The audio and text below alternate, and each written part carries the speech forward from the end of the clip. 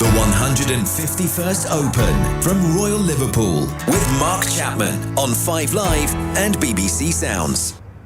Yes, welcome to Royal Liverpool. It's been a busy sporting day in what is part of a busy sporting few days. The Women's World Cup is up and running with wins for both the host nations, New Zealand and Australia this morning. England are at lunch, only 1 wicket down against Australia. Plenty of updates from Old Trafford throughout the course of the afternoon. But our focus between now and probably around 8:30 here on 5 Live is the 151st Open Championship. Royal Liverpool, the home of the Open Championship.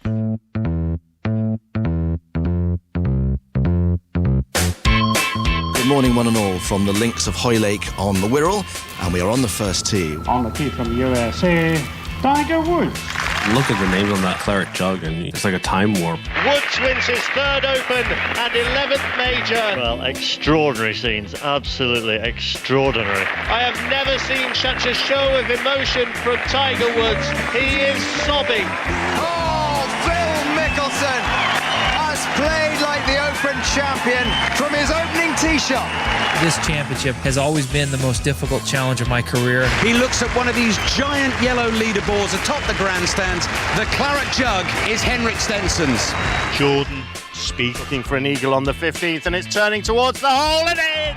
Oh my goodness me! This kid is really special. Italy hold the front page.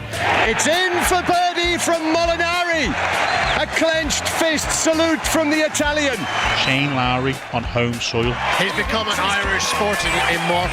There's not too many sportsmen or women who can transcend north or south. Shane Lowry is about to become another. In the most raucous scenes the Open Championship has ever seen. And the champion golfer of the year is Colin Morikawa. And here he comes with a smile as wide as the Straits of Dover. This is by far one of the best moments of my life. Cameron Smith is the new Open champion at St Andrews after snatching the claret jug from Rory McIlroy. He's got 4 in a row, and Cam Smith has come from almost nowhere. It's nice to be back. I just had to hand back the trophy there. I thought I was going to do it right, but I was actually holding back some tears. Rory McIlroy. Every single person is standing to applaud what has been a truly magnificent golfing performance from Rory McIlroy, the superstar, the coming superstar of world golf. It's got to be Rory McIlroy. It's got to be. The Open is the one that we all want. And that claret jug glints in the sunshine. Can Rory repeat at Royal Liverpool? Well, can Rory repeat at Royal Liverpool? And if not Rory, then who will add their name to that long list? Who will create some special memories for everybody, but their own very special memories by winning the 151st Open Championship? If it's any of the first 3 or 4 names on that big yellow leaderboard in front of me, Ian Carter, it'd be a heck of a surprise. It would, when you consider that Stuart Sink is the only major winner on there, and he won his Open in 2009. But he's in the clubhouse, 3 under par, 68 for him. But the leader is the amateur champion. He did that on a links golf course. He loves the links kind of surroundings, really seem to be to his liking. Big hitting, 6 feet 8 inches tall.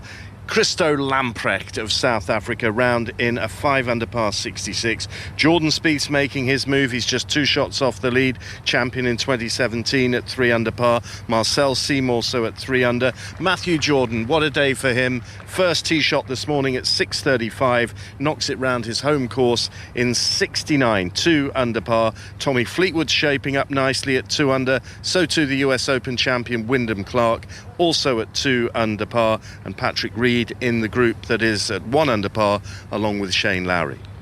We've got a great team for you over the next 4 days. All of our experts are winners in Paul Waring and Katrina Matthew and Graham Storm and Andrew Murray, and we have so much to discuss not only this afternoon but over the next 4 days as well.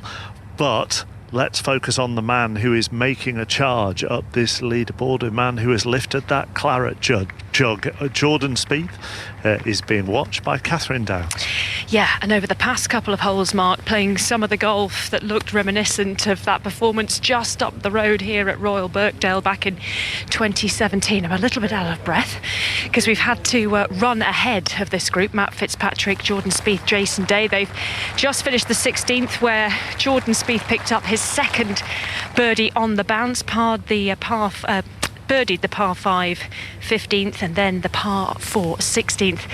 And here he is on the 17th, the hole that everybody is talking about here at Royal Liverpool this year. It's the new hole, the par 3, just 136 yards, little eye, and it really is a monster, isn't it, Drew Murray? Well, it's certainly tricky. Into the wind off the right. He won't be able to feel that, stood in the amphitheatre of the tee, but it's only a short iron, probably a little chippy 9-iron. Seems to have pulled it a tad left, but that looks pretty damn good to me. Oh, it's glorious from Jordan Spieth. Just catches the little knuckle of the green above the bunker on the left-hand side here, and then rolls down, drains down a little bit further towards the flag. He's about, 15 foot for birdie here, Joe? That was a beautiful shot, absolutely where he would be aiming, exactly where he was aiming. 3-4 paces left of the flag, absolutely spot on. He started pretty well, Jordan Spieth. Birdies on the 5th and on the 7th, then a double bogey 6 on the 8th, but he's got things going much better here over the closing stages of this opening round. Matt Fitzpatrick just on the tee at the moment. Mark, he said, didn't he, that top 30 he'd be happy with. He's not playing his best golf. He's developed a horrible hook in this first round, and he's really struggling. 2 over par as he stands on this 17th, and it's not a nice tee shot if you're not playing good golf. Andrew, when we talked about Americans on the preview show last night, there was maybe a cursory mention of Jordan Spieth, and yet since 2015 he leads all players at the Open in a whole array of categories: cumulative score to par, birdies or better per round, rounds in the 60s. His scoring average, that's out of anybody who's played a minimum of 12 rounds. He leads all players in that, and he's on the record as loving links golf, so he should never ever be discounted. Yeah, he looks completely at home around links golf, Mark. He's hit a couple of poor shots, but he's hit a couple of glorious chip shots from around the back of the 2nd and the back of the 4th. I think he used his putter, so he's got it up and down when he needed to. A real blip when he shanked it out of the heavy rough at the 7 and into a bush, so he made a double bogey, but he looks like he's just enjoying golf and enjoying links golf, and why not? This is a spectacular place. Is it Paul Waring who is with us, European Tour winner as well? Is it when we do Augusta every year, we talk about not necessarily throwing the form book out of the window, but if you know your way around Augusta, then you tend to come back and play well most years. Can we say the same about links golf, no matter what the course is? Yes, I would agree with that. I think once you get a feel for how the ball starts to react, obviously the wind, this is going to sound really stupid, but obviously when you play in warmer sort of conditions, it usually the ball goes through the wind quite well, where in the cold or sort of dense air it doesn't, so it takes a little bit of time to get used to these little things, and it seems like a player like Jordan Spieth has really got a hang of it. Where is that? Is that noise coming from you, Kat? Is that something going on, or is Drew doing his pantomime routine again? It's lunchtime. They've had a few beers here on the 17th, and they are so cruel. What a cruel crowd you are!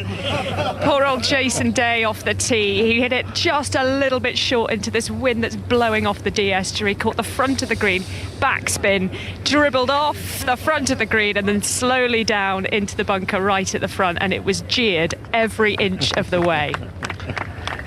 I tell you, we've spoke a lot on the previous show, and we'll talk more this afternoon about the 17th, Andrew, but as well as the focus on how you play it as a golf hole, do you sense it could well become the most atmospheric of all the holes on this course this afternoon? Oh, I think there's absolutely no question about that. We're just witnessing some of it alongside us, and it's 10, 12, 14 deep on the left-hand side of the green. Grandstand's completely full. It's a pity there's not more space for people around the back of the green, but of course it drops off about 20 feet, so there isn't, but it's going to be very rowdy. And not forgetting, you've got the most difficult tee shot in championship golf on the last hole, without a bounds immediately on the right, following this treacherously difficult 17th as well, Mark.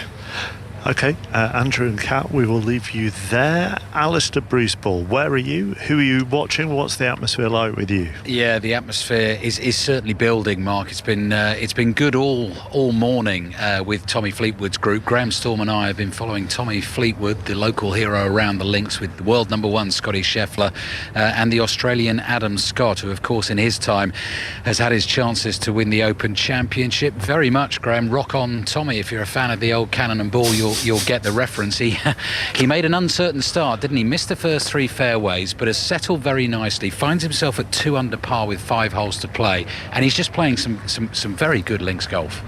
Yeah, he's playing the course how you want to play it, very conservative, making sure that he puts his ball in position. At the beginning he was missing a few fairways, but you could see his intent. He was putting the ball in, trying to put it in the right places, give himself the best opportunities to be able to attack these pins, which are quite cruel, to be honest. The R&A have been quite cruel, where they've put them quite tight up against kind of little slopes and then little runoff areas, so it's really difficult to score, but he's managing it really well. So is that why you think the scoring has been as it is today, in terms of, we have a fair few players under par, and Lamprecht's obviously got it round in 5 under par, but you said to me off air a few moments ago you're not sure anyone will go past that today? No, I can't see anybody going past 5 under. I'd be very surprised with the wind picking up. When the wind blows a little bit and the sun goes in, it gets a bit cooler as well, so it's making it more difficult for the players. But that was a great score, -5 today, and if anybody goes past it, it'll be a great score.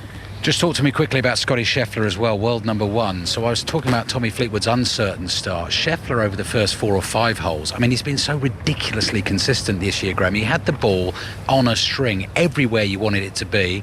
The putter's not been great this year. We've seen that again, and we've seen a couple of 3 putts in the last 4 holes. He's back to level par. Yeah, he seems to have taken on the course a little bit more differently. He's tried to attack it.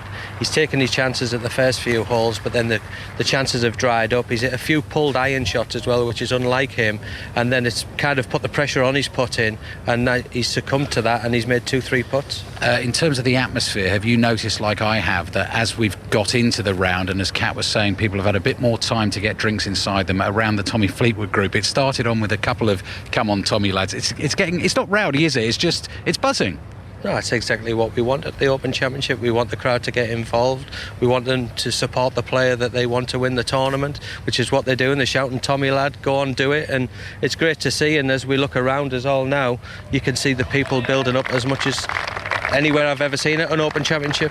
Mark, had a quick chat to Tommy Fleetwood ahead of the Open a couple of days ago. One of the quotes that really stood out to me was, he said, I've dreamed of, imagined winning the Open a million times in my life. And he was particularly being asked about, playing on these golf courses close to home. He played in his very first Open Championship at Hoylake in 2014 and missed the cut there. He's a vastly different golfer now, and he's going really well this afternoon. So 2 under par, 5 holes to play. That's 3 shots off the lead. And Ali, I mean, you spoke to Sir Nick Faldo on the preview show last night, who was really gave us quite an emotional answer on what it's like to get your hands on the claret jug, didn't he? Yeah, that was classic Nick Faldo, wasn't it? It was just the last little sort of throwaway line from me, and I just thought, we've got a fella here standing next to us on the green on the preview show who's managed to do that 3 times. He's the last Englishman to do it, in fact. So Tommy Fleetwood out here, amongst others, trying to become the first Englishman to win the Open Championship since Faldo did it at Muirfield back in 1992. And he did just stop and think for a second and sort of try to remember exactly what that feeling was like. And there was a couple of great things about having the claret jug on your bedside table. And he said you couldn't sleep on the Sunday night, so you'd wake up and you'd just lean your arm out and just check it was there and touch it. And then it was, what was the other line? It was about sort of for a month afterwards, every single step he took, he just said to himself, I'm Open champion. Yeah. I'm Open champion. It was brilliant. You'll be pleased to know a couple of members of the production team are out with me here on the 16th fairway. They're a good 20 years younger than us. They just look blankly at your Cannon and Ball reference. Let's go to Kat. Yep, some really good performances here on the 17th. It's provided the drama that we hope for. Mark, not to be for Jordan Spieth, who's actually just a few feet ahead of me as we're marching down to the 18th tee. Couldn't get the birdie putt to drop, so he stays at 3 under par, but an enormous roar for both Jason Day, who produced the most stunning shot out of the bunker in front of the 17th green to put it to within a foot and tap in for his par, as if to say to the crowd who were jeering that tee shot, look, I'll show you. And he sure did. So yeah, he stays on 1 over, and then an enormous cheer for Matt Fitzpatrick. Managed to get a birdie, so a shot back for him. He's at 1 over par, and the crowd, Andrew, obviously really hoping to get him going, because his body language looks terrible out there, doesn't it? Well, for Matt, yes, I'd say that's probably true. He's played poorly by his standards, but he's really ground out Cat. I mean, he's got it up and down a couple of times when he didn't look like he was going to, and that was a supreme tee shot in there and rolled it in from 15 feet. So birdie down here, level par 71. All of a sudden the Will's not such a bad place. And that would be a real result for him, because he's been in some real trouble, Mark. As I say, he keeps getting this horrible hook that's emerged over the past few days, and keeps finding the trouble down the left of pretty much every hole off the tee, and you can't do that here on the 18th. Out of bounds, really tight down the left. So we'll be keeping an eye on these tee shots. It is a spectacular sight here. As I say, we're standing just to the right of the 16th fairway, myself, Ian Carter and Paul Waring, but we can just see where the crowds are around that raised green for the par 3 17th. I mean, they are, and the 14th is over there as well, but they are 10 or 12 deep, Ian. It is a spectacular sight. Yeah, natural grandstands there, and people using them to get a vantage point. My big concern with the 17th was how many people would be able to see the action on what is the highest point, because it's a raised green, and that is one of the issues that, you know, we're gonna have to contend with when we're out there on the course commentating. But it's a fantastic scene, isn't it? You know, you just see all those people gathered on those sand dunes, looking down on the 14th green, as you say, and also the 17th. A spectacular portion of this course. Graham and Ali and Kat and Drew, Paul Waring, talked about a real buzz around this place this morning, and you do feel it. There is. Even for the opening tee shots at 6:35, the crowds were big. Yeah, it's a sporting area though, isn't it? You know, we've got big football teams, we've got big rugby teams just north of here as well. It's a sporting community, so whenever there's anything going on the Wirral, everyone turns out, and it's like you say, there's a real hum, there's a real buzz around the place. And you look around and you can see the obvious golf fans, and you can also see people that just here for a nice day out. You know, the tented village here to my right hand side is packed, and I think a few people are enjoying a few beers in the sunshine as well, which is fantastic. So it just adds to the whole atmosphere of the event, and it's you know, especially for me being from the local area, you know. What does it mean to you? What, as you say, this is your area, your local area. What does this golf course, this place, mean to you? And give us some history about it as well. You know, we arrive at St Andrews, and so many casual sports fans will know the history of St Andrews or its importance to the game. Maybe less so here. Yeah, you know, Royal Liverpool is, especially in my career, it's always been a staple area. I was a member here for a short amount of time myself, so I know the golf course. And as I said last night on the pre-show, you know, I've seen this place evolve over the years to accommodate this championship, if you like. So there has been changes throughout the years from 06, 14, and obviously this year. Like historically, I'll be honest, it wasn't a golf course that I thought could hold a level of this, an event of this level, if you like. But the changes they made early were, you know, the impact they made was so monumental to the actual infrastructure of the surrounding area that, you know, when you come into it, it has that feel, not of St Andrews, but you walk outside of the area, you've got Mells Drive there, and then you've got West Kirby one end, Hoylake the other, bars, restaurants, you know, and it just creates that real hub, that buzz in the actual area, which you see in a St Andrews Open, you see in those sort of, you know, close community where the golf course is embedded into that, and it really is magical. And you know, you're going to make me cry in a minute, mate. To be honest, I do that to most pundits at some point, really, whatever the sport.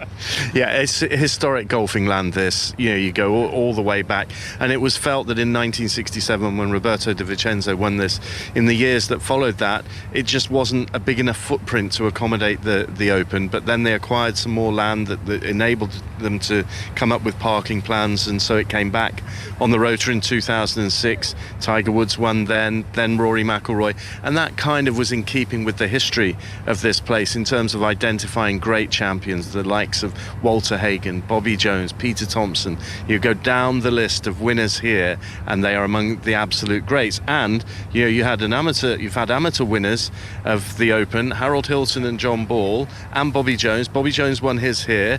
John Ball was a member here. Harold Hilton was a member here. So it's perfectly in keeping that we've got the amateur champion at the moment, Christo Lambrecht, at the top of the leaderboard after his 5 under par 66. But that's one of the beauties of this. I know you genuinely you were emotional, and that's one of the beauties of this. Finally, of this Open Championship, not just here, but wherever you go, it's a chance for the local town, the local communities to go, hey, this is us, we're proud of it, enjoy it. Well, absolutely, and you see that again coming back to the community and the community around Liverpool and Merseyside. Things have happened in the area, along their history, that the community's had to come together to support itself at times, and you see it when we get a chance to show off, if you like, to hold an event at this level, that we do it at a level that it embraces the actual event, if you like, and it is fantastic to see. It really, really is that that it's supported as well as it is. And as you say, big sporting area, 2 big football clubs in Everton and Tranmere. Let's go to Ali. Tommy's rocking. Tommy Fleetwood is on the roll. Sorry. That's the last time we'll use that one. He's on a roll on the back nine. First round of the Open Championship this afternoon, because he's just popped in another birdie on the par 4 14. So he now moves into a very tough closing stretch, although there are 2 par 5s in the last 4 holes here. But Graham Storm, his approach shot into the last hole, and that birdie putt was barely from any distance, and there he is, 3 under par, just 2 shots off the lead. Yeah, and it's just showing that Tommy's in great control of his swing, the way that he's playing. The flight control on that shot into the last hole there was just amazing. Landed on a 6-pin, stopped, gave himself a perfect opportunity, rolled it in. And we were talking to his coach earlier on, Graham Walker, and he was just saying that he's starting to feel things that are coming more natural to him, having done some work with Butch and with himself on the short game. And his game's trending the right way, and we can see that the way that he's swinging today. It's a really good point worth making, actually, Mark. You look at his form. He was close at the Scottish Open last week, close at St Andrews last year in the Open Championship, played in the final group at Portrush when Shane Lowry won in 2019 and didn't quite have the final round that he wanted, but he's definitely got the game. And in terms of the support out here, I know we've been talking about that for the last 10 minutes or so, but the view I've got at the moment from sort of 150 yards up the right of the 15th, you look back at this raised tee, and Tommy Fleetwood, when he hit that tee shot a couple of minutes ago, and he's found dead centre of the fairway again, was just on that little stage, and you could make him out quite obviously because he's standing there with the golf club in his hand, and you've got the sort of very recognisable long hair flowing out from underneath the white baseball cap.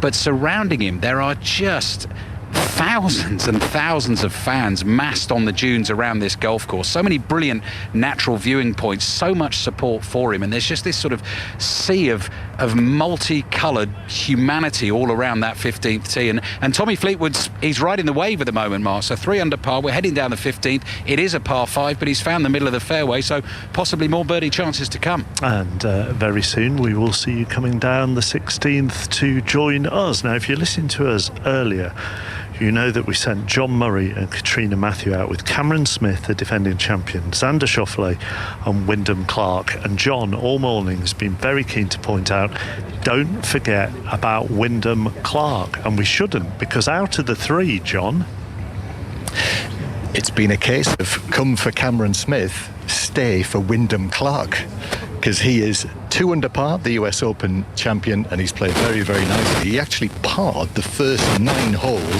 birdied 10 and 11, and now he's gone back to par territory at the 12th and the 13th, but he's right up there, 2 under par, clearly in form, having won the last major championship that was played. He's had 2 wins on the PGA Tour this season as well, his only 2 wins on the PGA Tour. He is one of the men of the season. That's why he shouldn't be discounted. And yes, I am with Katrina Matthew, a winner of the Women's Open Championship, twice winning Solheim Cup captain.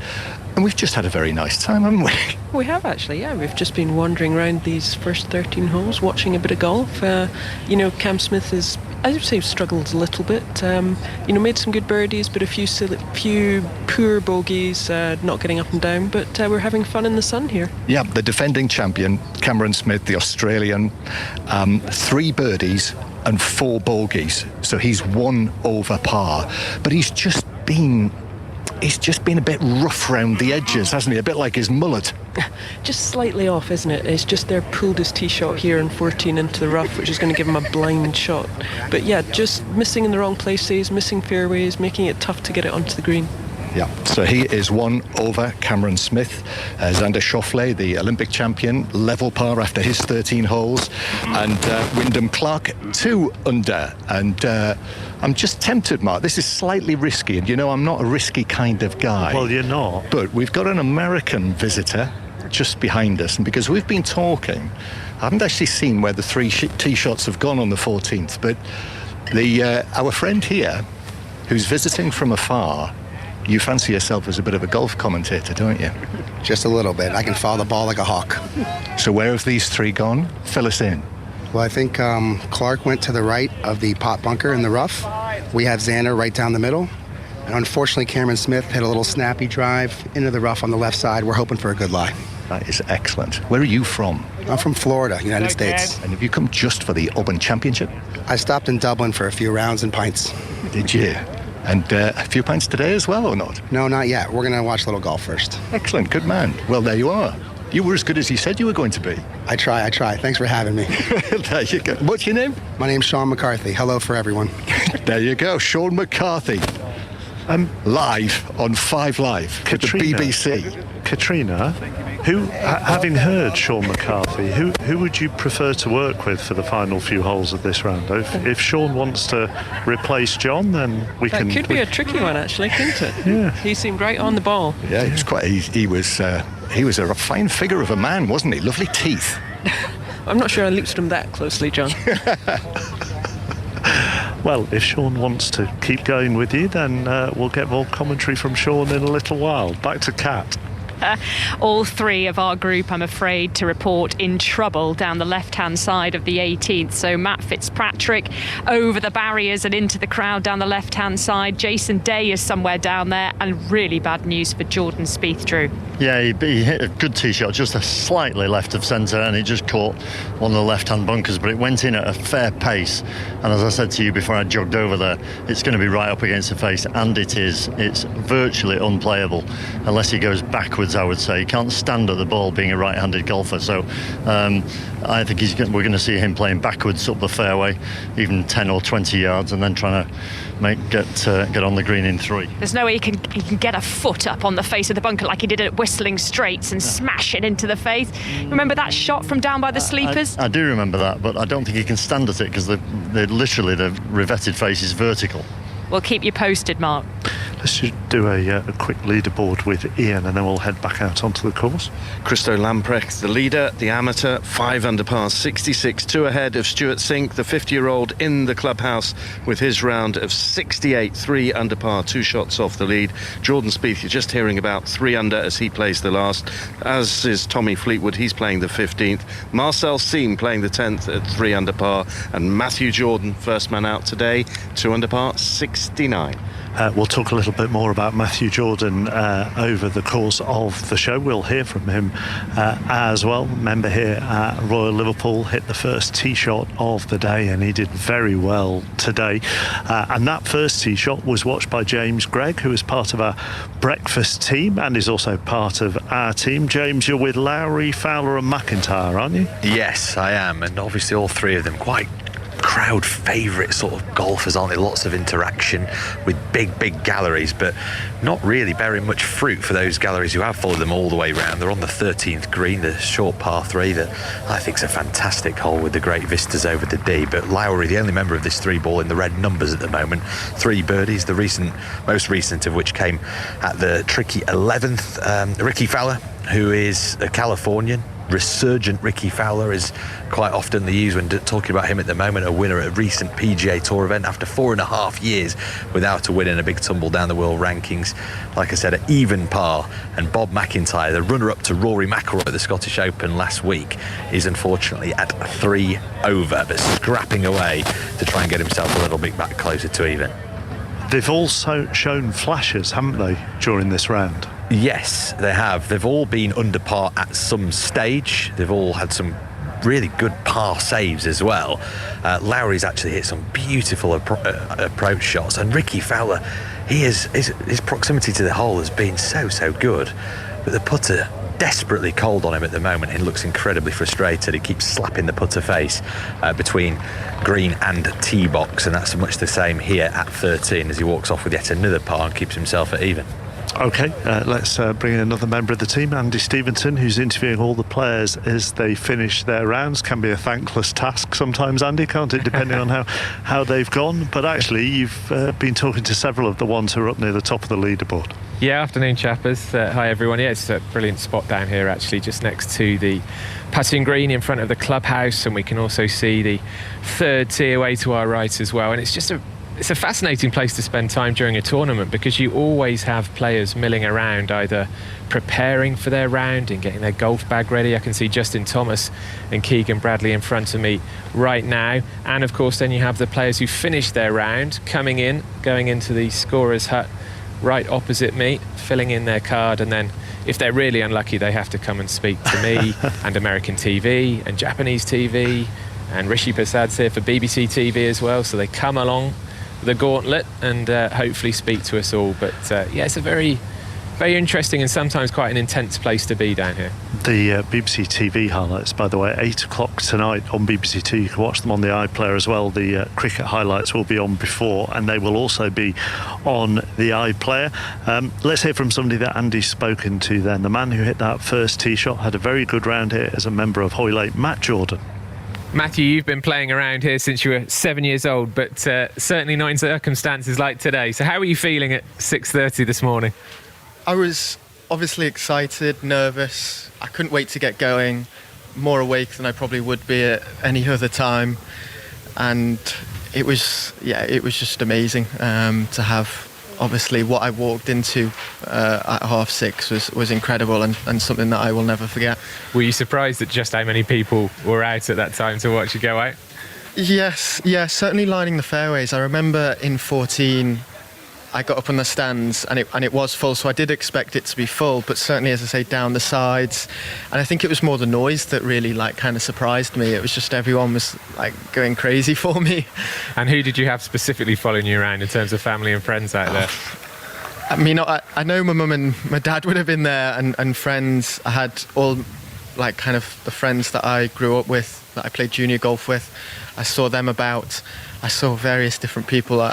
There were so many people that I can't actually tell you who was there for the whole time. I know you were here as a 10-year-old, wasn't it, watching Tiger Woods on the putting green in 2006, and you watched Rory win here 9 years ago. So it must feel quite special to you to think actually there might be local youngsters following you around today and inspiring them to get into golf. Yes, I hope so. Because all I can say is that, you know, if you dream about this, it is that good.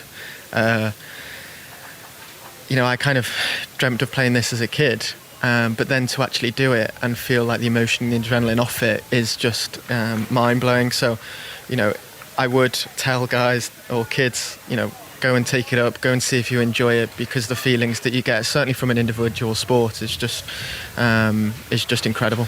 I'm sure there are players who have been asking you or trying to approach you to ask for your local knowledge about parts of the course. What are the kind of hardest sections out there, or what are the biggest challenges, would you say, particularly for the players going out later on? Of course. I'm not going to open up too much, but I would say certainly today, you look at holes 11 through to 14 as being quite difficult. I think if you can play them well and not make too many mistakes on them, you do have a few chances.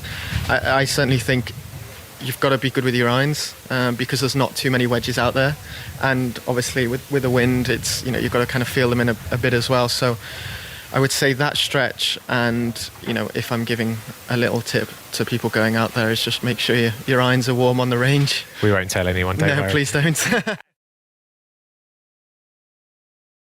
Him shortly as Brooks Koepka, Patrick Cantlay and Hideki Matsuyama walk in front of us down the 16th fairway. All three of those in red numbers, all of them are 1 under, and just 200 yards away to our left, the galleries around the 15th green are huge, Alistair Bruce Ball. Yeah, Tommy Fleetwood's in town and going really well. If he can make a birdie on this par 5 15th, then he's within 1 shot of Christo Lamprecht's lead. He found the centre of the fairway off the tee. He's come up just short right, so he's in the rough in a little hollow down in a bowl to the right-hand side of this green. So as we look at him from sort of 40 yards back, the bottom half of his legs have disappeared. He's chipping up onto the putting surface. Graham Storm got a fair bit of green to work with here as well.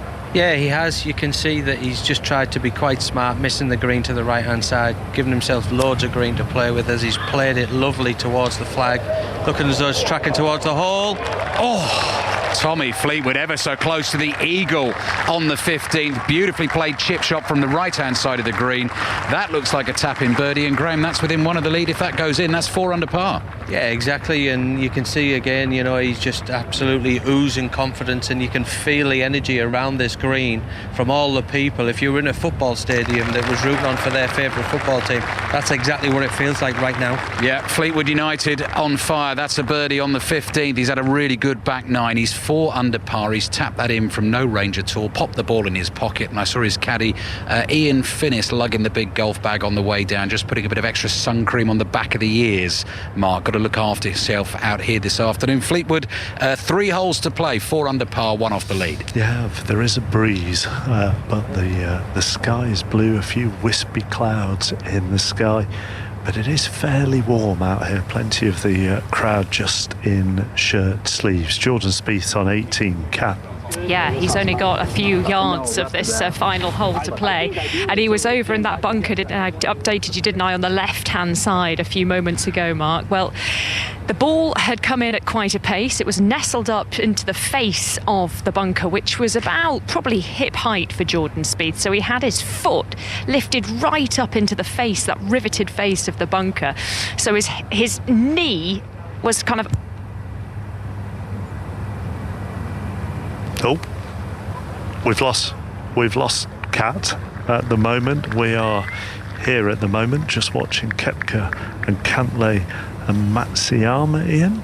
Yeah, they're all at 1 under par, and a super tee shot from Brooks Koepka right up the middle of the fairway, and Cantlay is over his second shot as we speak, just down the left side of the fairway, and that breeze is really kicking up now, and that's really going to have an impact potentially on the afternoon starters if this continues. And I gather that Kat is back with us, Mark, and there's a hilarious story to be told. It's not that hilarious story. It's not that hilarious because I look a bit foolish.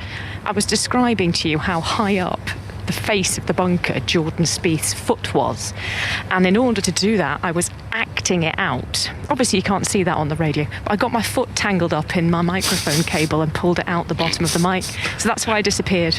Sorry about that. You were acting that out presumably on flat ground. Yes, flat ground, and absolutely no obstacle or sand around me, but I managed to completely mess that up. To nobody in particular? Well, Drew is standing next to me. Shall we change the subject, Drew, and tell me how lucky Jordan Spieth got out of that bunker? Yeah, he was very fortunate there. He had no stance at all. He could go backwards but only into the rough, and he tried to play it out sideways into the fairway, and he actually caught it a bit thin, and it caught the revetted face and spun out to the right towards the outer bounds. He was really fortunate there. Anyway, he was out of the bunker. He was fuming when he went in there and saw how difficult the lie was in the first place. Big gesticulations with his caddy. And anyway, he's got it alongside the green in 3, and outside chance of either a chip-in birdie or a long putt or a long chip, whatever it is. And, well, he looks pretty composed now, but he certainly wasn't that a minute ago. He obviously had his eye mark on a hot finish, because now we've walked into this 18th green amphitheatre with the stands on all sides, those famous yellow scoreboards up above, the flags flying on the top of the stands, and he can see the lead of Christo Lamprecht at 5 under. And so, you know, he knew that maybe if he finished quickly here and well here, that he'd be up there in contention. But he's 3 under par, 2 off the lead. Keep an eye on Jordan Spieth in round 2 tomorrow, Mark. There's another social media idea, isn't there, that whilst you follow whoever you're following round, you try to recreate their stances or shots in a sort of fantasy football Phoenix from the Flames kind of idea, which can then go on social media. That's an idea. I'm hoping there were no cameras nearby as I was trying to recreate Jordan Spieth's bunker shot. It needed your flexibility, Mark. God, dear, oh dear. I think I'd dislocate my hip if I tried to have 1 foot in and 1 foot out of some of these bunkers. We heard a little while ago, didn't we, from Matthew Jordan, first man out today, member here, Paul, 2 under for the day. And we were talking last night that in many ways it's down to us to romanticise that he was here as a kid and a member and so on and so forth. But for him, this is serious business. Yeah, absolutely.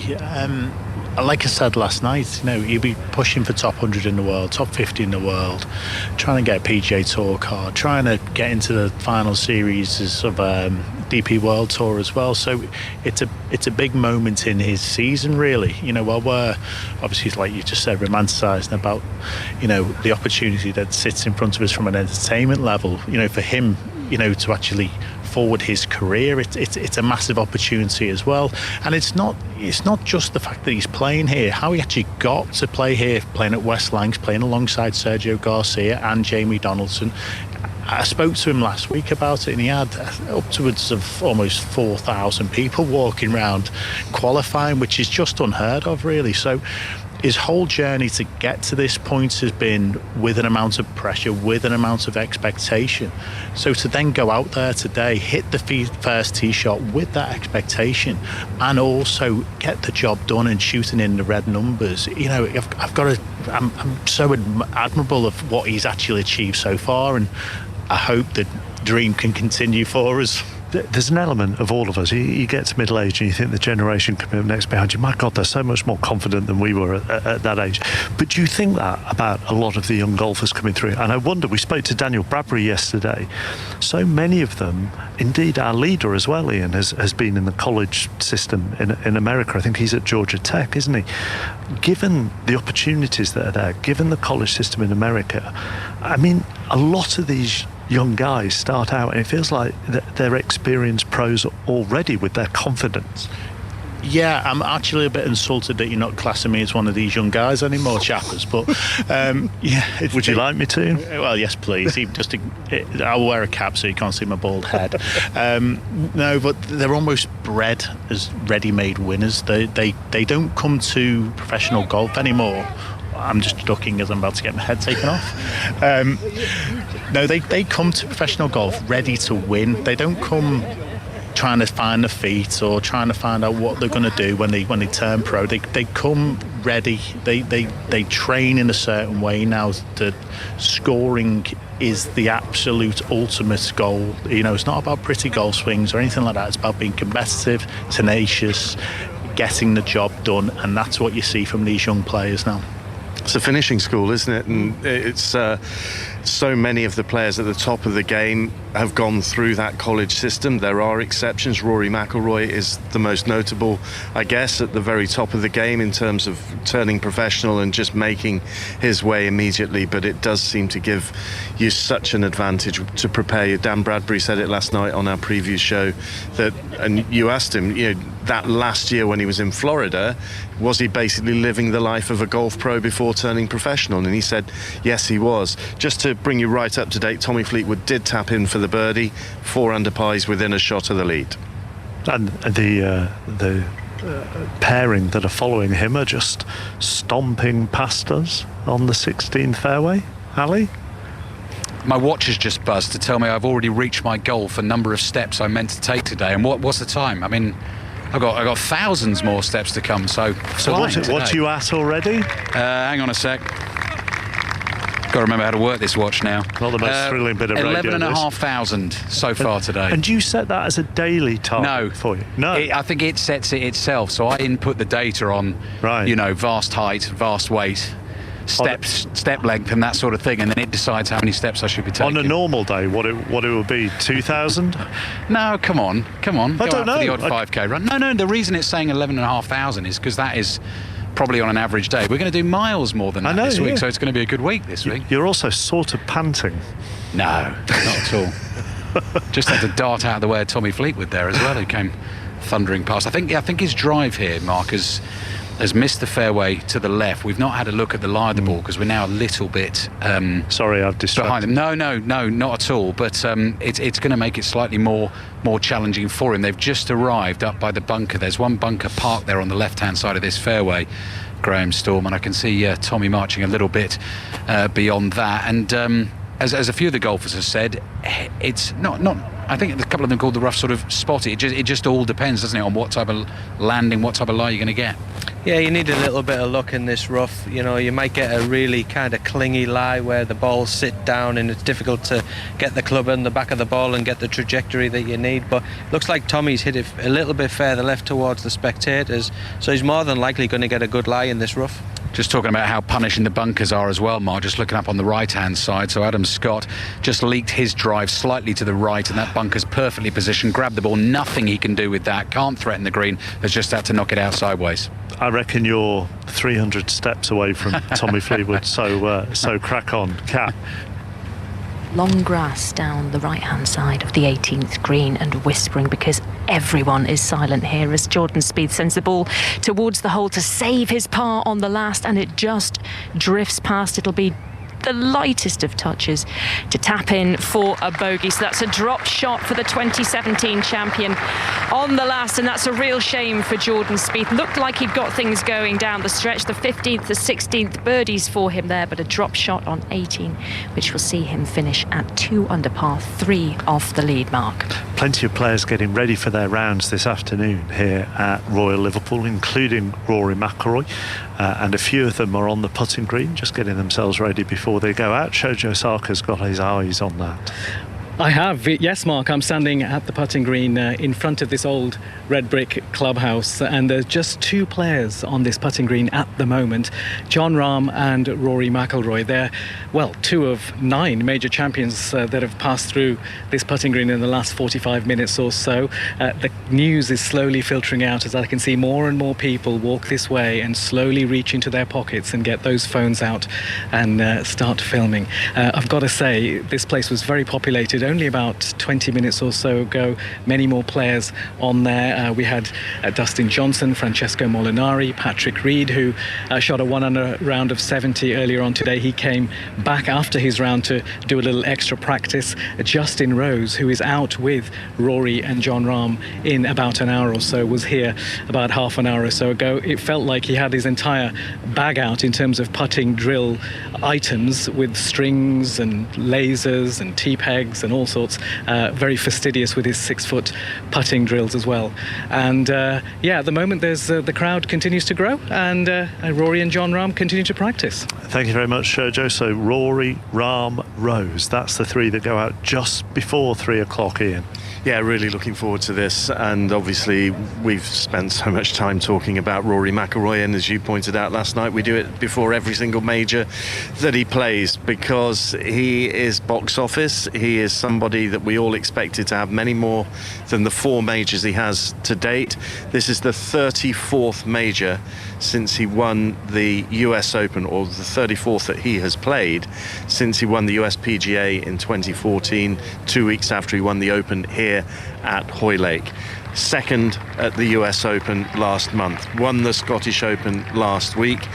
we have to talk about him. He's gone back up to number 2 in the world, and there is the weight of the world on his shoulders. How he reacts today and the days that follow will determine whether that drought ends. But we should also make sure that we give due prominence to Jon Rahm, the Masters champion, a fantastic talent who's won 4 times this year already, and Justin Rose, who is an experienced campaigner, former US Open champion, Olympic champion, and the winner at Pebble Beach at the start of this year. So he's had decent form, and he'll be looking to just shore up his place in the automatic spots for the Ryder Cup team, as well as obviously giving it a good go to try and win the Claret Jug for the first time. The Scottish Open, you were at the Scottish Open, Paul. The nature of McIlroy's win there, to come from behind, the final 2 holes, birdie, to beat Bob McIntyre. Does the nature of that win affect his confidence in a good way coming here? It should do, absolutely. It wasn't, even though he birdied 17, 18, he actually gave himself a great chance on 16, and he missed a putt on 16, which we've talked about for months, years, that if there's one weakness in this game, we talked about his putting.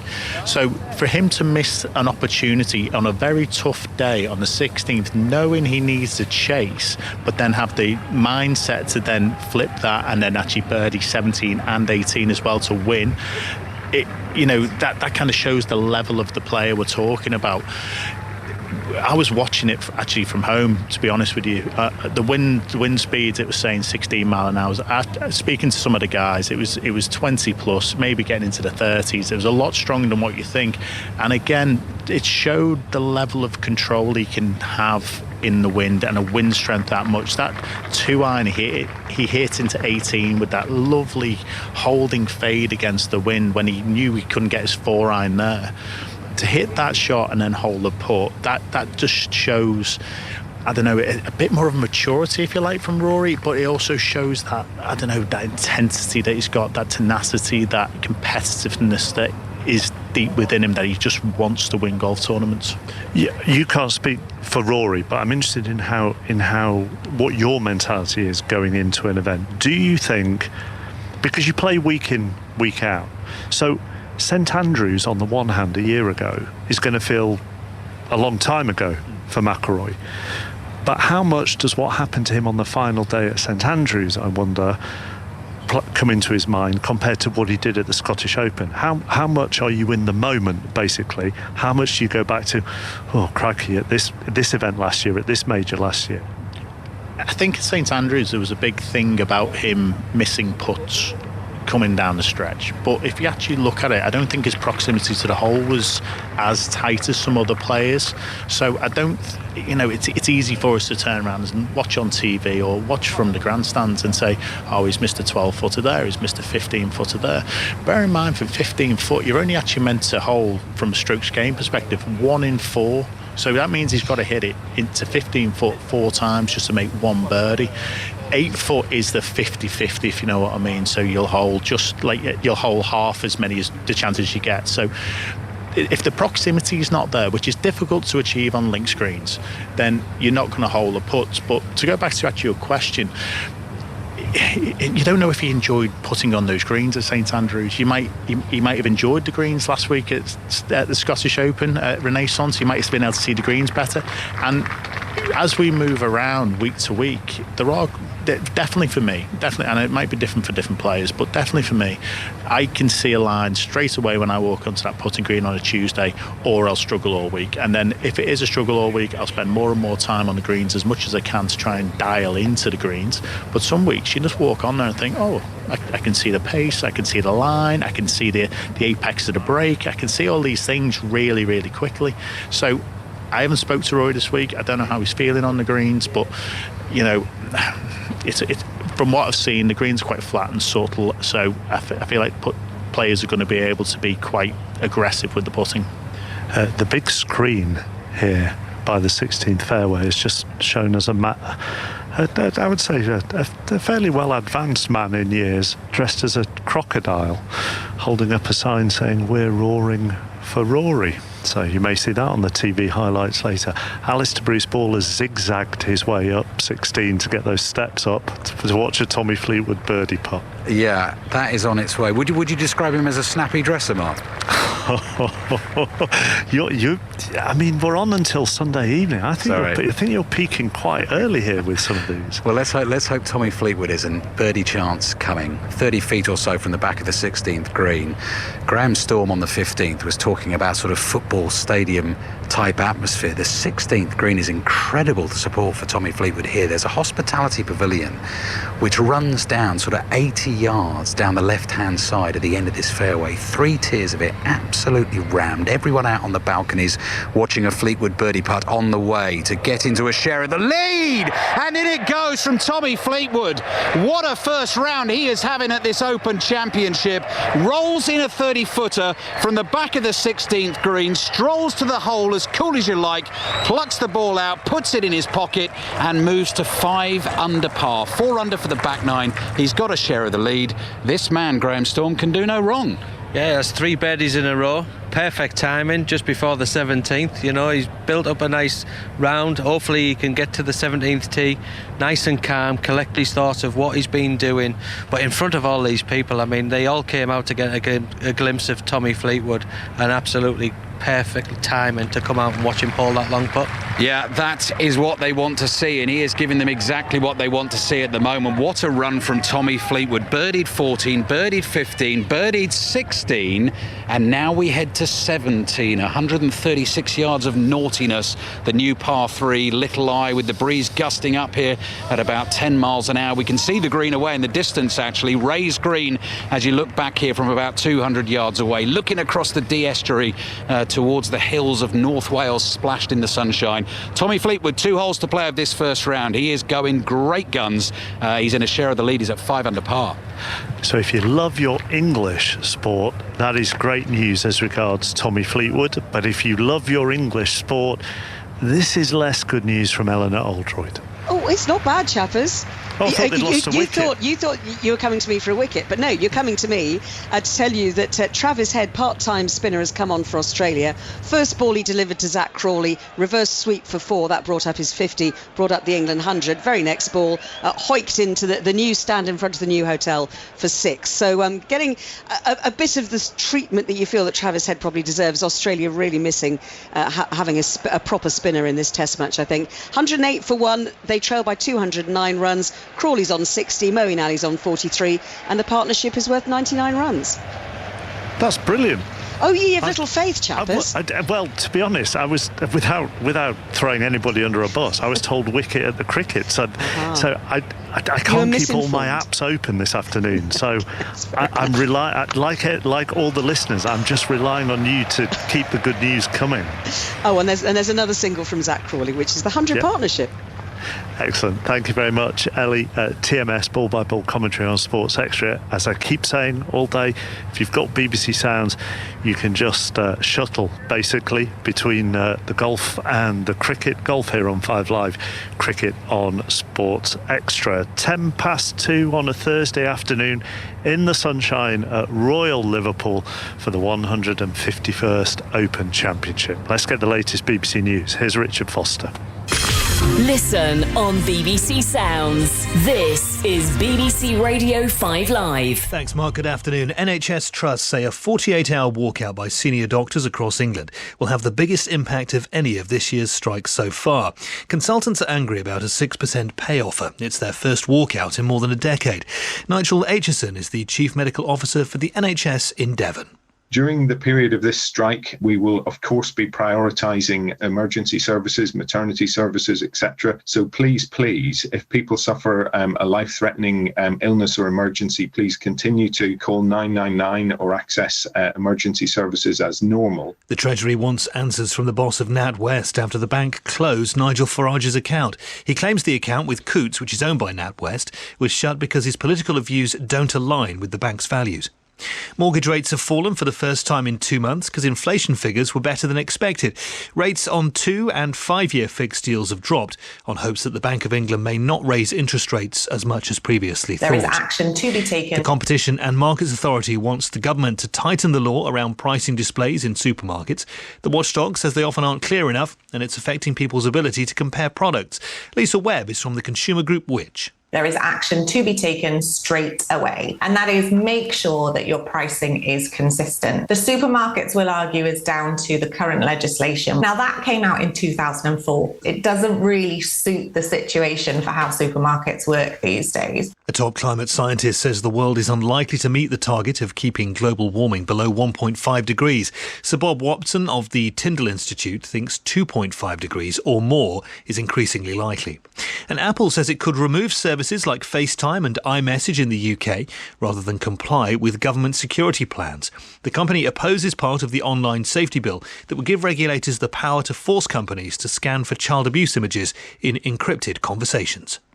The FIFA Women's World Cup. Stacey Brooks into the net! What a finish from England's top scorer! England versus Haiti. Saturday morning at 10:30. What a goal for Rapinoe! What a history maker! Then listen to the Football Daily podcast with all the reaction and analysis. This game belongs to all of us. The FIFA Women's World Cup on 5 Live and BBC Sounds. The Open Championship from Royal Liverpool with Mark Chapman on 5 Live and BBC Sounds. And let's get straight over to the 17th, the most talked about hole out of all 18 on this Royal Liverpool course. And our joint leader, Tommy Fleetwood, is there with Alistair Bruce Ball and Graham Storm. Tommy Ladd, the lad from Southport, hands in pocket, standing at the back of the tee, has hit the tee shot. He's found the green. He's gone long and left. It's about 20 paces wide, this green, and probably maybe 30 yards or so deep. The pin today, Graham Storm, is a really naughty one, right on the right-hand edge of the green. And maybe 2-3 yards to the right of that is that slippery, steep, shiny, horrible slope that takes you down into a massive bunker. So Fleetwood's played safely, played well there. Yeah, he's played it really smart. He's played to hit it past the flag, give himself an opportunity of an outside birdie, but make sure that he got the putting surface. His ball just clung on because at the back of the green it does just slope off, but he's got a chance and he's in a good position to get off this green with a 3 hopefully and go to the 18th tee tied for the lead. Yeah, and Lamprecht, of course, the other joint leader, birdied the 18th this morning. Tommy Fleetwood shares the lead with him at 5 under par. All 3 players here have found the putting surface. That is Adam Scott, Scotty Scheffler and Tommy Fleetwood, co-leader, Mark, at 5 under par with, I would say, probably about 50 feet or so birdie putt to come from the back of this 17th green. And I suppose, Graham, what I'm about to ask you makes it kind of overly simplistic. But if you are the joint leader at the first round playing the 17th, you just have to play it as safe as possible, don't you? Yeah, you do. You've just got to try and get it onto the putting surface. Like Ali was saying, it's not a big green. It's got 27 paces from front to back and about 15 to 20 paces from left to right. But there's undulations short and at the back where the green feels though it's been really squeezed where the flat area is. So you've just got to find the putting surface as best you can, because anything that goes right is absolutely dead. The only miss on this green is to the left. I mean, I think we saw.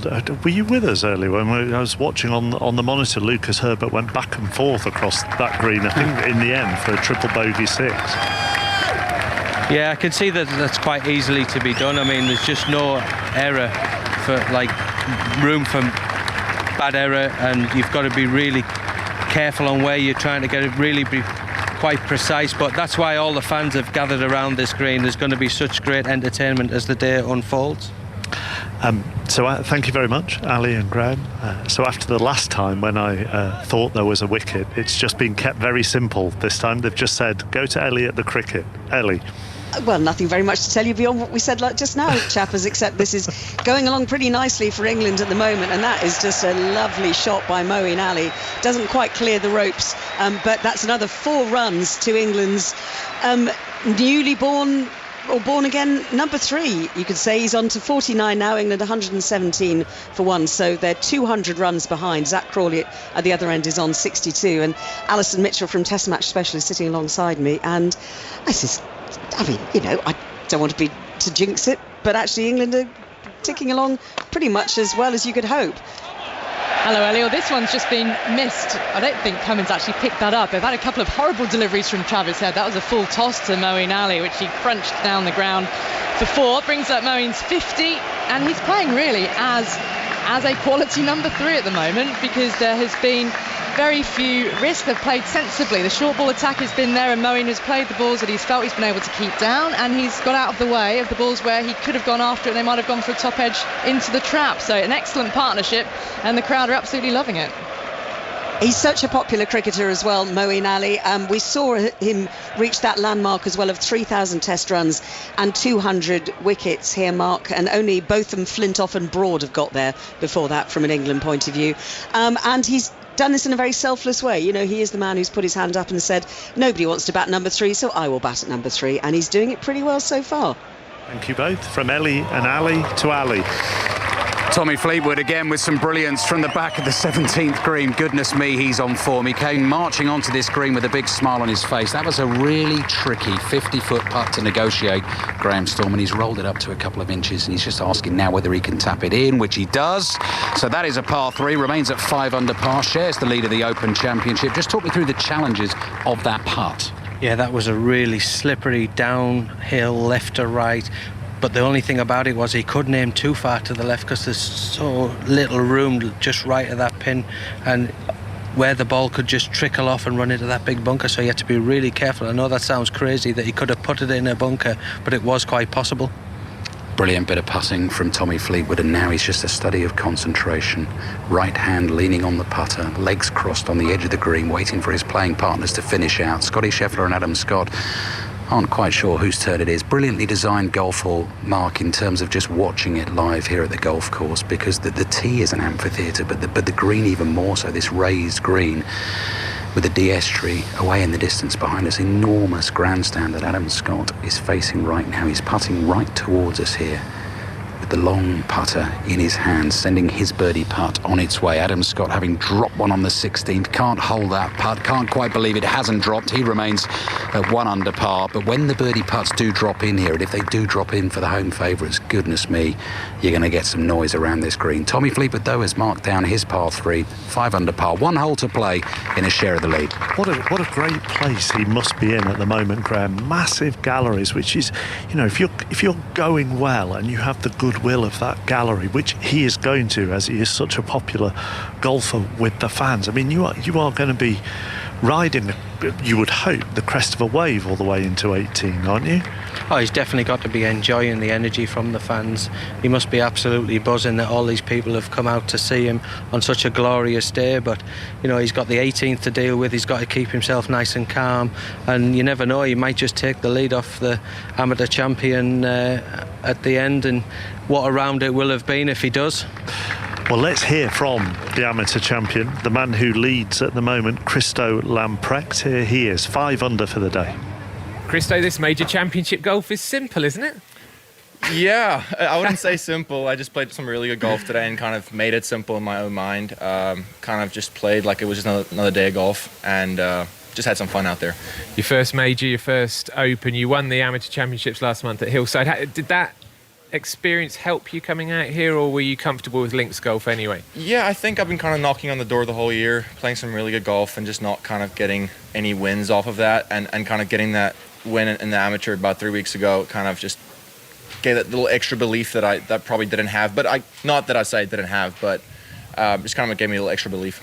The amateur win gets you the spot here, of course, but also a spot at next year's Masters, next year's US Open. It must have been an incredibly exciting time to be you. Yeah, my life's changed a little bit for the better, so it's really a pleasure and an honor playing those events, and yeah, I'm looking forward to it. So as we stand here now, you're a couple of shots clear. Just talk us through some of the moments that stood out to you as key moments in that round of 66 for you. Yeah, I would probably say that chip on 14 was kind of the highlight. It's an extremely hard hole. I kind of don't know what to hit yet off the tee, and it's a tricky hole. So I just laid up short of the green, my second shot, And the chip was pretty phenomenal, and the crowd going crazy was pretty special. What have you made of the support out there already? Huge crowds on this first day. Yeah, it's something you don't get in amateur golf, that's for sure. But I guess I'm just taking it all in and having fun with it. And are you going to be looking at the scoreboard now for the rest of the day, or will you just go away and chill out and not really worry about how other people do? I think I'm just going to put my phone on silent and just go and control what I can control. I mean, I can't control what any guys shoot or whatever. I'm just going to run through my kind of process and practice a little bit and run around and maybe in the gym, but yeah, just do the basics. You probably don't know this, but we've been told that that's the second lowest opening round at the Open by an amateur ever. That's pretty cool to hear, I'm not going to lie. Well played, and we hope for more for you tomorrow. Awesome, thank you very much. I appreciate it. Yeah, just to give you a bit more on that, it's actually the lowest first round score by an amateur in any major championship since Tom Lewis carded a 65 at the Open back in 2011. That's the 6'8" South African Christo Lamprecht, who is our joint leader at the moment on 5 under. He's in the clubhouse. Tommy Fleetwood 5 under as he starts to go down 18. And we are just over half an hour away from Rory McIlroy getting his campaign underway and on a course where, of course, he won the Claret Jug back in 2014. Shojo's with some of his supporters. I am on the queue for the first grandstand, Mark. I've got 3 folks here from Dublin in Ireland. This is Sean and Niamh and Regina, their mum, and they're all golf people. Regina, you're the lady captain this year at your club. I am in Hermitage Golf Club in Dublin, Ireland. So you're golf people. You're obviously here. You flew in this morning. We did. We left home at, what time was our flight? 6:45. 6:45. 5 a.m. we left it. Yeah. 5 a.m. And big Rory fans? Big Rory fans, yeah. Hoping he can do it again this week. And Shane Lowry. And Harrington, Padraig Harrington, we're supporting him too. Of course. And have you got a plan to follow him all the way round? How far do you think you're going to go? Hopefully see Rory's tee shot and then head to 17. Okay, that's a plan. Okay, I've also got some folks here from Atlanta, Georgia, Karen and Isaac. Karen, you flew in a few days ago. Yes, we flew in a week ago to London and then came to Liverpool on Sunday. Okay, have you got a plan, sir? We've just been hanging out. This is our 3rd day on the course and just now just enjoying the beautiful weather in Hoylake and seeing everything Royal Liverpool has to offer. Okay, and any other players other than Rory that you're going to follow? We'll see John Daly for sure. He's a fun party. It sure is. Okay, Mark, the queue here just seems to be growing because everybody knows it's the 2:59 tee time. Absolutely, 2:59 for McIlroy, Rahm and Rose. The fans who I think are making their way to the 17th, they might need to be patient. There are still huge galleries away in the distance around the green on that short par 3. Let's hear from McIlroy. As I said, won the Open last time it was held here in 2014. Nice to be back. I haven't been here since 2014, so such a long time, and it's not as if I think about it all that often, so it's nice to come back and some of the memories of that week sort of start coming back to me. And but it's been nice to get out on the golf course and refamiliarize myself with it, and it's nice coming back to major venues that you've won on before, but it also makes you feel quite old. I've been doing this for a while now, but it's great to be back.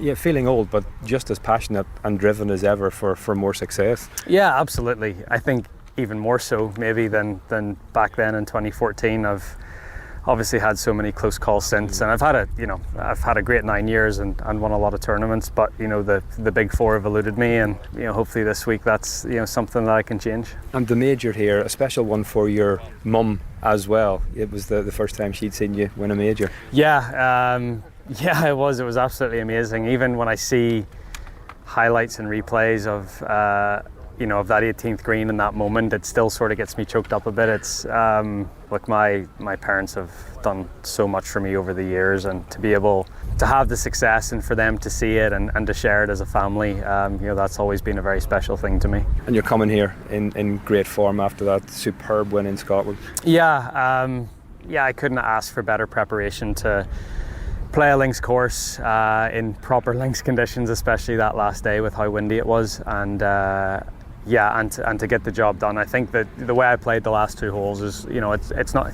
it's obviously going to stand to me this week, but I think going into the next few months and into the few seasons, I can always draw on that memory of being able to get it done under the toughest of conditions. And it was an amazing finish, and a perfect way to come into this week. Stephen Watson from BBC Northern Ireland talking to Rory there. Stephen, with us here on the 16th fairway. You've known him, since he was 9 or 10. So how would you describe his personality at the moment? He's in great form, very upbeat and very, very relaxed. I had the pleasure of walking 9 holes with him on Tuesday. Hadn't seen him in a while. Had a really good catch up. And the one thing that struck me was that he is so relaxed. And of course, you're bound to be coming from Scotland after that sensational win. You're going to be in good form.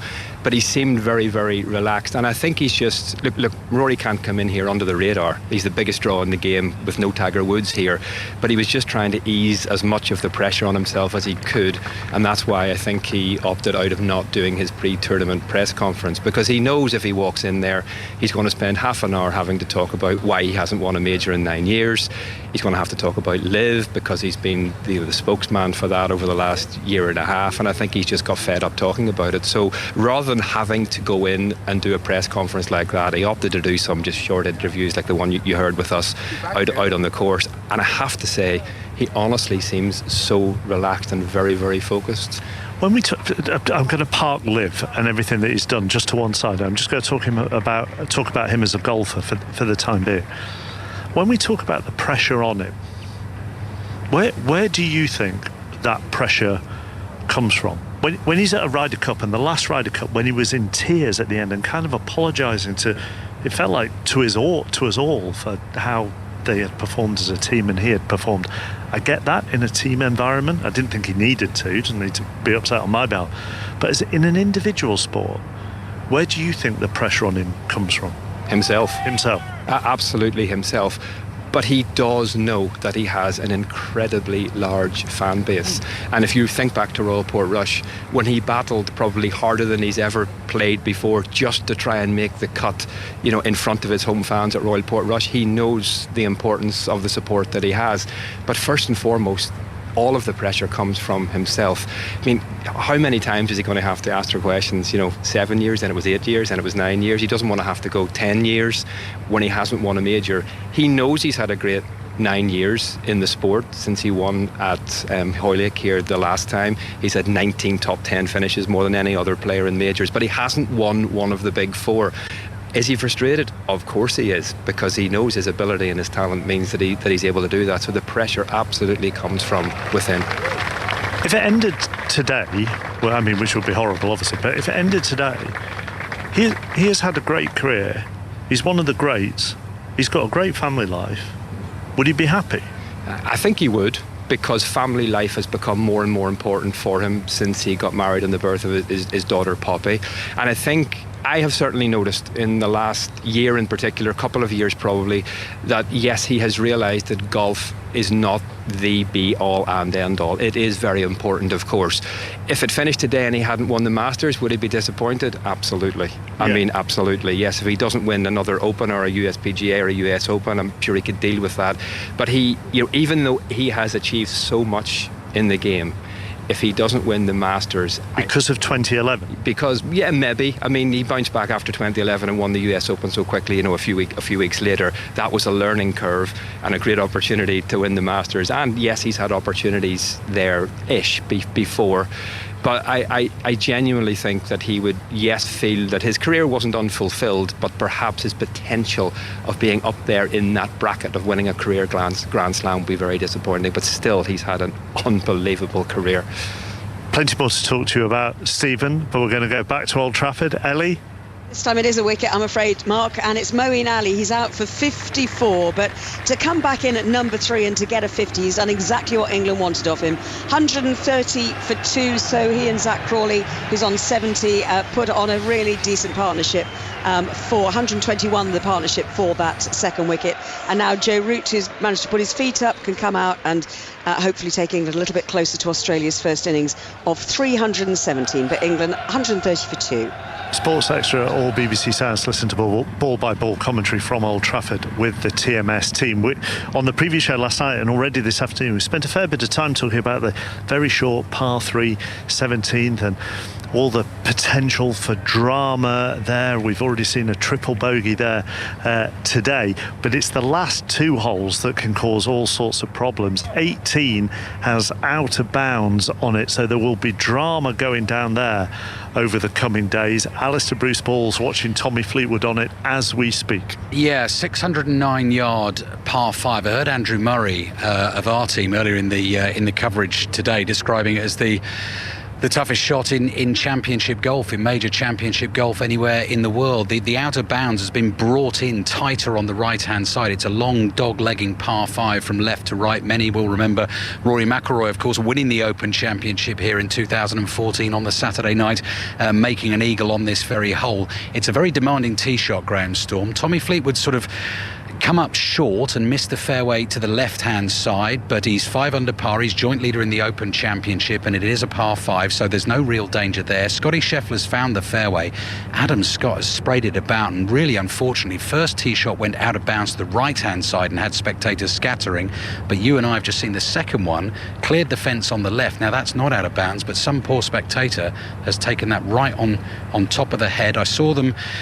They were still conscious and standing and sat themselves down very quickly, but struck hard. There was a lot of blood on the back of the head and immediately getting medical attention. And we hope they're doing okay. But it just shows it's a difficult fairway. It's a very difficult tee shot. Yeah, and we hope that guy's going to be okay. But yeah, this tee shot is really demanding, very, very difficult. Albeit down the right-hand side. Left-hand side, just a huge sea of people with a double barrier where if the guys go over the barrier, they can play the shot, or I think they can opt to come back into play. But it's so narrow from the tee, and you can understand why Tommy's tried to respect the tee shot by laying back away from the bunkers, try and give himself a chance to, if he hits the fairway, go for it in 2, and if he doesn't, then try and find the perfect layup, leave the perfect yardage. Obviously didn't want to make a mistake playing this 18th hole.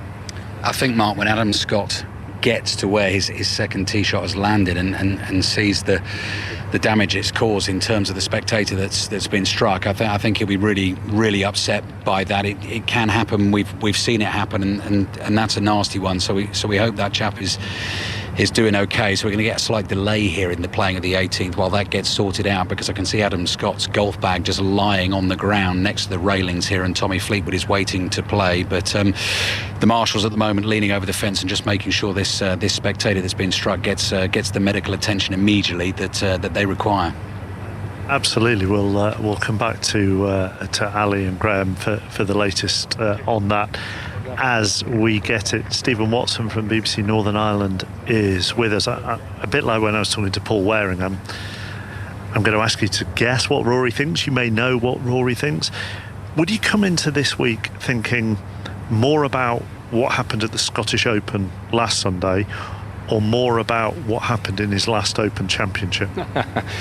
Good question. I think probably more about what happened last week, because that has really reignited his form coming in here. I thought it was quite interesting that this was the first time he'd been back to Hoylake. He didn't come here for a practice round previous to this championship, so when he drove in through the doors on Monday, it's the first time he's been back since 2014. I'd imagine he's trying to blank last year's Open out if he possibly can, because I do know after that Open he was so emotional. I mean, it really had a massive impact on him. He was so disappointed because he came so close. Did he feel he lost it? I think he did. I think he knew before he went out he was going to have to shoot. He knew somebody was going to shoot low. And I know he had a score in his head which he didn't shoot that day, which he thought he was going to have to win the championship, because he had a feeling that somebody was going to come low, which Cameron Smith did, and he was just so disappointed because he knew that he had the winning of that tournament, I think. It was an emotional evening, that. I mean, I can remember standing on the left-hand side of the 18th fairway, stroke green, virtually on the first tee there at that stage at St Andrews, and Cameron Smith lifting the claret jug and then looking up to the hotel opposite where Rory's dad had got, I think, the end room, and he'd sat on the balcony watching everything over the course of the afternoon. And as Cam Smith lifted the claret jug, he then just got up off his chair off the balcony and went into his room and just closed the sliding door behind him. Honestly, I mean, I'm getting soft in my old age, but it does make you well up a little bit. Yeah, I mean, I've never heard that before, obviously, but knowing Rory's dad, Jerry, very well, the way I do, I know he'll have been so disappointed for him, and I'm probably thinking, oh, Rory, come on. That was one you could have won. Rory left, the venue in absolute floods of tears when he saw his wife Erica afterwards. I think that's been well documented. We know how emotional he was, but I do have to say this week I don't think he'll be thinking about that. He'll be thinking, I won in Scotland and I know I can win at this venue. Let's bring Katrina Matthew in, who's with John Murray out on the course. From that playing perspective, Katrina, let me ask you: Did you always just use what had happened in the?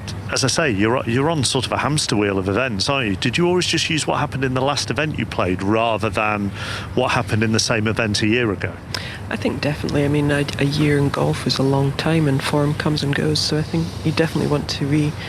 You're more aware of what you did in the last few weeks than what you did a year ago, and the win last week is just obviously coming in full of confidence, and I think today he'll just want to get off to a nice steady start, and even just even par would be a great, I think, first round for him. Where are you, John, by the way? We're on the 17th, the much talked about 17th, and we're actually watching two men who have pipped Rory McIlroy to majors in the course of the last year. Cameron Smith at St Andrews, who is 1 over par, the defending champion, having just dropped another shot at the 16th, but he's set himself up with a very, very good chance of a birdie here at this little par 3. He's put it to within 6 feet, and he's just moving over it now. The other player, of course, Wyndham Clark, the US Open champion, who beat Rory McIlroy by 1 shot just a few weeks ago. He is 2 under par for this Open Championship. But just see what happens to Cameron Smith here. Mark on its way, and he doesn't hole it. And that's really just summed things up for Cameron Smith today. He will pop that in. He'll stay at 1 over par, the defending champion, as he goes to the 18th, the Australian.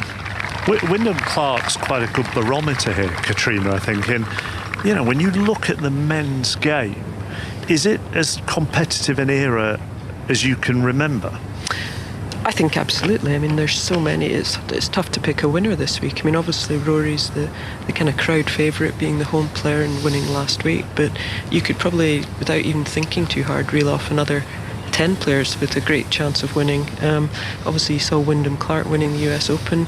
I mean, a relatively out of nowhere. So it just shows that I think the depth of talent is so much stronger now that just about probably, I would say, 80% of the field probably have a chance of winning. But also, as Paul Waring was saying to us as well, the younger guys who are coming out and turning pro and in their first year feel like they're more. We saw it with Daniel Bradbury yesterday. Feel like they're more tournament ready, Katrina, because so many of them will have gone through the American college system. I think absolutely. I think they're coming out. I think maybe 10, 15 years ago, playing in your first Open, I think it was the excitement. People were just coming more for the experience and not really thinking they had much of a chance. But I think, confidence, it just kind of grows. They see their friends and their kind of peers doing well, so they kind of think, well, why can't I do well? So I think they definitely come in with that kind of renewed confidence that they're not here just making up the numbers and here for the experience. It's your first time working with John Murray, Katrina, but what he loves to talk about is the American college system and American college sport. So if you're having a bit of downtime, then honestly he could wax lyrical about Georgia Tech. Well, I was probably one of the few who didn't go to America. I was at Stirling here in Scotland. So maybe that's why we've been put together today. Funnily enough, I was just actually thinking that, because we're at Little Eye, looking straight out across the estuary, and it is sparkling today. The Hilbre Islands are there. You can see the hills of Wales on the other side. And I actually was wondering, this has been beamed all around the world. Martin Slumbers yesterday was saying it has a TV audience around the world of 600 million. And I can just imagine them watching, putting on the pictures this morning at Georgia Tech and saying, Royal Liverpool, look at this. Where is this corner of the world? Is that your American accent? One of them. Do you still have your American commentator with you? Sean, what was he called? Sean McCarthy. Yeah. Where are you? Make yourself known. Alistair Bruce Ball on 18.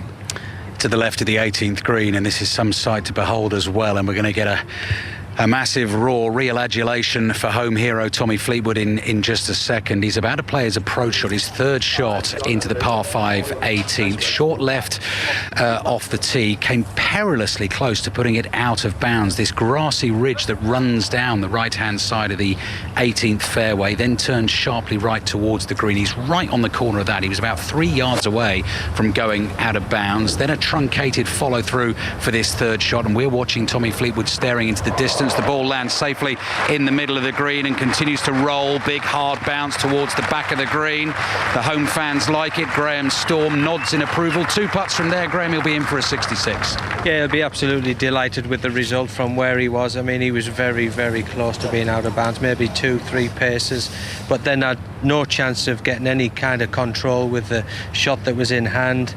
He had to really try and chop down on it, get as much height on it as possible, try and get it land really softly, but it's just trickled onto the back edge of the green, and he's got an outside chance of a birdie, but he'd be delighted just to be on the green in 3. Yeah, 100%, Mark. We're going to have to take commentary on that one, because after the one we watched him roll in on the 16th, then came very close to doing the same on the 17th. Lengthy birdie chance. I'm sure he'd be happy with 2 putts on the 18th green. And a look at that big yellow leaderboard across the other side of the 18th. Lamprecht in the clubhouse. The amateur champion with his 66 at 5 under par, and Tommy Fleetwood on his way to a great ovation, I'm sure, shortly, also at 5 under par, 2 shots clear of the former Open champion Stuart Sink. Well, we'll be back with Ali and Graham very shortly. Here on 16, Bryson DeChambeau and Siwoo Kim have just gone past us. Siwoo Kim's got on a very interesting jumper today, which I think it advertises the PGA Tour, doesn't it, Stephen? I think it's just got letters PGA and T plastered all over it. It's like he's a big fan of Wordle, Osman. I think it's a one-off. Well, thank goodness for that. Going back to talking about Rory, then, he's not daft, obviously. He recognises he's playing in an era now, even 9 years on from the last time he won the Open, of greater strength and depth. Yeah, absolutely. I mean, when he won in 2014, yes, of course, there was a lot of strength and depth, but now the talent, as you mentioned, coming through is incredible. Players can seem to very quickly even perform very well in majors. And I myself think how times changed back in 2014, and this probably exactly wouldn't happen now. We were making a documentary with Rory in 2014, and he was sitting down with Northern Ireland's other 2 major champions, Graeme McDowell and Darren Clarke, on the Tuesday night before the Open for an hour and a half, and they all 3 sat down and did the programme. And I sort of thought, Rory's always been quite relaxed during Open Championships, and he was relaxed back then, and he's very relaxed today. And this course has been very good to golfers from Northern Ireland. Fred Daly won in 1947 here, even though I think you could take the claret jug back to Northern Ireland then, and the engraver spelled Hoylake wrong and spelled Holy Lake on the trophy. And if that's not true, Darren Clarke told me that, so I think he pointed out when he won the Open, that's what it says on it. And then Rory won at Hoylake, obviously, in 2014. So look, there is so much expectation on him this week, and I think he knows the fans want him to end that 9-year drought as well. I think they're roaring Tommy home on 18, aren't they, Ali? Yeah, that's exactly the kind of ovation that he will want come Sunday afternoon. What a start to the Open Championship for England's Tommy Fleetwood. Ball safely at the back of the 18th green, 5 under par, a share of the lead on this first afternoon. He's really embraced it, as you'd expect him to do, Graham, but it's quite interesting. In his press conference this week, he was talking about how when he first played here at Hoylake in 2014, he was obviously a much younger man, and he wasn't the golfer that he is now, but it sort of overawed him. Today he seems to have, back 9 he's been sensational, but he's used the support to help him, hasn't he? Yeah, and it just shows that he totally has self-belief, and that he knows what stature in the game that he's got now as a player, and he's developed this game that can compete in any major championships, especially in Open, with the way that he controls the golf ball and the way that he flights it. Said it already, last Englishman to win the Open Championship. We spoke to him on the preview show last night, Sir Nick Faldo. He fancied the chances of Tommy Fleetwood as well, and here is Fleetwood. Scotty Scheffler, you heard the applause in the background there. The world number one has a short birdie putt to come from a couple of feet to try and finish with a round of 70, 1 under par. Not quite been at his best. Started well, looked very in control, Graham, but on the greens he's let a few slip away, Scotty Scheffler, which has been the story of his season, hasn't it? Yeah, it's a bit of a shame to see him struggle on the greens the way that he is, but it's kind of one of those rounds what could have been. He was really aggressive at the start, he got some birdie putts, but then from then on he made a few mistakes. But we're just about to watch Tommy Fleetwood put this long birdie putt here at 18. Here's the big one. Thousands of eyes looking at Tommy Fleetwood. Long hair flowing in the breeze, in the sunshine. Birdie putt on the way. They're urging it towards the hole. It's pretty well judged for pace. Little bit of work still to do to tap in for the par that will bring him the round of 66. And Tommy Fleetwood, who's decided to go without the cardigan for the first round of the Open Championship. Today he was cutting a dash at the Scottish Open last week. Caused a bit of a stir with the bright white cardigan. I saw him practicing in the blue one early this week, but today just a very simple collars up, long sleeve, dark blue top, beige trousers and the white golf shoes, and what a round he's played, Mark. So he's got a short par putt to come, and if he makes that, if he negotiates that safely, he will be the joint leader in the clubhouse at 5 under par. A real contrast around the course at the moment. Obviously, huge galleries cheering Tommy Fleetwood home. Huge galleries around the first as they get ready for Rory McIlroy. Have just moved across from the 16th fairway to the 4th tee because they are 4 or 5 deep on the 4th tee at the moment, because the man who has just strode onto there in bright pink patterned trousers and looking like a cross between Father Christmas and a member of ZZ Top is John Daly, and there are galleries following him around because he's going to provide some entertainment here at Royal Liverpool. I don't think he's going to contend, whereas where you are, Ian Carter and Paul Waring, is well, we'll go to you in a minute. Let's just go back to 18. Ali. Tommy Fleetwood is about to putt, Mark, so we need to dot the I's and cross the T's. The breeze is up, the sun is shining, and Tommy Fleetwood has had a heck of a first round at this Open Championship. As he said this week, I've imagined winning the Open Championship a million times. It's just trying to make it happen in reality. Well, what a start. Short putt for par on the 18th. The noise will tell you. In it goes from Tommy Fleetwood. Fabulous round of golf, particularly on the back nine. 4 under par for the back nine. Round of 66, 5 under for the championship, and quite rightly warmly applauded all around this 18th green. He's in good form, Graham Storm. He's in excellent form. He looks really, really good. He's played really, really well today, where he's just plotted his way all the way around the course, made no real big errors, and took his chances when he did. One drop shot came on the par 3-6, went chasing the flag there at the back of the green. Over the back it went. He couldn't quite get up and down, but he's about to head off the back of the 18th green, and we'll just tidy up with Scotty Scheffler as well, the world number one. Went for this green in 2, just went through the back of it. Nice chip from the back of the green, a low little runner that's brought him up to a foot or so away, and this for a 71 to get him into the red numbers, have him at 1 under par. That'll be 4 shots off the lead. Scheffler makes that.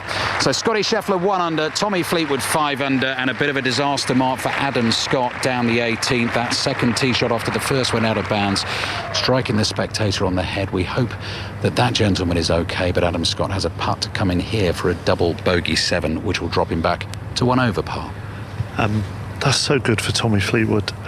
Tomorrow is actually the first anniversary of the death of his mum, Sue, who died at the age of 60 after living with cancer for a couple of years. I know Tommy said in the build-up to the Open, it would be nice to think that she's watching over us. Everybody's doing really well. Have a great family, a lot of support. My dad Pete is out here. The best thing is seeing how well he's doing, and obviously give him something to enjoy watching this week. So if Tommy Fleetwood doesn't have a lot of support already, it will have multiplied when people hear those quotes.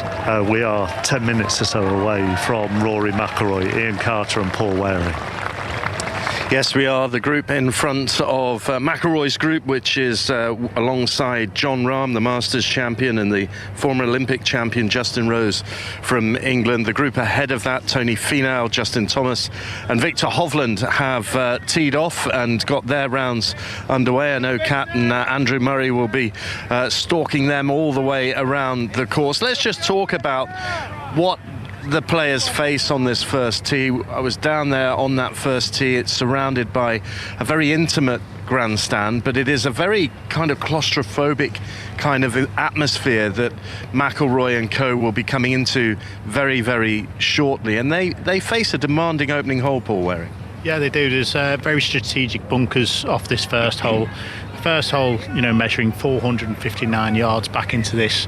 Quite a stiff breeze now, in out the right, but the right-hand bunkers, 276 to fly it over the top of them, which we've just seen JT do that. And again, I think Rory McIlroy will be going with the same play. I think a tee shot for what that's made for Rory, slight dogleg right to left, wind out the right. He can get driver out early. I think this tee shot is made for him. How do you think he's feeling right now? He'll be a bit nervous. I imagine everybody is when they're obviously playing an Open. It doesn't matter how many of these you play. It gets inside you. And as we kind of look at the galleries now down this first hole, it's more and more people are joining us now. It almost has that representation of a bowling alley, with the bumpers either side, with the crowds. It's a truly breathtaking experience. It is. If people weren't listening last night, it is that claustrophobic. It's not quite as thin as a bowling alley, but it's not an amphitheatre of the first tee, is it?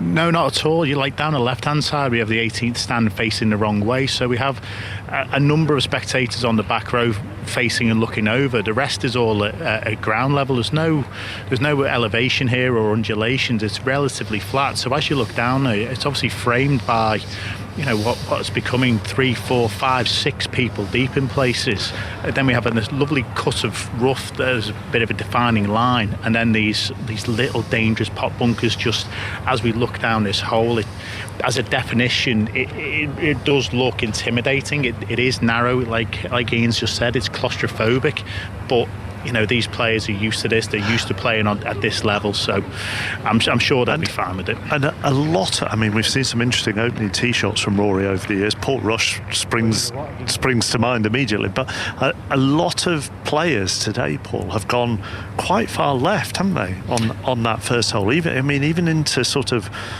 the railings that are way to the left of that first fairway. I think if obviously the caddy and the player would have done their research, I think the rough down that left-hand side is a little bit thinner. It also makes the hole a little bit shorter. Also, the wind being in out of that right-hand side means that obviously the ball's going to move to the left. Again, I don't think it's a bad play down the left-hand side, especially with those right bunkers at 276 to fly. I don't think left's that bad a play. We've just seen some great tee shots from Tony Finau split in the middle of the fairway. More of a layup play. And then obviously Justin Thomas has been a lot more aggressive and hit a good shot as well. You talk about player and caddy doing research. Your caddy's going to join us tomorrow for a chat to talk about the player-caddy relationship, which I know you're looking forward to immensely. I wouldn't say I'm looking forward to it. The man has a few stories which I'm actually got a little bit of trepidation now that he's joining the team tomorrow. The whole team are very keen to put questions to him and have a chat to him. I might go missing. I feel like I've got a dodgy stomach coming on or something. I don't think I can work tomorrow. Shojo Osaka's on the first tee, so give us an idea of what the atmosphere is like there. Yeah, the first grandstand, that horseshoe grandstand around the first tee, is now completely full, Mark. There are some people still trying to get in, one or two, but I fear it's one in, one out, and it's probably a bit too late to get in there because no one is moving at all. The entire fairway, as Paul described, is lined from tee to green, really, and there are people around me on steps trying to get a better vantage point. The 18th green, that big horseshoe grandstand, everybody on the back row there at the top is not looking at what's happening on the 18th green. No, they're all turned around looking at what's about to happen on the first tee with that marquee group of Rahm and Rose and McIlroy. Behind me there's about 12 lads standing on a mound. This is Connor, who's come over from Bristol with a load of mates. So do you think Rory can do it? Yeah, definitely. You'll all be rooting for him? Yeah, 100%. Okay, yeah, there you go. And people, I think, Mark, as soon as he's hit his tee shot in about 5-10 minutes' time, this entire group of people are going to move forwards towards where Ian Carter is. And where you are, Ian, you must have a decent view of the Hovland Finau group, have you? I mean, a lot of people, and including you, I think, would look at Hovland as very much a contender.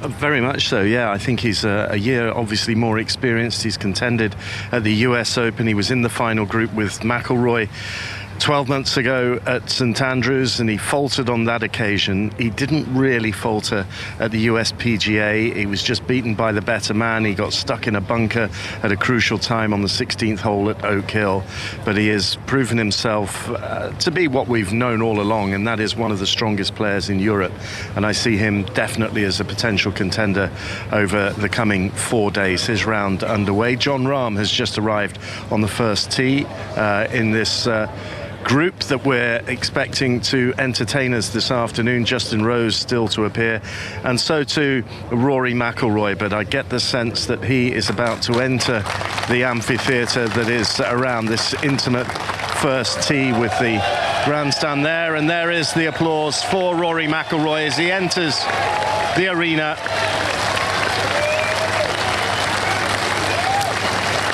Just a gentle wave of the right hand and then a very warm handshake with Jon Rahm, who then shakes hands with McIlroy's caddy. That's Harry Diamond, and the third man to appear will be Justin Rose very shortly. I remember 12 months ago, I hope I'm not going to curse him here. I was going to follow Justin Rose last year, and he didn't show up. He injured himself on the range. I don't think that's going to curse him, is it? Well, no, but I was like, you know, I was taking it for granted that he would be there, and I did last year. And I remember the first I knew of it was when the announcer, as I was expecting it to be Justin Rose, announced the Japanese golfer's name, who had literally just been called in as first replacement. But here he is. Justin Rose has arrived on the first tee. And that's a relief to everyone. Particularly you. This group have definitely got the biggest cheers on that first tee that we've heard all day. They will be announced very shortly, but Paul Waring, when the three of them saw that this was their group, they must have thought, "Oh, bring this on." Oh, very much so. You know, you've got obviously Rory McIlroy, world number 2 at the moment. You've got another world number 1 contender in Jon Rahm, and then obviously Justin Rose his recent form showing that he's back playing some of his good golf. You know, he won earlier this year the AT&T. You know, he's been through the doldrums himself a little bit, and he's come out the other side. So here we go, the latest twists and turns on the Rory roller coaster. It's on a high, but how high for last week's Scottish Open champion? This is game number 45. On the tee from Northern Ireland, Rory McIlroy. And what all these spectators here want to know is, can he peak come Sunday evening and add a second Open crown and end this agonising wait, 9 years and counting, for a 5th major title? Well, the next instalment on that quest begins right now with a driver in hand on the first tee at Royal Liverpool Golf Club. This is Rory McIlroy, the world number 2, getting his round underway. And there it goes, up into the clear blue skies here at Royal Liverpool, and we crane our necks to see where it's gone. It's gone out to the right, and it's gone into the rough, I think, down the right-hand side. And so he's not found the fairway. On the tee from Spain, Jon Rahm. The Masters champion, and a man looking for a 3rd major title this week, looking to emulate Mark O'Meara in winning the Masters and the Open Championship in the same year. He did that in the northwest of England at Royal Birkdale back in 1998. This is Rahm, burly, bearded figure with a white cap, dark shirt, dark trousers, and he's getting ready for his tee shot. Everyone looking down on that first tee, and he's ready to go. There it is, And that one climbs up. That's heading out to the right as well. And that is going to land in the rough down the right-hand side. So both McIlroy and Rahm missed the fairway to the right-hand side. On the tee from England, Justin Rose. And here is the Englishman playing his 20th Open, and he was runner-up in his best performance alongside Rory McIlroy behind Francesco Molinari at Carnoustie in 2018 in that Open Championship won by the Italian. So can he go one better? That is the aim for Justin Rose, who has driver in hand on this first tee. He's seen his playing partners both go wide to the right of the first fairway. Can he find the short stuff? On its way and heading again towards the right. There are bunkers down the right-hand side there. He is flirting with it. He's gone into the second one, I think, on the full. So none, or it's gone into the rough, I'm being told. It was heading towards the bunker down the right-hand side. So Paul Waring, your assessment on those opening tee shots? A little surprised, if I'm totally honest. I thought that tee shot set up wonderfully for Rory, really. Obviously, might be a little bit of nerves, you don't know, and obviously he's now into the round, so we'll try and get up there now and have a little look at the lie, and then we can actually see, you know, what he's actually left himself. Thousands upon thousands of people lining this opening hole mark, as you would expect, and they are going to be following these three all the way round Royal Liverpool this afternoon. Can't wait for this round to really develop, but I think all three of them will just be glad that that first tee shot is underway, and they're making this walk now thinking, I wonder what sort of lie I've got. Absolutely. So Ian and Paul following Rory and Rahm and Rose for the whole of the afternoon here at Royal Liverpool, and we will be with it every step of the way. Our coverage will go on till 8:30 this evening here on 5 Live. Now, last time we were at the cricket, England had lost Moeen Ali, but it hasn't halted their progress, Ellie. I'm just looking at my app in front of me. Their run rate is about 5.5 and over at the moment. It is 5.56. Zach Crawley has just completed his 4th Test 100, and he's done it off 93 deliveries. England, in this session since lunch, have scored 120 runs. We've still got another 40 minutes to go until tea, and they've lost just that one wicket, that of Moeen Ali, for 54. Joe Root's on 18 or 15, but as you say, that England run rate is just ticking along so nicely. It's kind of Bazball. It's a bit more controlled than Bazball. Zach Crawley, he hits some glorious cover drives. He hits some really streaky boundaries as well, under edging and just missing his stumps and then slashing over the top of the slips heads. But they all count. They're all boundaries. 12 fours and a 6 in his 100 off 94 balls.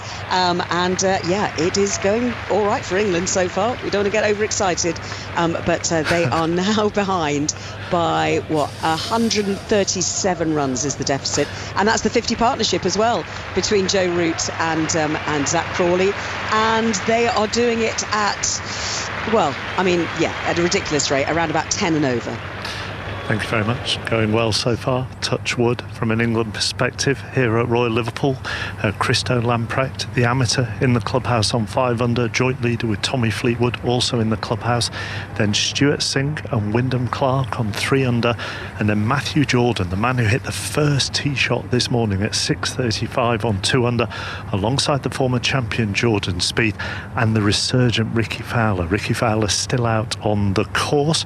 I mentioned Wyndham Clark on 3 under. He's been playing alongside the defending champion Cam Smith, watched by John Murray. Yes, they've just finished their opening rounds. We've just walked off the back of the 18th with them through the tunnel at the back of the green where all of the stands horseshoed around, and we've now walked across next to the big red brick Royal Liverpool clubhouse with the flags flying, the liver bird there in the middle of the logo, the club crest. And the news is the defending champion Cameron Smith from Australia opened with a round of 72, so 1 over par. But the best golf of the three was played by the current US Open champion Wyndham Clark, who birdied the last, actually had a chance from 30 feet for eagle, but a birdie, which means that Wyndham Clark is 3 under par after his opening 68, and the Olympic champion Ryder Cup player Xander Schauffele, a 1 under par round of 70 for him. But Cameron Smith, Katrina Matthew, a bit ho-hum, would you say? 4 birdies, 5 bogeys? A little bit of a mixed bag, wasn't it? He hit a lot of good shots, but then, bad ones, and he had a couple of unlucky drives that just rolled into some bunkers. But I think he'll be heading off to the range. I don't think he'll be thrilled with that round. He's not out of it, but needs to improve tomorrow. But Wyndham Clark, good. Wyndham Clark was really good, actually. He played a steady front 9 and then birdied 10 and 11, and then, as you say, had a great chance at eagle on the last. I mean, he made a great bogey, I think, on 14, where he got into trouble just down the right in the rough, and didn't quite, just hit it about 2 feet, I think, and then got the next one out and pulled a really good putt for bogey, which kind of kept his round going, I think. Good, but Cameron Smith, Mark, the odds have lengthened now, obviously, on him being able to successfully defend the title, but 72, 1 over, he's not out of it. And who are you following this afternoon? Well, they're about to tee off. Well, Tyrrell Hatton and Max Homa. So either we turn right here and go and get a sandwich, or we turn left to the first tee. Well, what would your professional duty tell you to do? Katrina, you're new to the team. What would you say? Well, I think we need to get new batteries, don't we? That's very good, actually. Very good. That might be to the sandwiches. I wish I had thought of that. She's catching... By George, she's got it. You two are very well matched, aren't you? Ian Carter. Well, we're here on the first, and to confirm, Justin Rose did go into the fairway bunker right up against the face. He's just played out. He could only advance it 35, 40 yards into the middle of the fairway. Next to play is Jon Rahm. He's got a decent lie. Further out right is Rory McIlroy's ball, and that's a trickier shot. It is. It's actually gone up against one of the tee boxes for the second hole, for one of the members' tee boxes, and the grass is actually against him now because it's almost flowing what would be for the second hole. So it's a very tricky lie. He's not going to have any control into this green, especially into this flag position. Around about 170 yards out for both of them to this flag position, which is located just on the right side of the green, very close to the right edge. So middle of the green is the play here. You would think for Jon Rahm, that trademark short backswing bunts it forward on a low trajectory, sends the ball up onto the green, to the left of the flag, right into the middle of the green. Super shot. Fantastic, considering the angle he had, and obviously to get that level of control into the green. I think it's just hung on to the back edge, so great shot. Yeah, and as Paul was saying, it's a kind of disused tee, so there are long, wispy pieces of straw-like fescue grass which are up around the knees of McIlroy. His lie isn't in that exactly, but this is an awkward one to control. He's got to give it a good old chop here. McIlroy with a beige top today, dark trousers. And there it goes. He goes on a much higher trajectory right up into the sky, and then it comes down onto the putting surface right into the middle of the green, and that too is a superb shot. That's a great start from that position, especially with that angle he had into that flag. Very, very sensible shot. Obviously read the lie really well. So third shot coming up here for Justin Rose. He's got probably about 135 yards or so in. Got a nice reassuring nod there from Paul Waring. I'm walking around with the course planner in my hand, so obviously I can just have a quick look of what he's got in front of him. Obviously he's got a better angle now from the fairway into this right flag to try and rescue par. Yep, third shot on this par 4, the opening hole, and you can see the breeze just tugging away at his shirt, which he always just tucks under his left armpit. He's gone the aerial route as well, climbing to a steepling height and then coming down vertically onto the putting surface. And a decent shot from Justin Rose from our distance. We're some distance away from the green, but that looks to be within 15, maybe 12 feet of the cup. So a chance to save par for the Englishman. Yeah, all the players have used the wind well there to control the ball, to soften it into this first green, which has given them, especially Justin Rose, that opportunity now to save par. And like we saw with Rory McIlroy, he's hit such a good shot in there out of that lie to read it, because he would have ended up getting what's called a flyer, where he gets grass and grass between the club and the ball so it doesn't spin. And he's read that really well, used the wind to soften the flight. A great golf shot to get that pin high. Yeah, and Jon Rahm's has run on this narrow green, so he's got the longest putt for birdie as these players approach the green mark. Thank you very much. We'll be back with them very shortly. I'm just trying to see if I can see Cat Downs and Andrew Murray, who I'm guessing should be somewhere back down the second fairway, are you? Yeah, we are loitering behind the group of Victor Hovland, Tony Finau, Justin Thomas. It feels a little bit, Mark, like we're riding the Rory wave, because there's a huge surge of spectators following Rory down the first fairway, down towards that first green behind us. And then the crowds thin out somewhat, because nobody wants to move, nobody wants to miss a glimpse of Rory McIlroy, who we just nearly stumbled over, actually, hitting that shot into the first green on the side of that tee box on the second. All of a sudden, there he is, he's right in front of us. Quick, take evasive action. Just to update you on our group, Mark, it's been a mixed bag at the first, quite literally. An even par start for Victor Hovland. He made his 4. Tony Finau, the man from Salt Lake City with the easy smile and the easy stride, he picked up a birdie on his opening hole, so he's 1 under par, just heading down the second. And the trials of Justin Thomas at the majors, I'm afraid, continue. His stats are so bad. Combined 30 over at the majors this season. We'll make that 31, because he dropped another shot at the first, duffed it into the bunker at the front right of the green. Got it up and down from there, but it was a drop shot, Drew. Yeah, it was a disappointing shot. He was trying to belly wedge, hitting the halfway up the ball with the equator, halfway on the ball with the leading edge of the sand wedge, and just mishit it completely into the bunker. Then nearly hold his bunker shot. So it was a good 5 in the end, but it's a great shot up here, and but sets up a birdie opportunity at number 2. Fingers crossed, because you know the way he's played at the majors this year, Mark, it could be a very long afternoon following Justin Thomas if he doesn't get it going. Yeah, he is struggling at the moment. Back to the first, Ian. Jon Rahm over his birdie putt, round about 40 feet, and his caddy Adam Hayes attending the flag. You don't see that so often these days, when you're allowed to leave the flag in the hole, but this putt on its way, borrowing from left to right, not bad at all from Jon Rahm. Very, very good indeed, and it rolls up to the hole side, and that shows he is dialed in for the pace of these greens. Absolutely, always difficult coming downwind again with a long putt.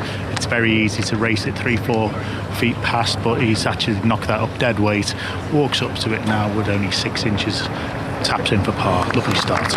Somewhat better start than he had at Augusta, when he 4-putted the first green for a double bogey 6 before going on to win the thing. I like how you bring that up, Brent. But yeah, definitely a much better start. Nice 2-putt. Obviously you can just skip onto the second tee now. Now McIlroy, for much of the time in Scotland last week when he was winning, was absolutely bamboozled by these greens, or the greens at Renaissance. What's the read here for this putt? What do you reckon, about 20 feet? Yeah, 20 feet. There's a little tier in front of him. It's going to come off a little bit right to left, get over the top of the tier, and then move back left to right. Not a given, but you know, it is an outside chance, and it was a great shot in that lie he had. So let's see how he gets on here. Over it now, thousands of people all around this green, willing it to disappear. The ball on its way and missing just on the left edge, but good for pace, and it's a stress-free par to kick off his open quest. Absolutely, it was nice to see he had a little bit of a run at that. He's got it past the hole, and again, it's a lovely dead weight putt. It was a nice running putt at the hole, just hasn't come back from that left side that he would have seen. Taps it in, and it's a par 4 for McIlroy on the opening hole here at Hoylake. So important putt this for Justin Rose. You don't want to have given a shot away on the very opening hole, and he's got this par putt now, and just tucks the shirt under his left armpit and pops the putter head behind the ball, wide stance, and then the claw grip that he employs. He's ready to go from around about 10 feet to save par on the first hole. Gives it a firm wrap, sends it on its way, and misses on the left edge. So it's a bogey 5 mark for Justin Rose, and he slips to 1 over par after 1. Okay, thank you. Story of the day from a domestic point of view so far. Tommy Fleetwood, huge galleries followed him round, huge galleries cheered him home. He ended 5 under, joint leader in the clubhouse, and he's live on 5 Live with Andy Stevenson. Yes, Tommy with me now next to the clubhouse and the third tee here. Tommy, you were on a wave of support out there. Do you feel that when you're out there on the course? Oh yeah, absolutely. From the first tee to walking down the last hole, it was amazing from everyone really to support me that way and get behind me. glad that I gave them some good golf to watch. But having that kind of support and being so close to home is very, very cool feeling. We all know you love the Open. You're in great form coming into this tournament, and only one drop shot today. Is that especially pleasing to you? Oh yeah, to get off to a good start this week feels great. Once I didn't drive it particularly well on the first 3 or 4 holes, and then sort of got hold of my game a bit, started hitting it in the fairways, started taking control a bit more, and got on a great run of about 9. But it's, to get off to a fast start's great, and we'll try and build on that for the rest of the week. When the Open was last year in 2014, that was your Open debut, wasn't it? So I'm sure you have pretty vivid memories of that week. How much has the course changed since that year, would you say? I honestly, there's a lot of I find there's a lot of tough shots out there. I find it a really demanding golf course, and it's a bit longer. Got a brand new hole, and the one hole is a par 4 instead of a par 5. So there's quite a few differences. The general layout's the same, and but it's a really demanding golf course. You've really got to hit good shots and have all your game sort of firing. And today was great, but going on my Open roster, I'm getting around to the second time now. And we're expecting the weather to not be quite as nice as it is today when we get to the weekend, but that's not going to bother somebody like you, is it? You tend to excel when the wind picks up. Well, I whatever the conditions, happy to play in it and compete, and you know when you're starting out, you've got 18 holes in those conditions, so just get out there, put your head down, and then keep playing and keep moving forward. But whatever it is, I'm really excited. The Open's such a great week, and hopefully I can keep more of this up. Well, listen, we know tomorrow especially is an emotional day for you, so we wish you well. Thanks, mate. Thank you. Nice stuff, Andy. Andy Stevenson with Tommy Fleetwood live on 5 Live. Hovland, Finau, Thomas on the second green away to our left, and the spectators are 4 or 5 deep around that second green, because coming next down the second, McIlroy, Rose and Rahm, and we'll bring that to you after the latest 5 Live news. Listen on BBC Sounds. This is BBC Radio 5 Live. And with the headlines, I'm Richard Foster. A top climate scientist says the world is unlikely to reach its target of keeping global warming to just 1.5 degrees Celsius. Sir Bob Watson from the Tyndall Institute says the Earth's temperature is far more likely to increase by 2.5 degrees. The Conservative peer, Lord Debden, is a former chair of Parliament's Climate Change Committee. I too want to hear from the Prime Minister a commitment, a recommitment to what they said and did at Glasgow, but then we want to see them delivering it. A walkout by senior doctors in England is causing serious disruption to the NHS, with most routine operations cancelled. Consultants are angry about a 6% pay offer. It's their biggest strike since the 1970s. The government says that pay offer is fair. There's outrage in India over a video showing 2 women being paraded naked by a mob in the northeastern state of Manipur. Police say they're investigating a gang rape and have arrested a man, adding that others will be held soon. Apple says it would rather remove services like FaceTime and iMessage from the UK than weaken security measures. New government proposals want messaging services to have their security features cleared with the Home Office before they're released to the public. The retail watchdog has told supermarkets to make their pricing clearer to help shoppers find the best deals. The warning's part of a review by the Competition and Markets Authority, which says some companies are making it difficult for people to compare prices. And the Treasury wants answers from the boss of NatWest after the bank closed Nigel Farage's account. He claims the account with Coutts, which is owned by NatWest, was shut because his political views don't align with the bank's values. The 151st Open from Royal Liverpool with Mark Chapman on 5 Live and BBC Sounds.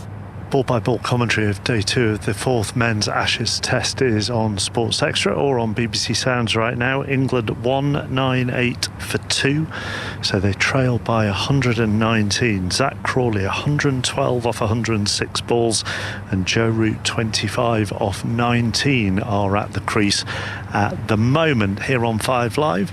It's all about the golf. We'll keep going back to Old Trafford though. Ian Carter is back down the second fairway with news of the 3 tee shots. Yes, and for Jon Rahm and for Rory McIlroy, again missed fairways. They have missed them out to the right as well. We won't wait to see what kind of lies they're going to encounter. The rough here at Royal Liverpool is spotty, I think is the way to describe it. You can get away with a decent lie, but equally, if the break isn't there for you, it can get very, very nasty. So we'll keep you posted on that. Justin Rose took the conservative route and went with the iron down the middle of the fairway, but actually brought the bunkers into play, and there is increasing amounts of run, and his, with his last drop or revolution, dropped into the first of the bunkers down the right hand side. So all three will be very disappointed with their tee shots as it stands here on the second, Paul Waring. Yeah, Justin Rose is the biggest surprise there, really. That's a mental error, if anything, and one you just can't do around this golf course. The guys this week, they'll understand that these bunkers are almost a shot penalty if you're in them. He's going to have a terrible lie just walking past it now, ball below his feet. I think he's going to have to come out sideways, in total honesty, as we just have a little wander over towards Rahm and Rory's ball, see what lies they pull.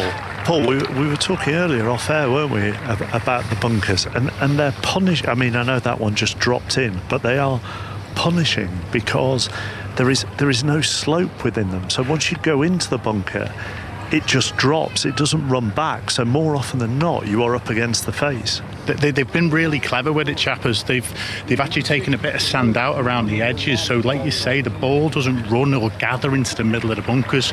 They literally, if they just drop in, they stay at the edges, which is making it incredibly difficult. Now, just getting down here, Mark, and it's quite clear, I think McIlroy's ball is so far right, it's into the trampled down area, very close to the first tee. So that's McIlroy's position, and he's actually got a reasonable look into the green from there.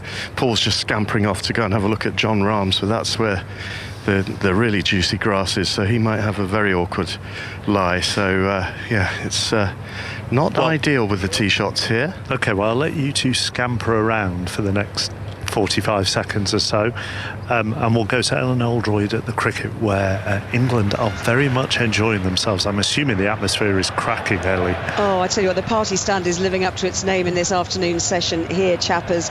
The 200 is up for England, and they've done it in double quick time since the lunch break. Zach Crawley's on 115 from 113. Joe Root 26 off 22, so they've been going at 7.5 and over in this session, and a little bit of concern for Australia because Mitchell Starc just going to try and cut off a 4, slid into the ropes. Not sure whether he cut it off or not. We're still waiting to hear the umpire's decision on that, but he did stretch quite a lot, and he didn't save the 4 either, because he's just signalled 4 runs.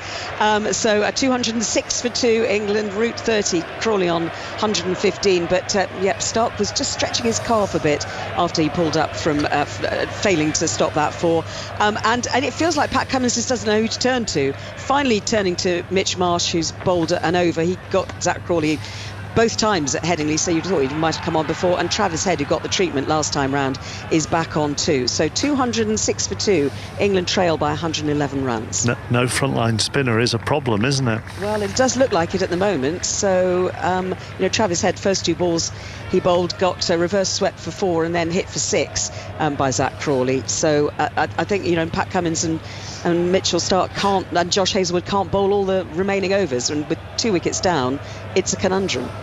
Let's return to our scampering duo here on the second. I think Rose is about to play out of the bunker, Ian. Yes, he is. Yeah, very awkward stance for him, and a big puff of sand, and the ball is out. So deja vu for Justin Rose, having to play a sort of 30-35 yard shot out of the bunker for his second shot on the par 4. He'll be looking to get up and down to try and avoid dropping a second successive shot. We're just going to scamper across to the other side. I can see you of the fairway.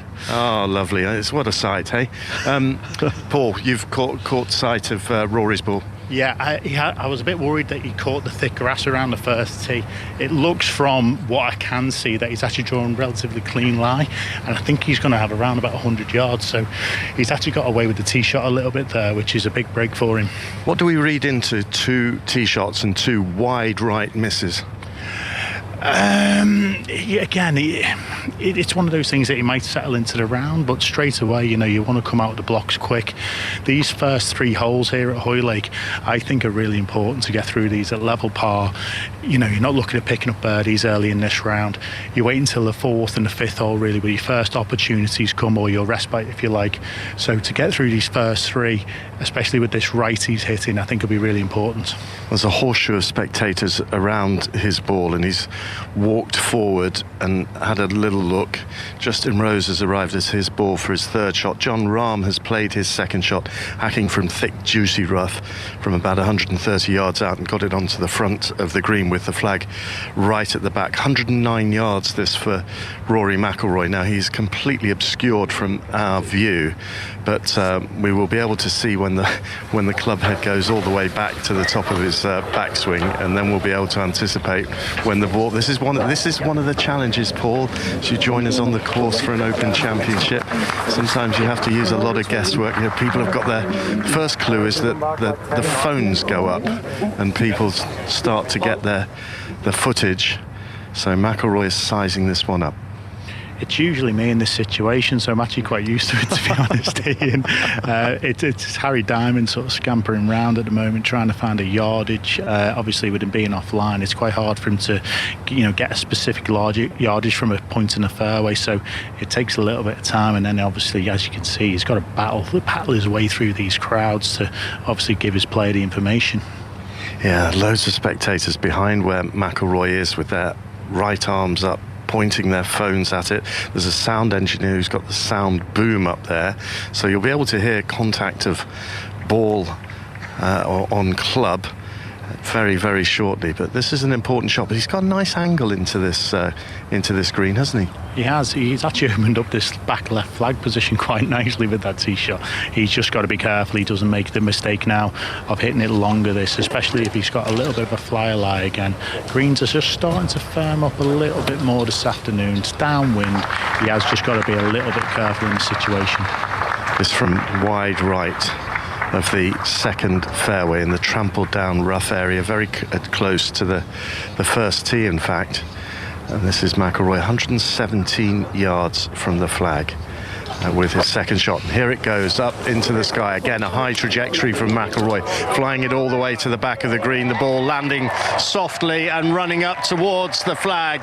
And this is the first birdie opportunity, outstanding birdie opportunity of the 151st Open for Rory McIlroy, because he's put it to probably within 8-9 feet. Yeah, fantastic golf shot. I think that'll settle him down now. Obviously, if he can go and roll that in, it'll be a massive plus from the shots he's actually hit so far. And this is a really important shot now for Justin Rose. Absolutely. He's hit it in 2 fairway bunkers around the first 2 holes. He's battled his way to try and make par down the first. He's again in the same situation again. So let's see what he can do here with this wedge shot.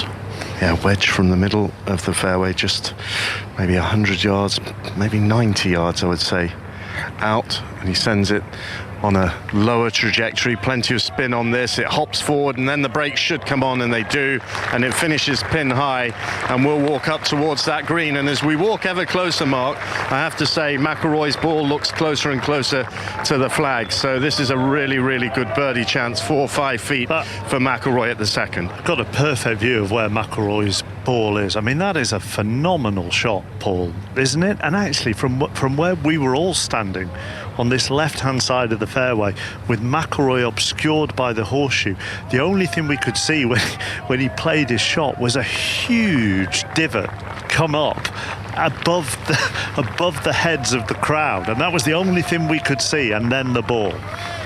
Mark, that's all we could see as well. That was our cue to actually move our heads and try and find the ball in the air ourselves. What he's actually done, though, is he's flown it into this tier on this second green, used that to stun it a little bit down the wind, and obviously it's run up a little bit left to right, and as Ian has already described, run out to 4 or 5 feet. Fantastic golf shot, but actually, like I said, he actually opened the angle up for this flag by missing it down that right side. I doubt that was intentional, but what a great opportunity he's presented with himself now. And I'm only asking you this question because you said yourself it's often you in that situation. How do you get used to to not being within the sanctuary of the ropes and having to play with a horseshoe of people around you? I mean, how off-putting is it? It's not, because with those amount of people around you, it actually focuses the shot line, because obviously you've got this wall either side of you, so you're not looking at any danger or either side of you, you're only ever looking at the target, so it actually helps focus your mind at times. Because as we know, Ian, from an amateur point of view, if you are putting a horseshoe like that, you're basically thinking, I wonder which one of these people I'm going to hit. Yes, you're checking your insurance, aren't you? Here's Jon Rahm, ready to putt for birdie from the front of the green. It's a good cricket pitch away. Once again, his caddy Adam is attending the flag. Interesting putt this. It's going to break sharply from left to right as it goes up the step to where the hole is located. It's on its way now. Climbs up that step, then takes that swing and moves just to the right of the hole. And that should be another par, and again, an excellent long-range effort from Jon Rahm. Yeah, it shows he's definitely dialed in with the putter early into this round, which can only spell danger for the field, because we know how well Jon Rahm can putt at times, and if he gives himself some opportunities during this round with the irons, you expect him to sort of take those opportunities and get into the red figures. I spoke to Justin Rose on Tuesday night, and he was saying how much he was looking forward to jousting with these two guys. He said, when you're playing with the likes of Rahm and McIlroy, you want to be able to look them in the eyes and to be able to judge for yourself whether you're able to compete with the very best players in the world. Yeah, I think that's a key thing for these guys. They're so competitive. Although what you've just said there, Ian, he'll be disappointed with his two opening tee shots, really, especially the one down the second. I'm sure his caddy would have got an earful walking down that second hole. To make a mistake like that, to run out into a bunker, that's a massive unforced error. And he's capable of giving caddies an earful. He does it very discreetly, but he does. I've seen it. Anyway, that's for another time. Justin Rose, this to save par. He can look up at a leaderboard if he wasn't so preoccupied and see Christo Lamprecht and Tommy Fleetwood at the top, 2 shots clear at 5 under par. Stuart Sink, Wyndham Clark, the US Open champion, both in the clubhouse at 3 under par. This is Justin Rose to remain at 1 over par on the second green, downhill on its way. Will it disappear? No. So a very, very disappointing start for the 42-year-old Englishman. He slips to 2 over par straight away, and it looks like it is going to be McIlroy to putt next, but both he and Rahm are down on their haunches, and in fact it's Rahm to putt next, which is good news for McIlroy, because he's even closer than we thought. Yeah, absolutely. I think Rahm's still got a little putt out the left here. He's sort of 5 feet, wind out the left as well. I don't think the wind will make too much of an impact at the moment. It's not too strong. The greens aren't too fast, which means obviously the wind won't affect it too much. But again, it'll be nice for him to hold this and move on to that third tee. Really nice sort of spectator stand behind this second green. No seats in it, but everyone just standing there, staring across, getting a wonderful view of this putt for Jon Rahm to remain at level par, the Masters champion. 28 years of age from Spain. Settles over it now, just gently widens his stance, looks absolutely rock solid, sends it forward and in, and so it is a good par save, and up steps Rory McIlroy to get himself into the red figures at just the second green, and he'll have a look initially from behind the hole, and then he'll look from behind the ball.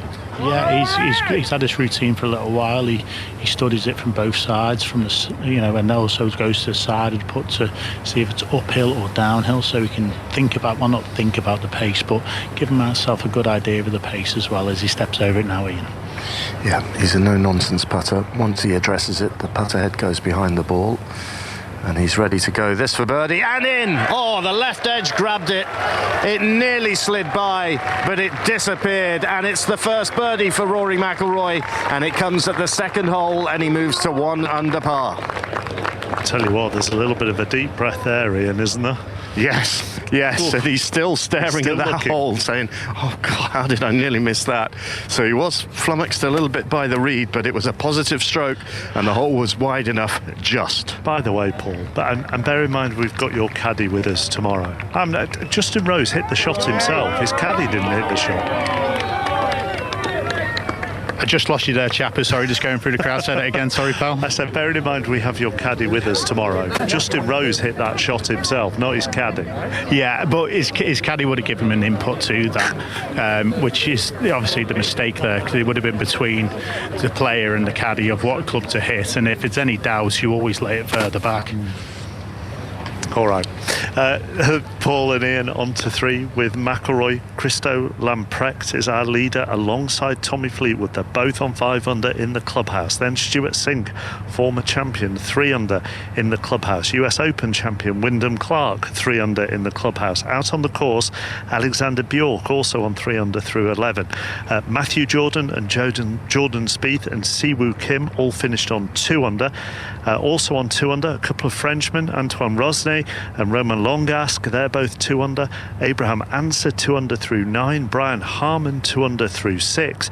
And Joaquin Niemann's off to a good start, 2 under through 3, watched by James Gregg. Yes, he held an absolute beauty on the 3rd green after a shot that wasn't too dissimilar to what we saw off Tiger Woods when he won here in 06. A low driller that the crowd stood around the 3rd tee. I think they thought he topped it. It was that low, and they kind of oohed and gasped. And then it scampered all the way up there to about 260 yards. He knocked it up to about 6.5 feet and knocked it in for his second birdie in 3 holes. So he's at -2, playing alongside a man that we're likely to see in September in Rome for the US Ryder Cup team, a 2-time previous Ryder Cup golfer in Keegan Bradley, a major champion, of course, and a 2-time winner this season on the PGA Tour. And the 3rd member of this 3-ball stood over his 3rd shot here at -1 is Sung Jae Im, a 25-year-old South Korean who is 1 under on the day and looking very, very good indeed. So this is where I'm at, and I'll be back with news of another chance for a birdie for Niemann very shortly here at 4. Energy still good, James, bearing in mind you were on breakfast this morning at 6:35 with the first tee shot? A quick sandwich from the media centre's all I need, Mark. So here we go. Golf is keeping me going. Yeah.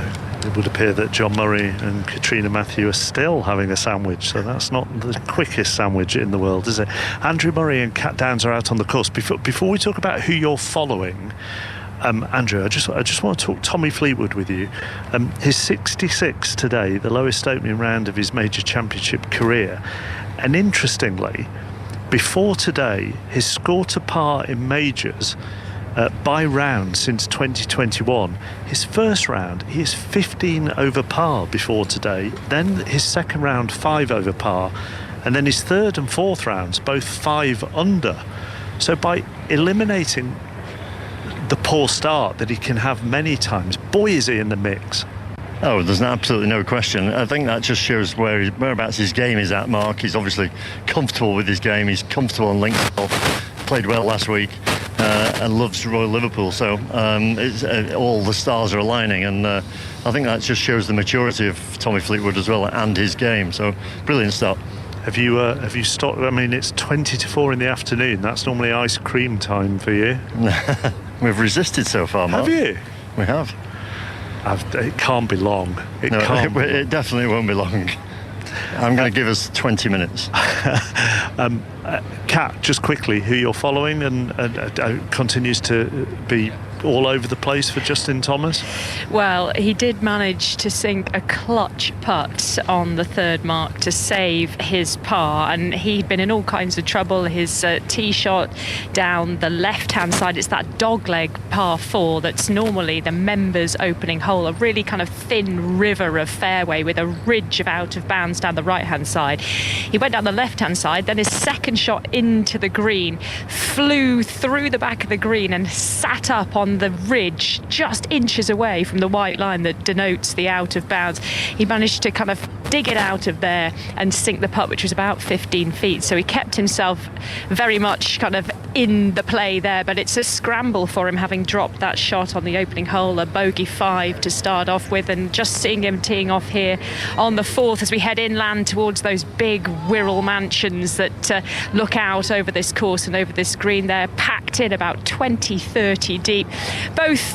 all three balls all fine in the centre of the fairway for Victor Hovland, who's just ticking along nicely at level par. Tony Finau, who opened up with a birdie on the first, he's had birdie chances on both the second and the third, but neither of them have dropped. His driver's just put the brakes on right in front of the bunker down the right-hand side of the fairway, so he's got lucky there. But we'll keep you updated with these guys. But yeah, Justin Thomas is clinging on, and maybe he can get something going here. News of the tee shots on the third, Ian. Yes, Rory McIlroy, Justin Rose and Jon Rahm all finding the fairway on this par 4. The sharp dog leg from left to right. Rory McIlroy with the shortest of the tee shots. But it's all about laying up for position off this tee and making sure you don't flirt with the outer bounds down the right. Absolutely. 230 off the tee, leaving himself 175 to the front edge. This pin is 20 yards on, 18 yards on, 5 and a right. Again, located towards the outer bounds. It just follows this hole right the way up. And again, with the wind out the right, it'd be hard to get this anywhere near the flag, to be honest with you. Right, well, McIlroy over this second shot now, ready to hit, and he will just settle himself down, a few crowds there, weren't there? address the ball and send it on its way. There's the sound as it climbs into the sky. Wispy white clouds in the very top of the horizon, and he's played a conservative shot into the heart of the green. Looks like it's probably about pin high and around about 30 feet from the hole. I think that's the ideal second shot there, really, from Rory. Not taking too much on. He's missed a couple of shots right early in this round, so I don't think he was ever going to take that shot on. It was nice off the tee for him to hit a bit of a holding fade into this right to left wind, which, that's going to settle him. It's given him almost a free swing to just figure something out. OK, let's move along the course and head to James Gregg. Joaquin Niemann has just missed a really good chance to go 3 under through 4 holes. The Chilean gave himself about 6.5 feet, and it snapped really hard right at the end. But Keegan Bradley, the man from Vermont, who I was just telling you about, likely to be seeing him at Marco Simone Golf Club for that Ryder Cup in September for Team USA, after a couple of wins on the tour this season, has just made a birdie himself to get to -1. So all 3 players, as things stand, in the red numbers and huge galleries, but I'm not quite sure that they're here for Niemann, Sung Jae Im and Keegan Bradley. I think they might be waiting for a couple of the groups who are about to come through here on this 4th green. Thank you, James. England, on my score, 2-3-5 for 2. Are you at tee, Ellie? Yes, 239 for 2 at tee.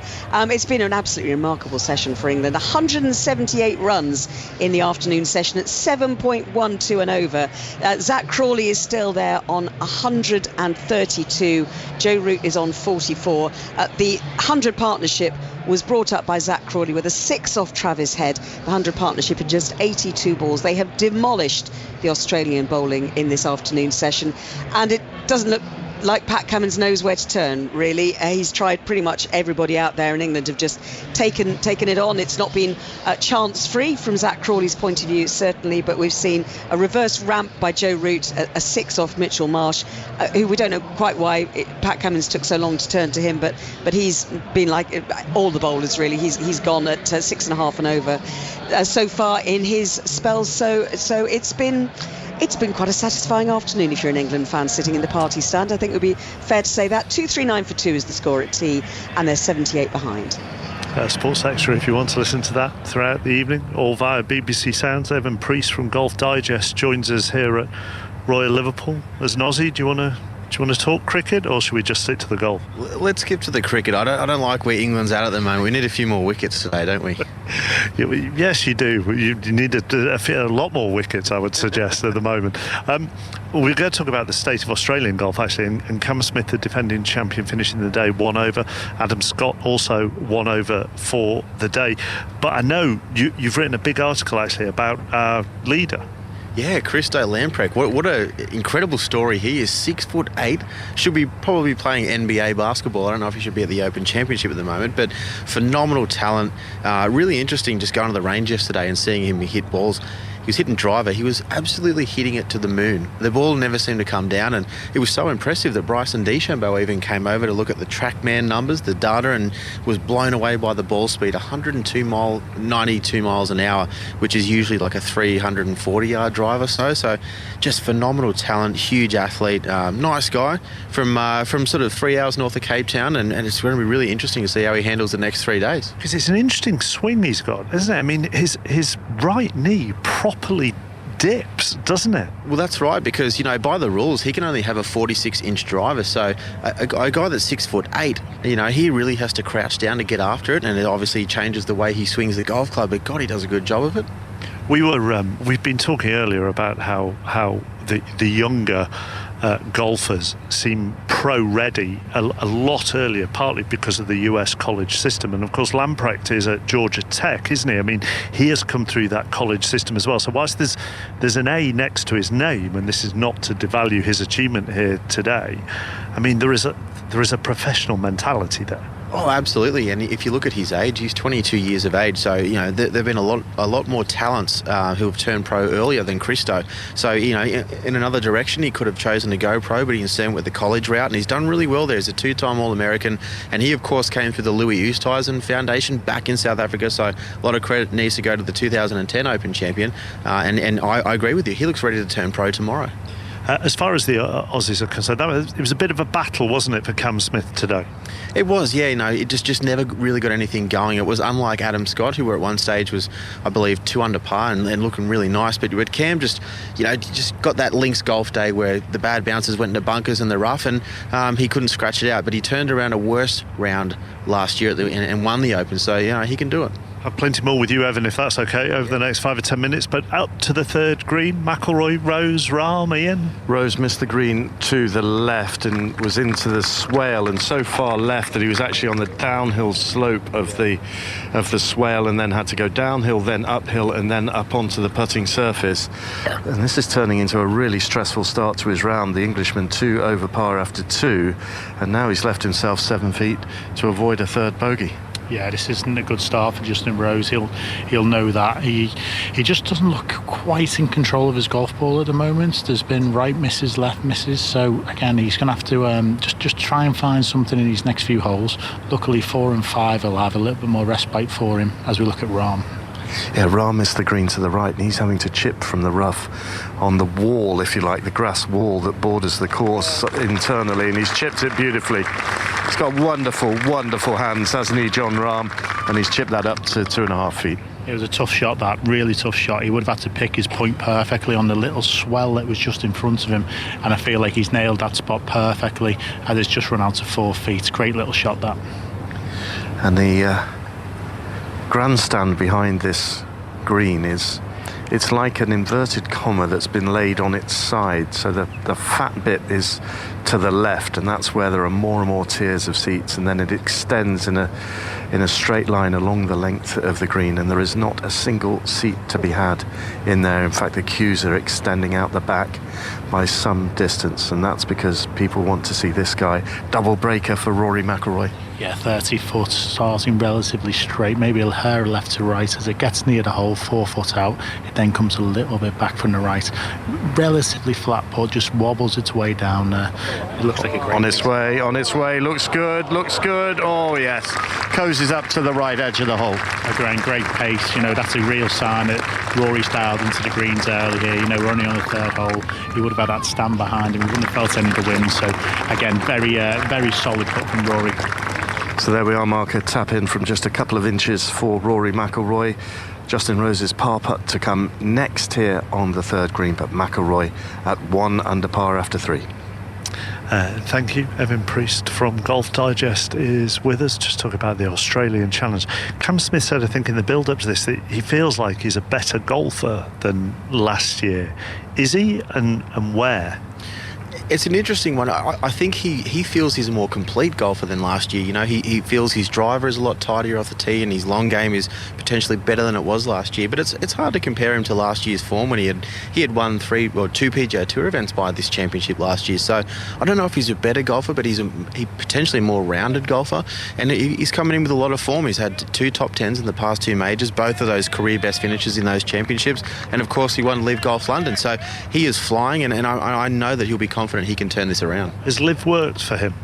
I think so. I think it's given him an element of what he was missing, which is that camaraderie and that team bonding.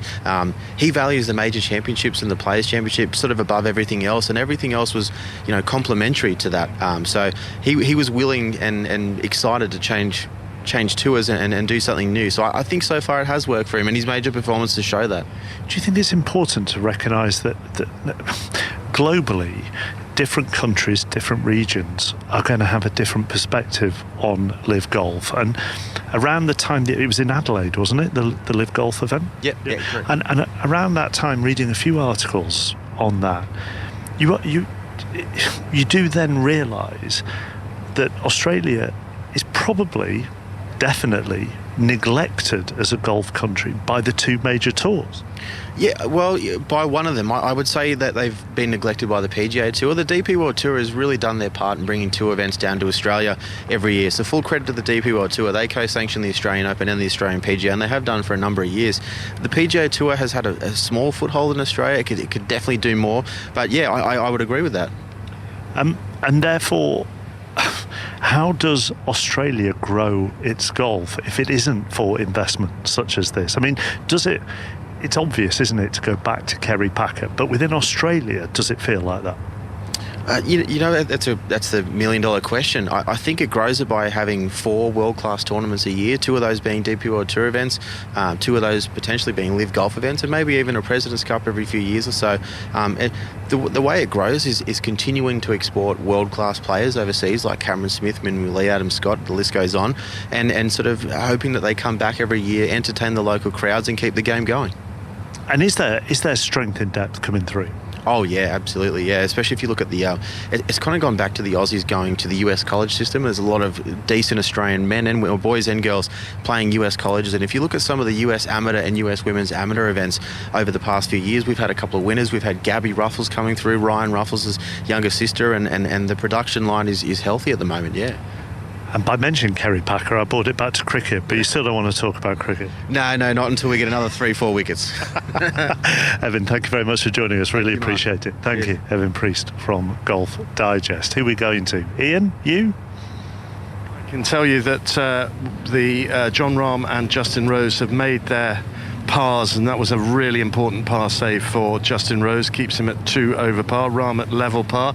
Rory McIlroy has teed off on the 4th here, laid up, might potentially have been tempted to go for the green on a par 4 that is measuring 354 yards today, but he laid up with the iron and has found the middle of the fairway. That's the play as well from Rahm. He's gone with the iron and it's gone down the left side and just drifts from the semi-rough into the longer stuff.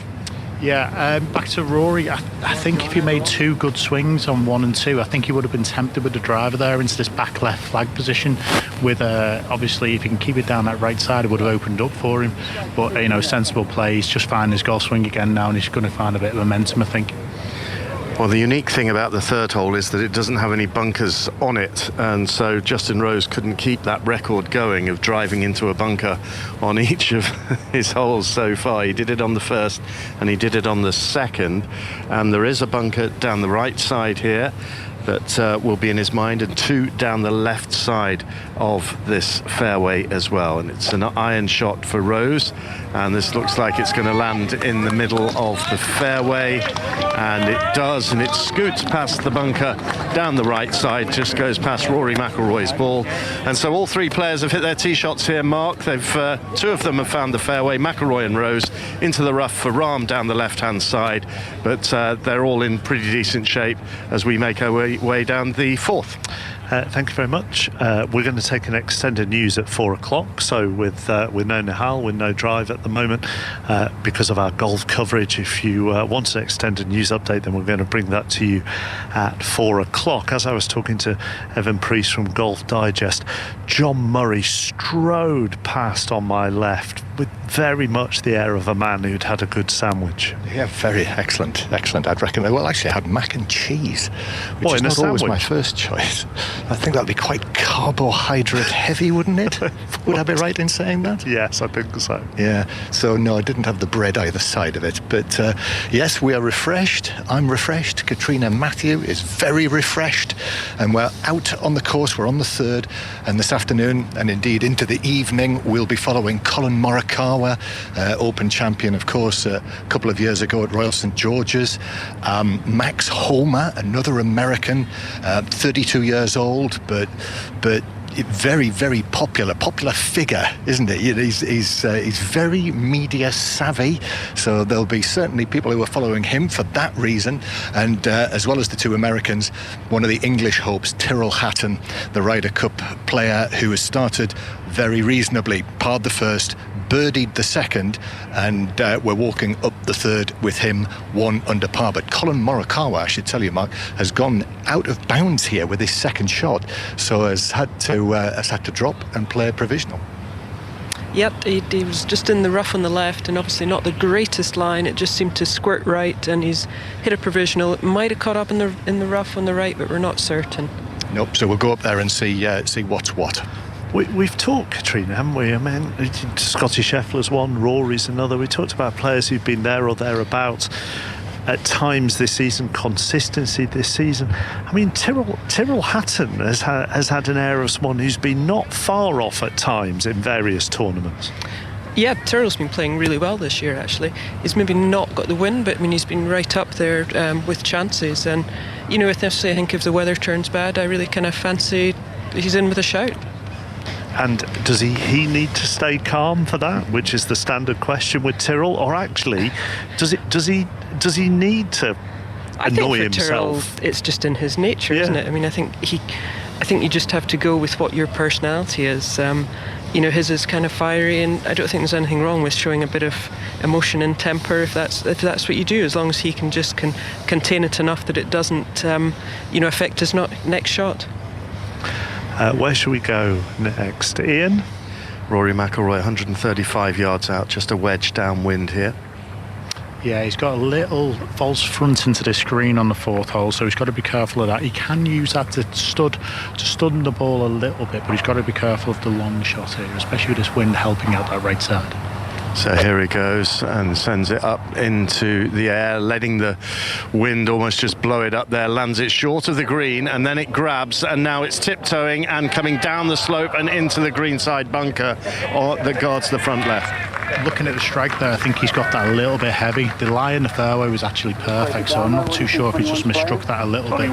But again, we have to have a little look at that lie in the trap now. He's definitely short-sided. It'll require a very good bunker shot now to get this up and down. That's an unforced error, isn't it? Absolutely. Again, we talk about Rory with the wedges, unfortunately, but that's a highlighting point there. And that's what Sir Nick Faldo says every time when you ask him about Rory McIlroy. The one thing that he feels lets McIlroy down at the very highest level is that approach play with the wedges. That was just 135 yards out, downwind, and he just got a little cute with it, and it ultimately checked, turned abruptly left, and then caught the slope and went down into the greenside bunker to the left of the green. Justin Rose flies his all the way to the flag, and then it puts the brakes on, and that's a super shot. That sets up the first birdie chance for the Englishman today on this 4th green. You're just starting to see a little bit more bounce in the greens now. They had 2 nice big hops and then a little bit of spin at the ends, so it's just starting to show the players are starting to be a little bit more aware of the green firmness. Now, does this help Rahm if he wants to feed the ball into the green, that he is playing from a decent lie in the rough? Obviously it will take get rid of any spin. Yeah, 100%. He can use this little false front at the front of the green. When I say false front, there's a bit of a slope from the very front edge facing backwards, so he try and stun it into there and use that and then run the ball out up to the actual slope, which he's done really well. He's just caught the left edge, just got to be careful this doesn't go long, and it has just down into that little dell back left. That's again going to be a tricky up and down now. So, frustration for McIlroy and Rahm. Rose sitting pretty on the fourth as we go to James, Greg. With Joaquin Niemann, the young Chilean, a 24-year-old who won one of the bigger PGA Tour events last season at the Genesis Invitational before defecting to Live Golf. He's short-sided here at the par 5, but this is his third shot. So he's going to try and give himself an opportunity to make a third birdie in 5 holes, and he's a little disappointed with where that one has run on to. He's probably got 12 feet left to try and get it to -3 through 5 holes at this Open Championship, as that wind is starting to pump off the D estuary, and it's going to make the par 3 6th hole very interesting indeed, with again a hole location that is over on the right hand side, heavily guarded, huge galleries around this 5th and the 6th, as people are trying to get in position to preempt where you guys are currently. But Joaquin Niemann will have around 12 feet to go to 3 under through 5 holes played very shortly. I was going to say, actually, James, I was going to ask those who are out on the course, because I'm not far from the media centre at the moment, as I look at the flags representing the competitors around the 18th green, they are really billowing at the moment, as are the sponsors' flags over the hospitality village. So I don't know, Ian, whether it's picking up where you are. It is, and the hole is the flag in the hole is just rattling away here as McIlroy gets ready for a tricky bunker shot here from short left, straight downwind, and that one flies out, needs to grab, and it doesn't quite, and it catches the slope and it runs on, and it's run on by about 12 feet, something like that. But you saw the lie, Paul. Yeah, it was a clean lie. It was, like we said, that when we were walking down the fairway, though, that bunker's a bit of it should have a cross in that to that flag, definitely, because it's a short side bunker shot. As soon as you get out the bunker, it runs away towards the flag and then runs away past the flag as well. So again, it doesn't look like a great bunker shot, but he couldn't actually done much more from where he was. It was the place not to end up, wasn't it? Absolutely. Like I say, I'll always cross areas in my yardage book that I don't want to be, and that was certainly one of those. Well, McIlroy is right up against it to remain in the red figures, as we say. You always write the figures in red when you're under par, and he's 1 under par at the moment on the third. The leaders at 5 under. Christo Lamprecht and Tommy Fleetwood around in 66s, par 71 this year for Hoylake. It was 72 the last time we were here in 2014, but the 10th is now designated a par 4 rather than a par 5. Here is the third shot of Jon Rahm, putting and hits the flag. It was going like a rocket, and that did him a favour, and it's finished up right next to the hole, but that would have run on and on. Definitely a bit fortunate there, but again, it's great to see him being so aggressive. Again, down that left side, watching Rory and Rahm, that's looking at this green, that's just a place you do not want to be, and you can see from both players how difficult that was, especially if Rahm had missed the flag. That was going to be a good 10-12 feet past the hole again. So birdie chance coming for Justin Rose, but before that, a very, very important putt here for McIlroy.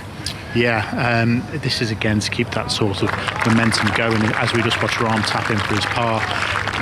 These are the putts he's going to have to hold. These are the sort of proximity length that we're going to see birdie chances coming from, par saves coming from. So again, if we can hold one of these early, it'll definitely increase his confidence in that range.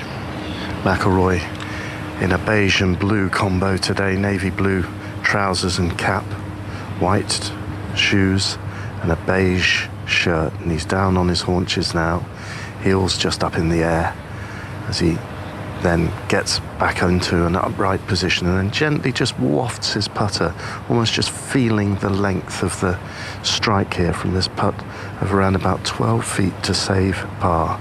The Mells Road behind, you can see the traffic just trundling along there, but everyone's watching here as McIlroy puts up the hill, took a little bobble on the way, and it has stayed above ground. First bogey for McIlroy, he slips back to level par. Yeah, a little bobble in the middle of that putt that we could all see. Again, it looked a positive stroke though from McIlroy as he looks back down the line, thinking how the putts run up to the hole. You know, a little bit unfortunate there, a little bit of a momentum killer that one, but he walks onto the par 5 at 5th. Because the fact is, he has made bogey from the middle of the fairway in the ideal position. With a wedge again. You know, these are the things, not only is it not making birdie from that position, but it's actually dropping a shot. That's the frustrating things at the moment. So this is important now for Justin Rose, because and it was so important that he made that par save on the third after dropping shots at the first two. A few times how important the start is here. Those first 3 holes, if you can get through those first 3 holes in level par, it gives you a good bed to obviously start and get into your round before, well, what we thought was a bit of a birdie chance down 4 with a wedge in your hand, and then obviously walking onto the par 5 5th. This is only about 6 feet, and it's up the hill. He can be positive and into the wind as well. This for the first birdie for Justin Rose, the 42-year-old Englishman. Sends the ball up the hill. That took a bobble as well, and it stays above ground. Very, very close, but it's a missed chance. Yeah, I don't know if there's something going wrong around this hole position. Both Rory's ball and Justin's ball rolled terribly, if I'm totally honest. You can see the ball sort of wobbling around a little bit, so a bit unfortunate for both players there. Right, they make their way to the first par 5 on the course. The 5th, which today is measuring 510 yards. Drop shot for McIlroy. He slips back to level par. Missed chance for Rose, so he remains at 2 over par. And remaining at level par is Jon Rahm after a somewhat fortuitous 4 on the 4th. And they've resumed after tea at Old Trafford. Eleanor Oldroyd. 240 for 2. England trail by 77 runs. Zach Crawley 132, Joe Root 45. Slightly nervous moment at the start of the session though. Very first ball flew up off Joe Root's pad, caught at slip, but we had a look at it, or the umpires had a look at it, and it was established that there was no bat on it at all. So Joe Root survives. He's on 45. Pat Cummins bowled the first over. Josh Hazlewood bowling the second over. They can only improve after the afternoon session, Australia's bowlers. Ball by ball on Sports Extra. So we are live at Royal Liverpool, the opening day of the 151st Open Championship. Christo Lamprecht, the amateur from South Africa, and Tommy Fleetwood, both in the clubhouse on 5 under.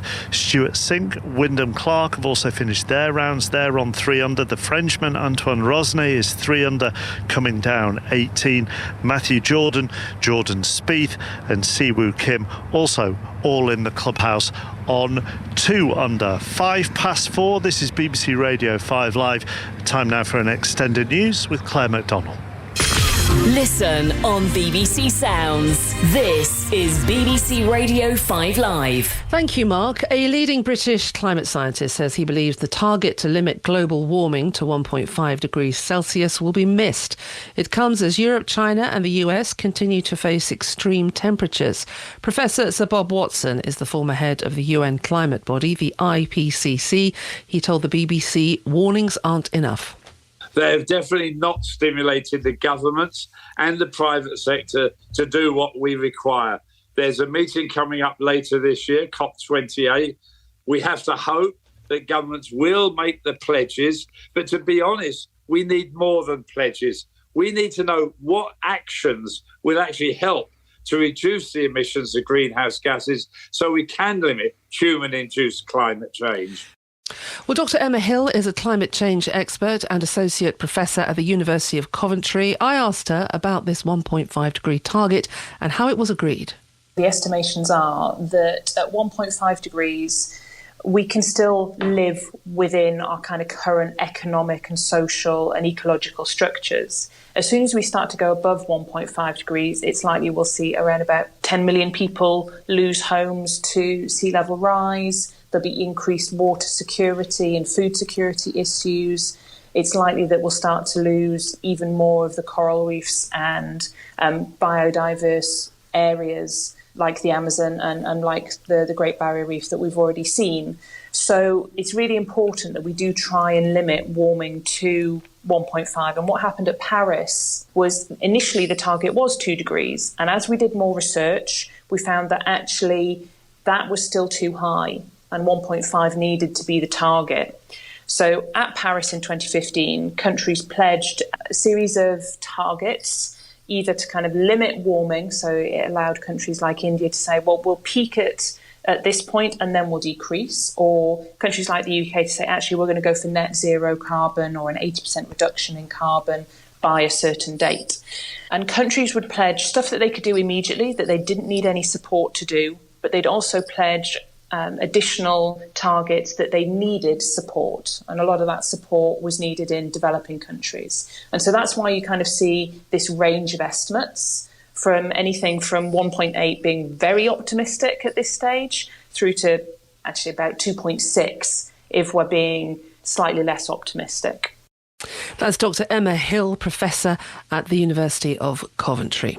Wheat prices have risen sharply. It's after Russia said it would treat ships heading for Ukrainian ports as potential military targets. Moscow pulled out of a UN deal on Monday that ensured safe passage for grain shipments crossing the Black Sea. It's been another day of disruption for the NHS patients in England. A 48-hour strike by senior hospital doctors got underway this morning. Thousands of consultants walked out from 7 a.m. in their dispute over pay. It comes just 2 days after the latest walkout by junior doctors. Earlier, I spoke to our health correspondent, Nick Triggle. This is the first strike by consultants, the most senior doctors in the NHS for more than a decade. At the heart, as has been the case with many of the public sector strikes we've seen in recent months, is pay. The British Medical Association argues that consultants have seen their pay, once inflation is taken into account, fall by 35% over the past 15 years. So at 7 o'clock this morning, consultants walked out for 48 hours. They will, however, be providing what's called Christmas Day cover. So emergency care will be provided by consultants alongside with a small amount of routine services. I mean, what is the impact of this? How far-reaching is it? Well, ahead of the strike, NHS England warned this walkout would have the greatest impact of any of the strikes we've seen in recent months, and that includes junior doctors, nurses and ambulance staff. And that's because even though hospitals today are sort of reporting perhaps half of their consultants are in to provide that Christmas Day cover, the key with consultants is that they cannot be replaced, they cannot be covered. So if a consultant anaesthetist is needed for surgery and they don't turn up for work, that whole list is likely to have to be cancelled, and it means a whole team of staff, junior doctors, nurses and theatre staff are left unable to carry on the work they plan for. So we're expecting thousands of treatments and operations to be hit and have to be rearranged today and tomorrow because of this action. How far apart are both sides on what they're asking for pay-wise? Well, the government has given them a 6% pay rise this year. That was announced last week as part of the settlement for the public sector. And the government was very quick to point out that this was the final pay offer. The money will be going into their pay packets later this year, backdated to April. And there would be no more talks. But the British Medical Association has been talking about below inflation pay rises for the past 15 years. Now, unlike the junior doctors at the start of their dispute, consultants aren't necessarily asking for the pay to be restored all in one go. But what they do want is pay rises that at least match inflation, and 6% is obviously a long way from the level of inflation we've seen over the past year. So they have already announced that they will be carrying out a further strike at the end of August for 2 days. So it's clear the two sides are a long way apart. That's our health correspondent Nick Triggle speaking to me earlier. Mortgage rates have fallen for the first time in 2 months. It's after better than expected inflation figures. The average 2-year fixed rate residential mortgage is down to 6.79% from 6.81%. That's according to Financial Information Service Moneyfacts. Apple is threatening to remove services such as FaceTime and iMessage from the UK if new proposals become law. The government wants to update the Investigatory Powers Act, which would mean messaging services would have to clear security features with the Home Office before releasing them to customers. Our tech editor Zoe Kleinman explains. The government has put out a consultation saying it wants to update some of the powers under this Act. It says it's not new powers, it's trying to make the Act relevant to current technology because things have moved on in the last 7 years.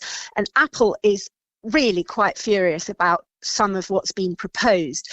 2 things in particular. One is that the Home Office is demanding that tech firms pre-clear any new security features with it before they're released to customers. And the second is that if it issues a notice saying that security has to be disabled because of a national security threat or perhaps a threat to the safety of children, then that has to happen straight away. Now, currently, these notices can be issued. They're shrouded in secrecy, by the way. The companies, if they get them, they're not allowed to inform the public that they've had them. So it's very difficult to know whether any have ever been issued and whether they've been complied. But there's a review process, there's an oversight by an independent body, and there's also an appeals process that the tech companies can go through. And currently, they don't have to act. They don't have to do anything. That's our tech editor, Zoe Kleinman. Make your prices clearer or face further action. That's the warning to supermarkets from the Competition and Markets Authority, which has been investigating grocery shops. The regulator has been trying to find out if firms were profiteering from the cost of living crisis. I spoke to our Money and Work reporter, Peter Ruddick, earlier and asked what today's news could mean for shoppers. Well, for those people I was speaking to yesterday in Cheltenham at that food bank and the community pantry who want to see lower prices at the checkout, this is unlikely to deliver that, I think. But it should, in theory, make prices clearer. So the regulator was looking at 2 things. Are supermarkets prioritising profits over passing lower costs on to us? And are unit prices clear enough in store? So on the first, they found no evidence of profiteering, but they are going to investigate 10 products, including baked beans and formula milk, to see if there are problems elsewhere in the supply chain. On the second, they found that not all retailers were making things clear. So, for example, selling a washing up liquid with a unit price in per litre and another washing up liquid with a unit price in per 100 millilitres. So shoppers were having to do a bit of mental arithmetic to work out how to get the best value. They also said unit prices were sometimes not displayed with promotion items or loyalty card offers, which obviously so many people rely on these days. Sarah Cardell is the chief executive of the Competition and Markets Authority. She told us the problem was partly the rules themselves and partly firms not following the rules properly. The rules definitely need to be improved. We think that there are issues with consistency, but we also know that retailers are sort of utilising the inconsistencies in the rules at the moment. We've also found some examples where retailers are simply not complying with the rules as it stands. We've written to those retailers. We've made very clear that we expect to see that consistency of compliance. If we don't see that, we'll be taking enforcement action. So, Peter, what have the supermarkets had to say about this? Well, they've welcomed the first conclusion from the regulator that there is not this excessive profit-taking. The British Retail Consortium told us UK grocery prices were actually among the cheapest in Europe. On the unit pricing, they say they will reflect on the recommendations, but they do think the rules themselves need changing. We spoke to Lisa Webb from Which. She wants retailers to go further. People who are having to rely on those convenience stores, those small convenience stores in inner cities, they're actually not getting the benefit of competition between supermarkets. And that's something actually supermarkets can fix almost immediately by just introducing the budget ranges and budget lines into those convenience stores. Currently, very few convenience stores stock budget lines because it's not deemed financially viable. Morrison's actually has said that they will be doing this shortly. So really, the rest of the supermarkets ought to be following suit pretty quickly. Now, the regulator did mention this convenience store issue, but no pledge from retailers on this one yet. On unit pricing, the government says it's going to consult on new rules this autumn. Consumer groups say they want swift action, though, to help shoppers now. Interesting timing.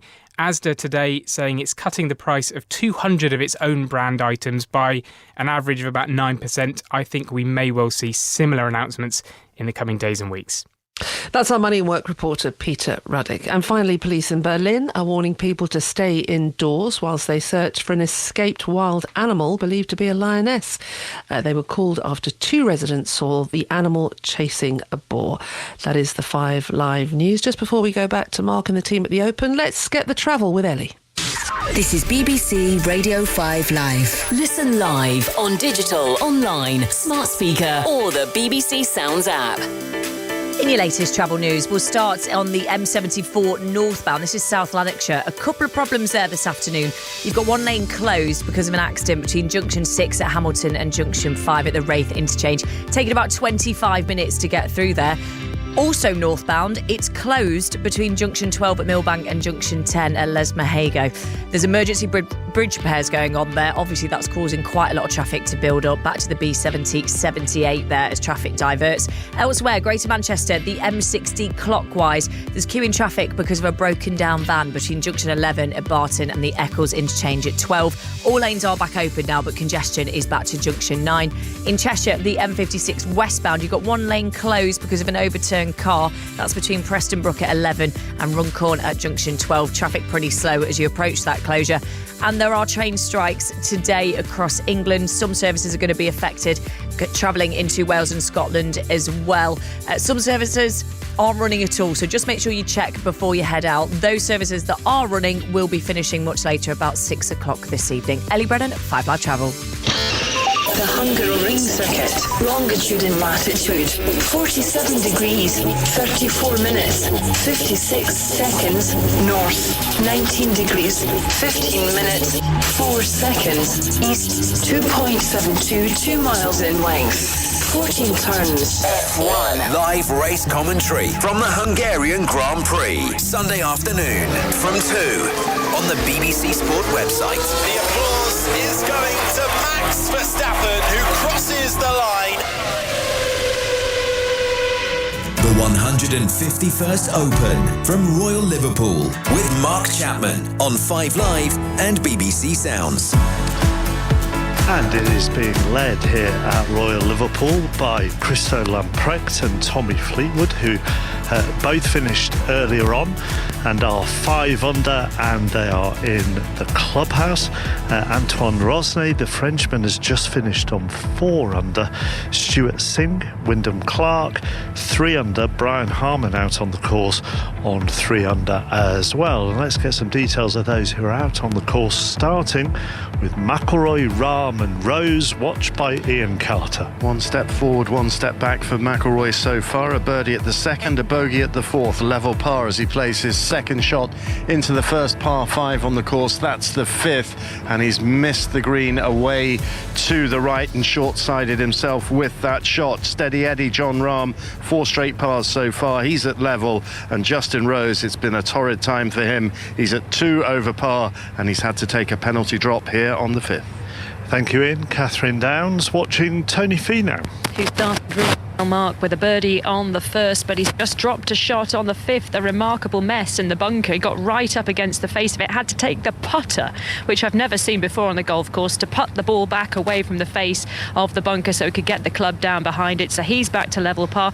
Justin Thomas, though, has done exactly the opposite. Dropped a shot at the first, but birdied the 5th. So all in this group, Victor Hovland, Tony Finau, Justin Thomas on level par as we head to the 6th tee. Thank you, Kat. James Gregg next. Who are you watching? Joaquin Niemann, the 24-year-old Chilean live golfer, started off really hot. He was 2 under through his opening 3 holes. A consecutive run of pars, though, means that he, striding towards the 7th tee, is also at 2 under par.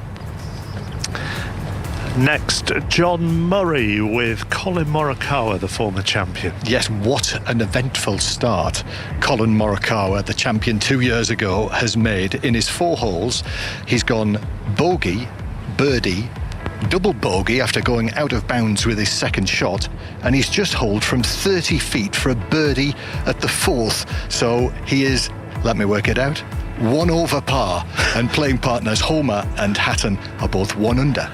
Thank you very much, John. Alistair Bruce Ball, also part of our team, but we haven't seen him for about 3 hours, so I don't know if he's gone home for the afternoon. Where are you? Sitting beside the 17th green. Mark, Graham Storm and I have been sent out this afternoon just to watch this much talked about little par 3 that comes right at the end of the round. One of the most picturesque spots on the golf course. We've arrived about 10 minutes or so ago. 27 groups have played this par 3 so far today. We've had 11 birdies, 54 pars, 14 bogeys and 2 triple bogeys. And Graham Storm, we just saw Alex Fitzpatrick Jr. make one of those rather nasty triple bogeys because he went long off the tee. Yeah, he kind of made a little bit of a mess of it going long over the green, and there's just no shot from back there. Then he managed to just scramble it just short of getting it onto the putting surface, but then his chip shot ended up in the bunker from there, and he made a double bogey. So that's what we're here for, Mark. Birdies, bogeys, double bogeys, triples, anything else. It's not going to help your steps, though, is it? Not sat here, no. Although I did get up to go and see exactly where Alex Fitzpatrick's ball was lying, but that was about 54 steps to get there and back. So if you want the golf, we're on all the way through until 8, 8:30, something like that, here on 5 Live. If you want the cricket, it's on Sports Extra and on BBC Sounds. There'll be highlights on the iPlayer and on BBC Two later on as well. And Ellen Oldroyd is keeping us updated from Old Trafford. And I'm guessing that they will include Joe Root's reverse ramp for 4 to bring up his 50 off Pat Cummins. That is one for the photo album. England 261 for 2, so they're 56 behind now. Crawley is on 143, Root is on 53. Just to add insult to injury for Pat Cummins, the ball before Root brought up his 50, there's a big LBW shout, not given out on the field. Australia were just halfway towards calling for the review, and then it was given out, no ball as well. 261 for 2 England, and a lot of furrowed brows among those Australian bowlers. It's a glorious afternoon here at Hoylake. Just making my way to sit beside the 18th green for a while in the sunshine. There is a breeze sweeping across the course, and Ian Carter. What hole are you on? 6? 5th, the first par 5, Mark, and Justin Rose has had a really torrid time here. He put 2 tee shots into the gorse, so he had to go with a 3rd provisional tee shot. Fortunately for him, the first ball was found, had to take a penalty drop, and now he is playing his 4th shot at this par 5, chipping from just left of the green, and he's played it very nicely indeed, and he's put it to probably 8-9 feet, something like that, so an outside chance to save his par. From looking at 5 off the tee at one point, I think he'll definitely take that at the moment. So again, it's still a lengthy par putt for the save, but you know, like I say, he'll be made up with that situation, especially stood back on the tee. Now, Jon Rahm missed the green on this par 5, which today is into the wind, but measures only 510 yards.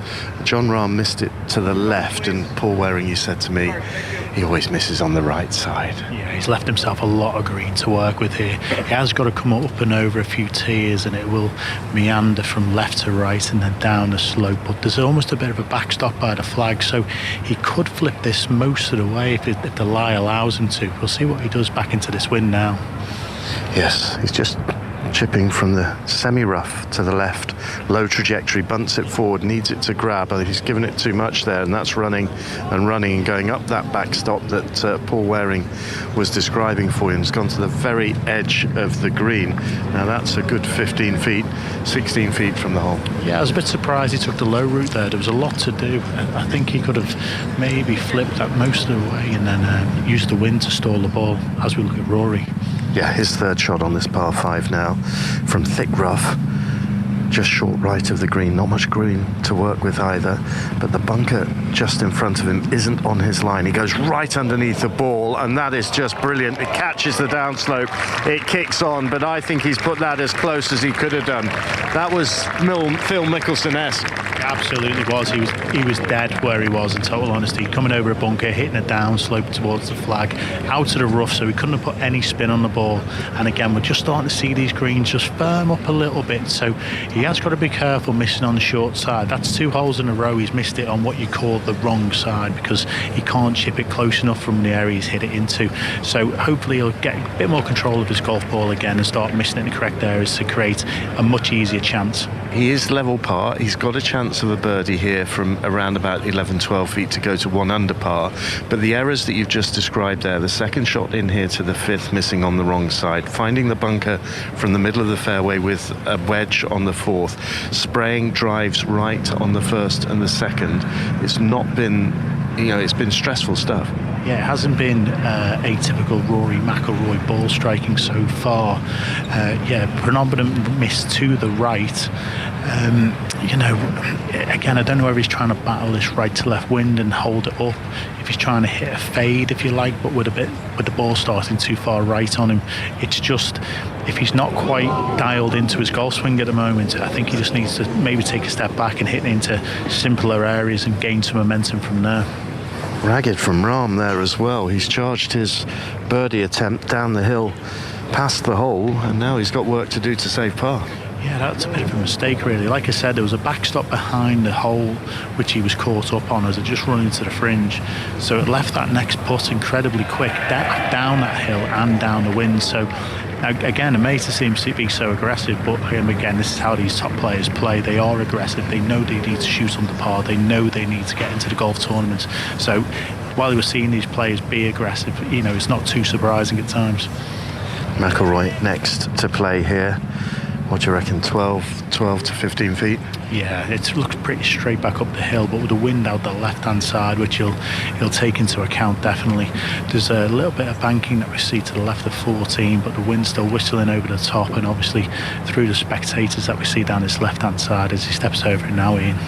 Yeah, putting from his shadow into the bright sunlight, sends it forward up the hill, looked a good stroke, but no, and he bends at the hips and looks down at the green grass of this 5th putting surface, and then somewhat resignedly trudges up to his ball and taps it in for a frustrating par 5. Yeah, well, he's missed 2 of those now. It looks like he's had really positive strokes at it, which is a good thing. We all miss putts, but the body language around it, he's expecting to make these. He looks positive in his putting stroke, which, it's a great thing to see from Rory McIlroy. Very much so, and actually between his shots, the way he is walking, the chest is out. I think there is a very conscious effort to have a very positive vibe around him in terms of his body language. Yeah, his body language is incredibly positive, as it should be from the world number 2. He's arguably one of the hottest players in the world right now, so he's obviously trying to gain as much mental confidence as he can as he walks down the fairways. Justin Rose then to save his par on the par 5, 5th up the hill, and he catches the right edge of the hole. It spins away and stays up, and that's a 3rd bogey in the opening 5 holes for the Englishman, and that means that he's going to slip to 3 over par. Yeah, again, similar putt to what we saw from Rory. I think both players were expecting either a little bit of left to right in the putt or a little bit of the wind hitting it from that left side. Neither happened. Both hit the same sort of putt. Again, both look positive. I think they're both a bit disappointed to miss those. Mark, we've got a par putt for Rahm and a bogey putt for Rose to come. We'll give them those putts, but if anything goes awry, I'll let you know. It just sounds like a real battle at the moment, Paul. Yeah, it is. But at the same time, Rahm's made it look incredibly simple up to this point. Again, he stands over a 4-footer now for par, but before this he's hit it in the fairway, down the last couple of holes. He's missed in it on the correct side. He looks like he can possibly get at this golf course a little bit if he remains patient. Rory looks a little bit more ragged, and I'll be honest, Justin Rose looks like he's struggling a little bit as we just see Rahm clear up again. He's held a few of these 4-5 footers now, Jon Rahm, and his pace control with the putting has been really good, barring the last, obviously, put down the hill, down the wind. So I think as soon as he starts getting his proximities of the hole better, I think he could be quite dangerous and get on a little bit of a run, because the putter looks really, really good. Just trying to put it into context, when we look at Lamprecht and Fleetwood, who are 5 under and in the clubhouse. How for you are conditions? You talked about the greens maybe getting a little bit firmer, but how are conditions different, if indeed they are at the moment, to what they were 4 hours ago? Yeah, there's a little bit more bounce in the greens, definitely. The fairways look like they're running a little bit quicker as well.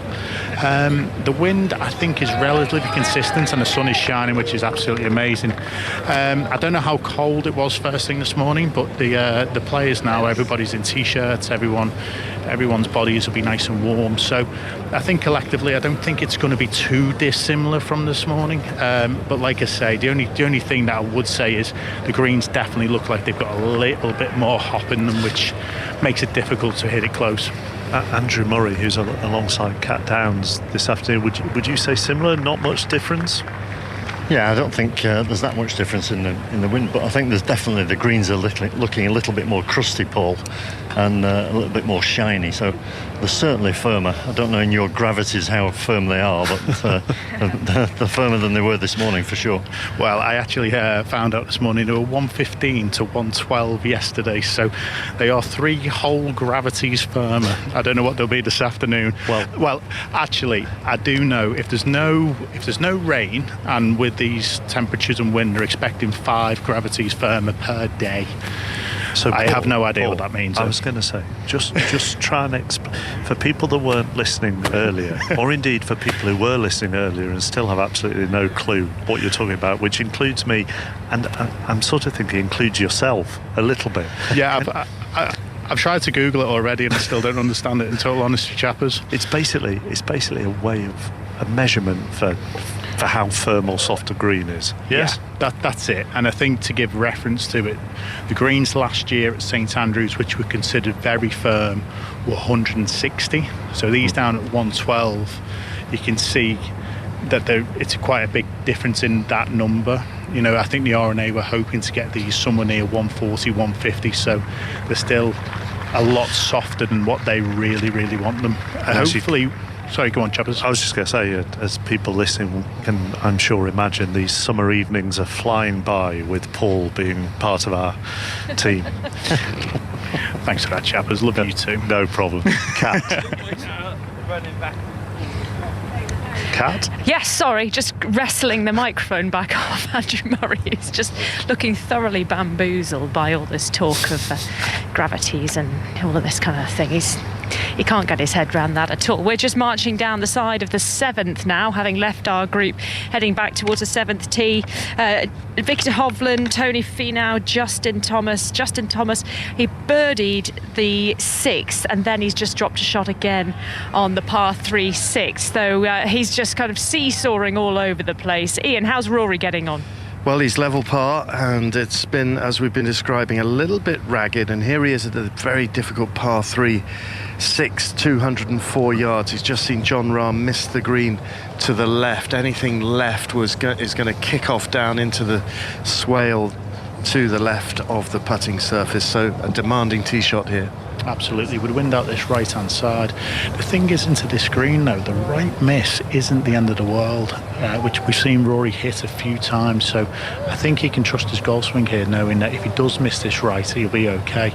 We've seen Rahm miss it left, which is going to be a little bit tricky as the ball just gathers further and further away from the hole, as we see Rory in the air. Yeah, on its way, high trajectory. It's a steepling shot, and it lands on the front portion of the green and just runs up, and he'll be happy enough with that. He's put it to 25, 30 feet. Yeah, I think the 6th hole is playing one of the toughest on the course at the moment, so obviously to hit this in regulation's a massive plus.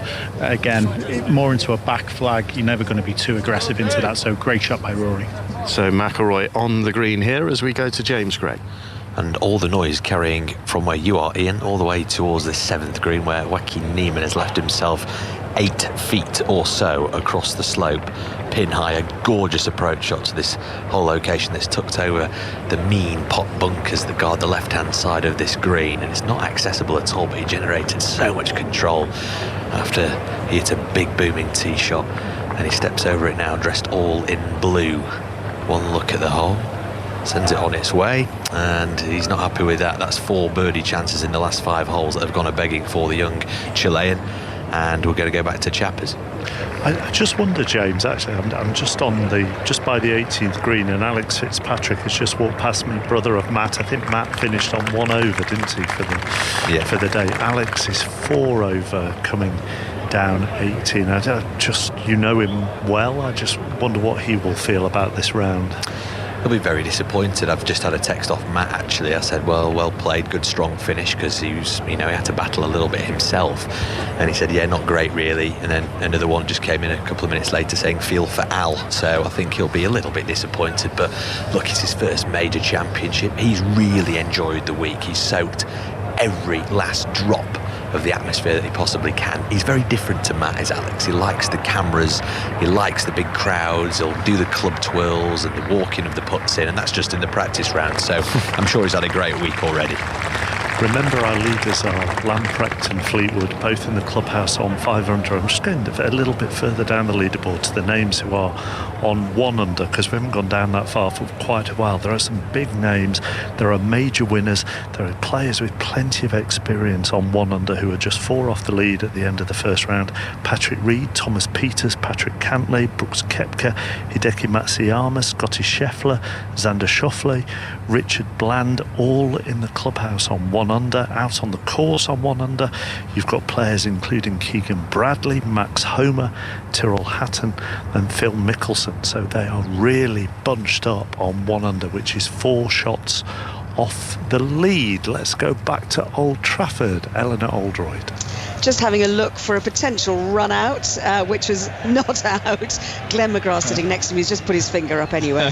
280 for 2 is the score. England trailed by 37 runs. Zach Crawley is on 156. He brought up his 150 off 152 balls. 2 successive 4s of Pat Cummins, who was going at around about 6.5 and over, which is not very Pat Cummins like. Joe Root is on 58. And I was just saying, Chappers, to Glenn that you were at the golf, and he said, yeah, I think I'd quite like to be there too. You're not enjoying it, Glenn? Well, it's one of those days when you're seeing the ball get hit to all parts of the ground and your team's not batting. It's not one of your favourite days at the office, is it? I mean, look, we've all talked about what this England plan was ever since Pat Cummins lost the toss yesterday morning. But to actually see it at the moment looking like it's going to come to fruition is thrilling. I mean, this is a remarkable day, isn't it? Well, it is, and we said at the start of the day that it was going to be a very exciting, exhilarating day. There was no doubt about it. I thought 2 things were going to happen. England were going to smash it and score 400 plus for the day, or they were going to get bowled out for 150. I said my gut feel was 150. Well, it's been proven my gut doesn't know what's happening these days. And so this day, I think England had no other option. With the weather forecast over the weekend, they had to chance their arm. Someone had to step up and do it for England. And Zach Crawley has looked absolutely amazing today. He's just hit it to all parts of the ground. And, it's been brilliant. I wonder as well, Glenn, whether it's important not to underestimate that role that Moeen Ali played when he came in at 3 after England had lost an early wicket. Yeah, no, exactly right. And so he put his hand up last Test match and said he'll bat 3 because Joe Root doesn't like 3. He wants 4. I think Harry Brook needs to come in at number 5 at the moment. He's not quite a number 3. So, and he came in and he's quite a fluent batsman. When he gets in, he's an elegant batsman. He's a bit like David Gower-esque. And he did his job. He went out there, played his shots. He timed the ball really sweetly and got a good 50 and just kick-started England alongside Zach Crawley. So, he deserves a lot of credit too. I'll come back to you in a second, Glenn. Just a couple more questions, but there's a birdie chance for Rory McIlroy. Ian. Yes, he's on the par 3 6th here, and he's just seen Justin Rose putt on a reasonably similar line and putt very well from the very front edge of the green. This is I describe it as an outside birdie chance for McIlroy. Remember, he's at level par, as is Jon Rahm, who's escaped from the bunker to the left of this par 3 and has 4 or 5 feet for his par to come. But McIlroy's got about 45 feet here, Paul Waring. Yeah, there is a slight tear at the halfway through this putt, a little bit right to left at the end. He's got a good look at Justin Roses from a pace point of view as well, so he knows there's going to be nothing that's going to spook him in this putt as he sends it on its way now. Yeah, he's left the flag in the hole. Up the slope it goes. He's not given it enough by some distance there. And actually he's left himself maybe 5 feet, something like that, maybe a fraction more to save his par. Yeah, he'll be a bit disappointed with that, especially after seeing Justin Roses' putt have half a chance of actually going in. So it's actually straight back in now to try and save par from this position. He's just heard the 2 words that you never want to hear, still you. So always the furthest away is the player to play next. So McIlroy, having been the closest off the tee after they've all played 2 shots on this par 3, now finds himself further away than his 2 playing partners. Yeah, he needs to try and just build a little bit of momentum, keep the momentum going. Doesn't want to drop a shot after being under par early in this round. Again, it's a little bit out the right, a little bit of wind out that right hand side as well. So he'll be conscious of that. He'll be buffeting his body a little bit now. We see the back of his shirt just starting to flutter. Sends it on its way, dead centre. Great putt. Really important from McIlroy. He's saved his par, and that will just give him a little bit of momentum as he heads to the 7th. He remains at level par. He's been playing quite hard today, hasn't it? The 6th, Ian? Yeah, it was among the hardest holes on the course certainly this morning, and I don't think it's got any easier with the freshening of the breeze. And as we've been describing, the gravity number has been growing on these greens in terms of the metric of their hardness, and I think it's just the back left pin position, and if a player is suckered into going for that, as Jon Rahm was, then you can just get that kick off the green, and then you're going to be gobbled up by a bunker. And here is Rahm. Let's just see if he can remain at level par. The Masters champion sends it forward and in. Great up and down from the Spaniard, so he does remain at level par. Okay, let's get some news of Tyrrell Hatton quickly, and then we'll go back to Glenn at Old Trafford. Yes, positive news on Tyrrell Hatton as well. For some more positive English sporting news, he's just hauled from close range at the par 5 5th to go to 2 under par, but that was after what I would say would have to be one of the shots of the day from a putt bunker by the green. Really tricky, and splashed it out to just within a few inches. So we'll tell you more about that in due course. But Tyrrell Hatton 2 under. Thanks. Back with John and Katrina shortly. Back to Old Trafford and Glenn McGrath and Ellen Oldroyd. I'm not taking the mickey with this question, Glenn, but what can Australia do here? Because surely somehow they need to slow everything down. Not only the scoring, but just time, if possible. Yeah, well, there was just a chance of a run out there, but it just did you give that one out as well? I'm more than happy to give it out, but he was well and truly in, unfortunately. So no, I think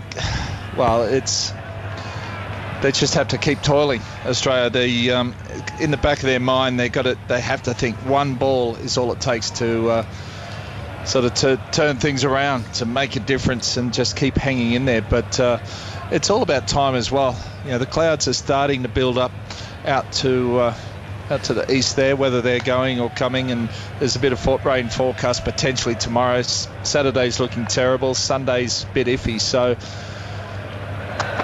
time is important, definitely. Yes. Sorry, chaps. I just wanted to ask Glenn, because I was sitting here watching in the afternoon session where, they were going at 7.12 and over in that afternoon session. It just felt to me like Pat Cummins didn't really know what his plan was and how to execute it if he had a plan, and whether he was kind of going through different plans, because we talked about England's plan, but what about Australia's bowling plan? Yeah, I think they tried a number of different things to see what was going to work, and none really were working, so they were still scoring along at a rate of knots, and you can only stick with a plan that's not working for so long, and then you try something else and it's not working. So the pitch itself is very slow, and once you get yourself in, it's a little bit of variable bounce and a little bit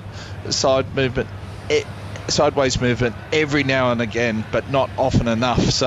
But once you get in on this pitch, it becomes quite a little bit easy, especially when they're attacking like this. So yeah, they're up against it, the Australians. They just need a bit of luck. Would you say, is it disorientating for a bowler in Test cricket to be in the middle of this kind of onslaught? I think most of the players out there have played a lot of T20 cricket recently, so it's probably a little bit of T20 cricket in white clothing, but it's Yeah, it's tough. There's no doubt about it. There's, the pitch is different to what it was at Headingley, but these batsmen are playing incredibly well, and we've just seen one straight up in the air. I think it's going to go nearly the whole way. So Zach Crawley again chancing his arm. So when you've got a batsman like Zach Crawley going the way he is, he's a hard man to stop. England have nearly got a lead here, chappers. They're just 22 behind now, 295 for 2, and that 4 from Zach Crawley brought up is 170. And just a final one, Glenn. Will there be a lot of reflection, do you think, on the Australian team selection? Yeah, you wonder whether Todd Murphy could have made a difference. He's a young guy. He hasn't had much experience at Test level. He did well in India against the likes of Virat Kohli and co, but that's on tracks that are turning square. It's a little bit different here on this pitch here.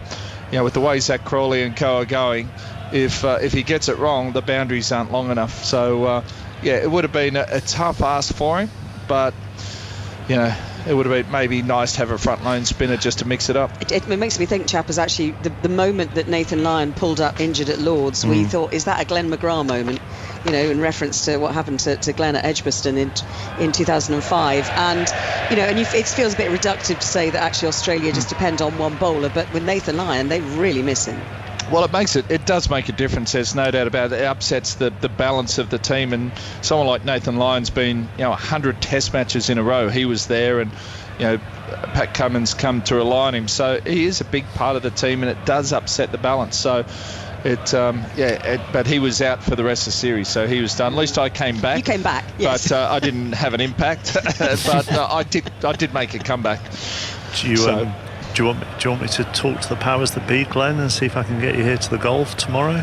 Yeah, that'd be good, wouldn't it? Come and watch a bit of golf and just see the ball flying and enjoying it rather than the other way. But in saying that, there's still a long way to go in this Test match. England are on top at the moment, but it only takes 2 or 3 balls and can turn things around quickly. And so fingers crossed for the afternoon session from an Australian perspective.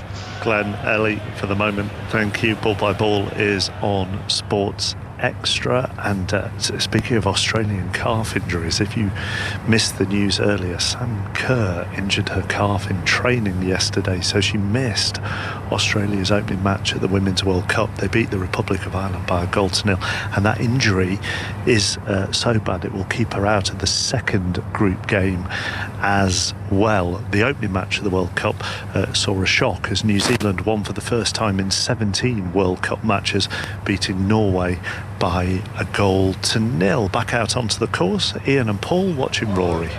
Yes, we're on the par 4 7th, the hole known as Telegraph. We've seen the tee shots, and both Rahm and McIlroy have missed the fairway, but not by very much, and they're sitting in the semi-rough with reasonable lies.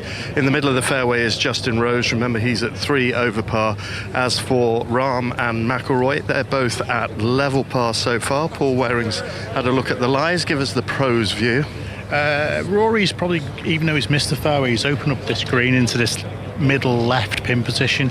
He's going to have under 150 yards as well. He's got 132 yards to the front of the green, this pin being 16 on, 5 yards from the left, so 148 yards in total for Rory.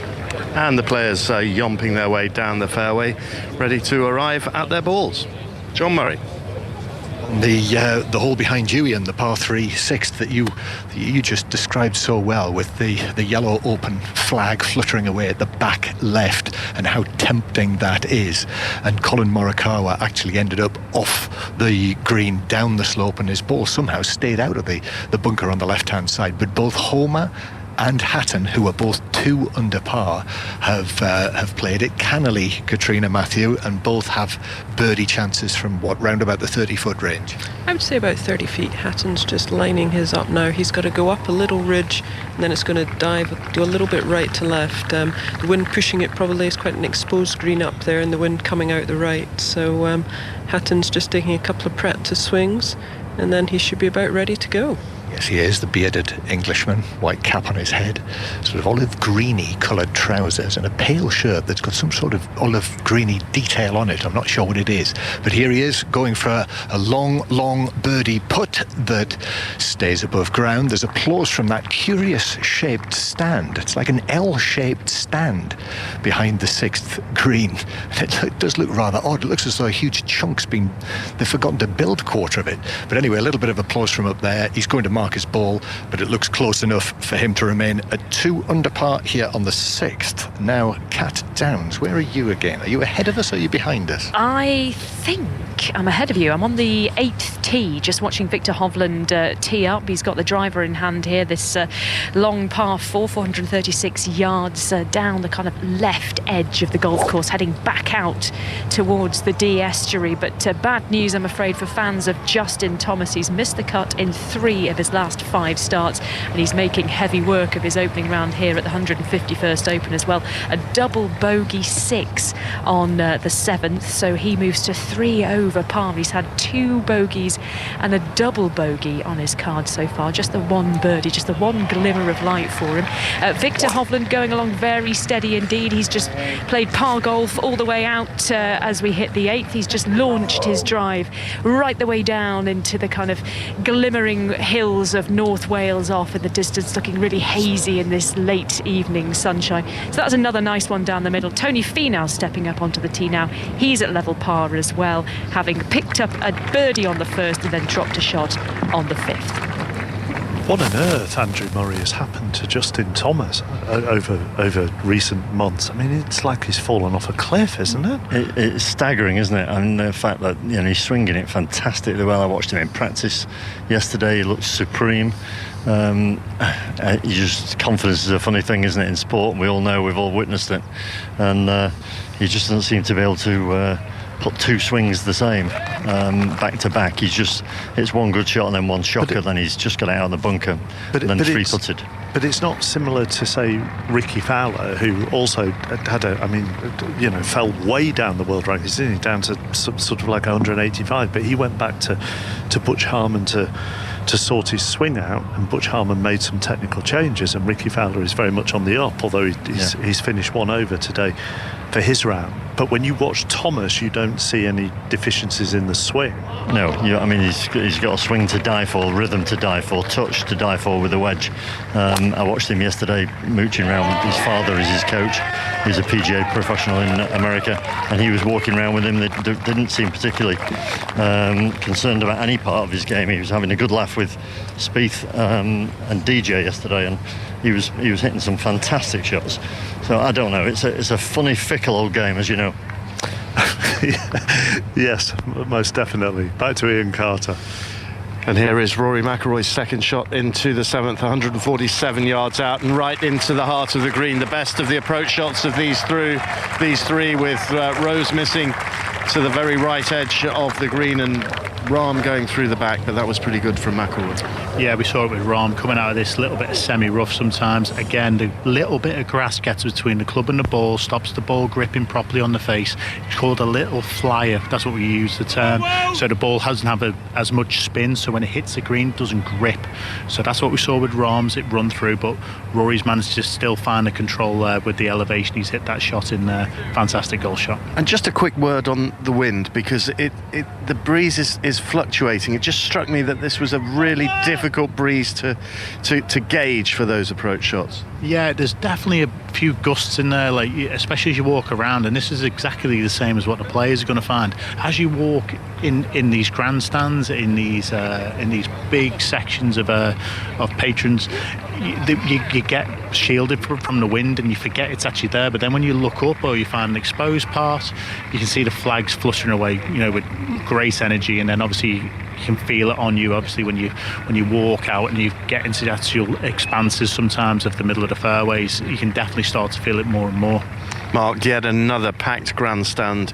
Applauds to greet these players as they arrive on the green. They've all got third shots to play, and closest to the flag, probably around about 30 feet away, 25 to 30 feet away, is Rory McIlroy. Yeah, it's quite sparse crowd-wise here on 18 at the moment. I would say the grandstands are maybe not even half full. The majority of fans and spectators here at Royal Liverpool are around that clutch of 7, 8, 9, and as the big names are approaching the turn or have just gone round the turn. James Gregg, you're with Joaquin Niemann, who is sort of in that cluster approaching the turn. He was, and it kind of still is, I suppose, but he had chances on 5, 6 and 7 to get it to -3, and then he's just dropped a shot at the 8th to fall back to 1 under par, and he stood on the 9th tee now with huge galleries, watching them ready to tee off the par 3 9th. So 1 under par, Joaquin Niemann, very frustrated with himself as well. Let's bring John Murray and Katrina Matthew back in, because we haven't heard that much from them over the course of the last hour.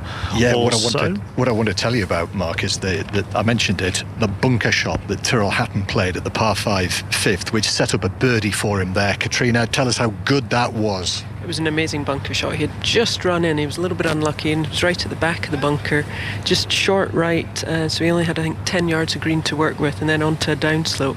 So he had a very delicate little shot that just popped up, landed just on the fringe, and then dribbled down to the hole.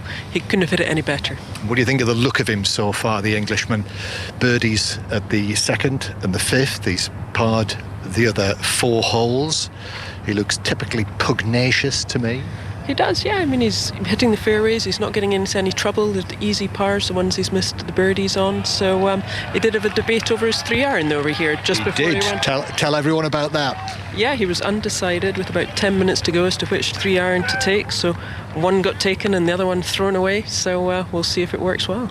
So there we are, Tyrrell Hatton, 2 under par, playing partners Max Holmer 2 under, and this eventful round of Colin Morikawa continues. He just holed from 20 feet at the 6th for his par to stay at 1 over. But this morning we heard plenty of "Come on, Tommy lad," didn't we? This afternoon I've heard plenty of "Come on, Tyrrell lads." Not quite, doesn't have quite the same ring, does it?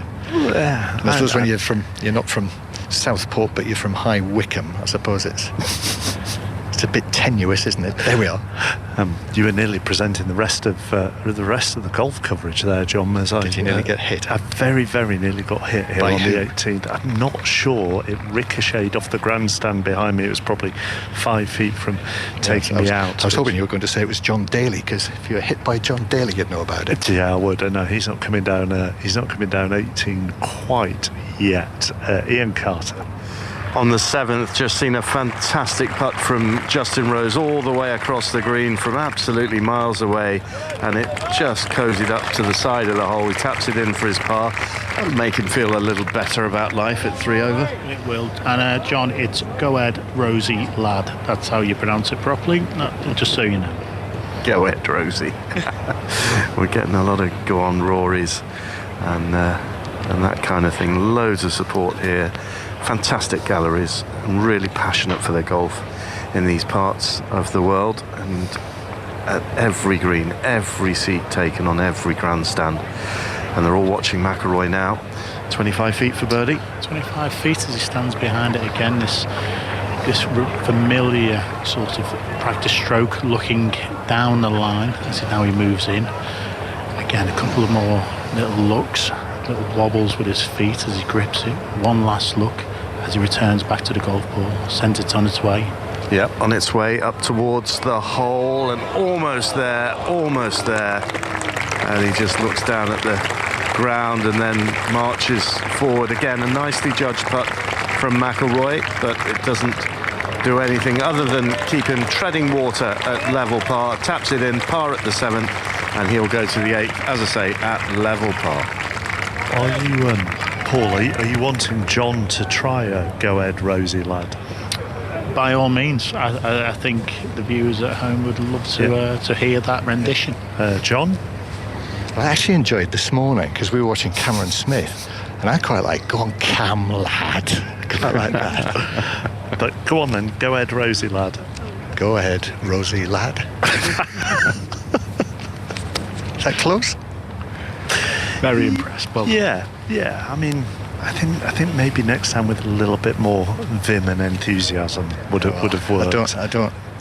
You know where we are, don't you? I don't want to upset the locals. No, I know. They're very wise, very wise. Where should we go next to get us out of this whole Ram's three-putted? Ellen Oldroyd. Do you want to have a go ahead, Rosie lad, Ellie? Me? No, I'm thinking. I know who your producer is at Roy Lake, and I think he's probably the only person present who could actually do a convincing version of that.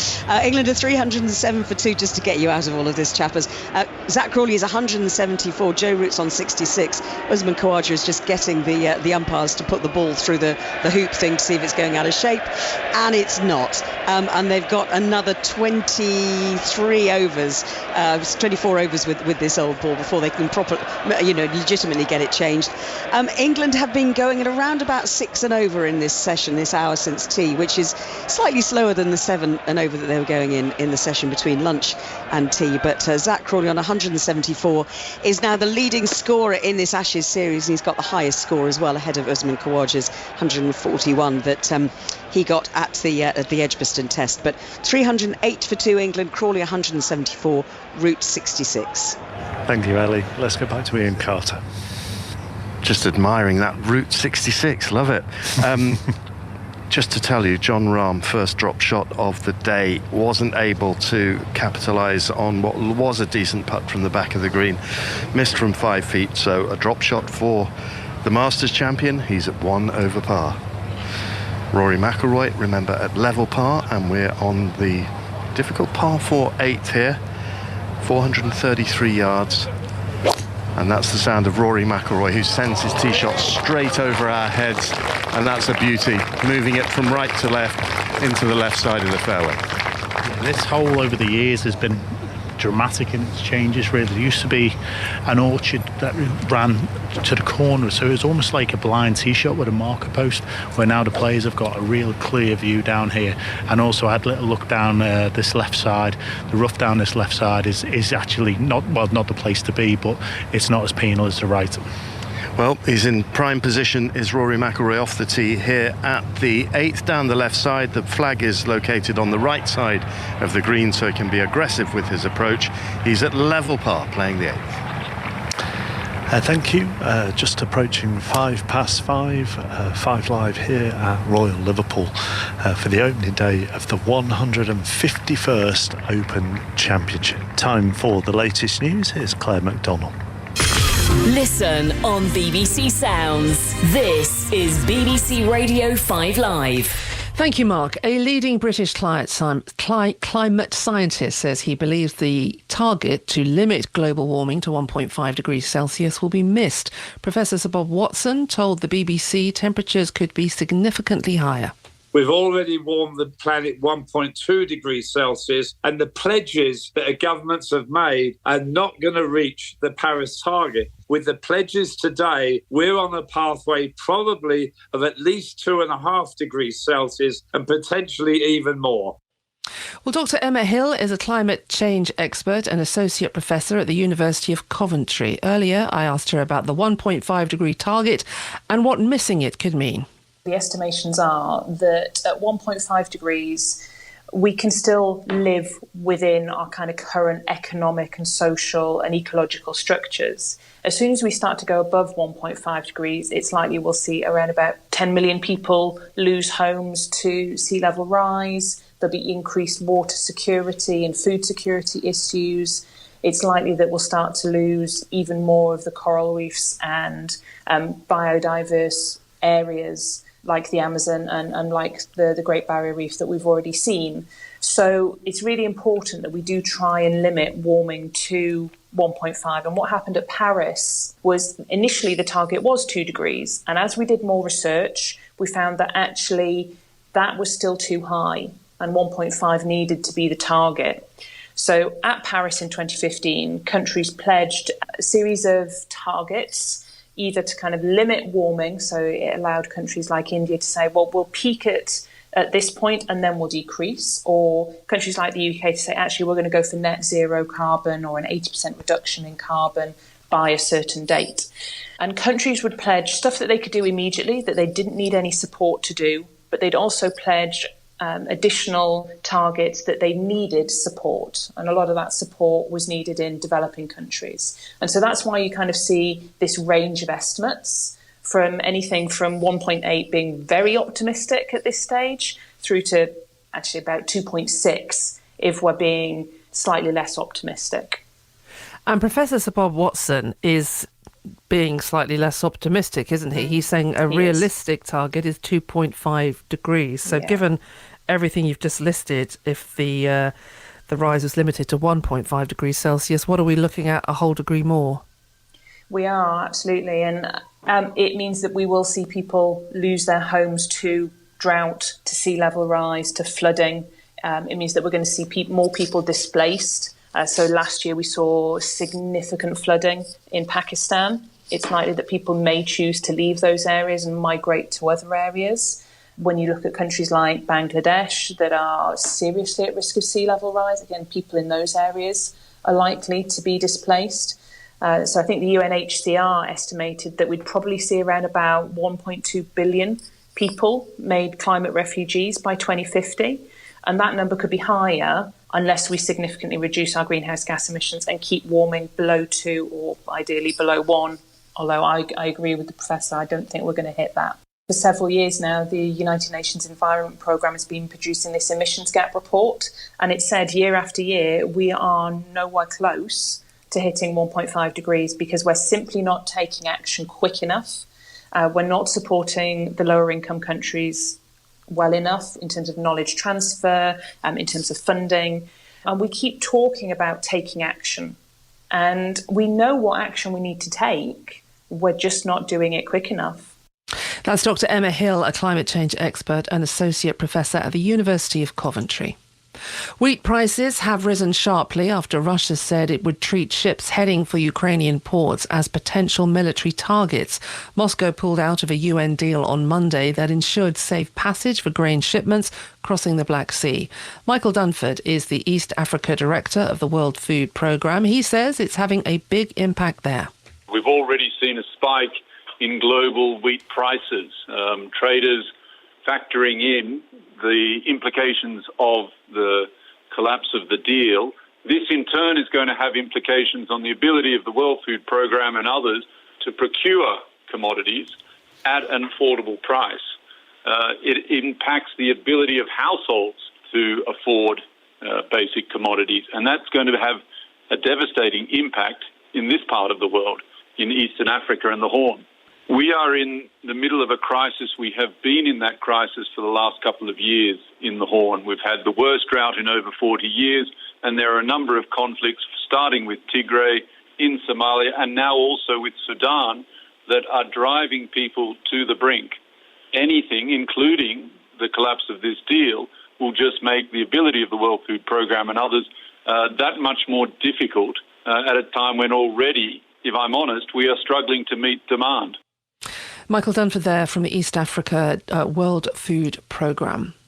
A strike by senior doctors in England is causing major disruption in the NHS in England, with most routine operations being cancelled. The British Medical Association says its members walked out because they're angry about the government's 6% pay offer. Here's our health correspondent Nick Triggle. This is the first strike by consultants, the most senior doctors in the NHS for more than a decade. At the heart, as has been the case with many of the public sector strikes we've seen in recent months, is pay. The British Medical Association argues that consultants have seen their pay, once inflation is taken into account, fall by 35% over the past 15 years. So at 7 o'clock this morning, consultants walked out for 48 hours. They will, however, be providing what's called Christmas Day cover. So emergency care will be provided by consultants alongside with a small amount of routine services. Ministers have urged the consultants to end the industrial action. Mervyn Rawlins is 61 and has Crohn's disease. His emergency procedure scheduled for today is one of those operations that's been cancelled. I was distraught. Tears. I'm a man and you've got to admit to things. It's been hard enough with this disease over many years. and to bring a family up and earn money and go to work, and the concerns of doing everything. But this was really the final straw. I am on antidepressants. I'm not a bashful man, and I think men have got to talk. And it has really shook me up. The body which represents health and service providers, the NHS Confederation, is warning that the long-term financial cost of strikes in the sector could run into the billions of pounds. It's called on both the government and the unions to hold more talks. Dr. Joe Phillip is a consultant in Bristol. It's not just a 40-hour job for us, it's a vocation. We spend a lot of hours. It's not the extra hours we are asking about. It is about matching what we think is deserving and also to make the profession foolproof for the future. Apple has said it will remove its messaging services such as FaceTime and iMessage from the UK rather than weaken security features if new government proposals become law. These include making tech firms clear new security features with the Home Office before they're released to customers, as our tech editor Zoe Kleinman explains. The government has put out a consultation saying it wants to update some of the powers under this Act. It says it's not new powers, it's trying to make the Act relevant to current technology because things have moved on in the last 7 years. And Apple is really quite furious about some of what's been proposed. Two things in particular. One is that the Home Office is demanding that tech firms pre-clear any new security features with it before they're released to customers. And the second is that if it issues a notice saying that security has to be disabled because of a national security threat or perhaps a threat to the safety of children, then that has to happen straight away. Now, currently, these notices can be issued. They're shrouded in secrecy, by the way. The companies, if they get them, they're not allowed to inform the public that they've had them.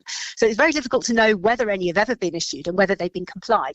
But there's a review process, there's an oversight by an independent body, and there's also an appeals process that the tech companies can go through. And currently, they don't have to act. They don't have to do anything. Our tech editor, Zoe Kleinman there. Ministers are considering putting extra conditions on banking licences. It follows reports lenders could lose their permits if they cut ties with customers because they disagree with their political views. Nigel Farage is accusing Coutts of lying about its decision to close his accounts.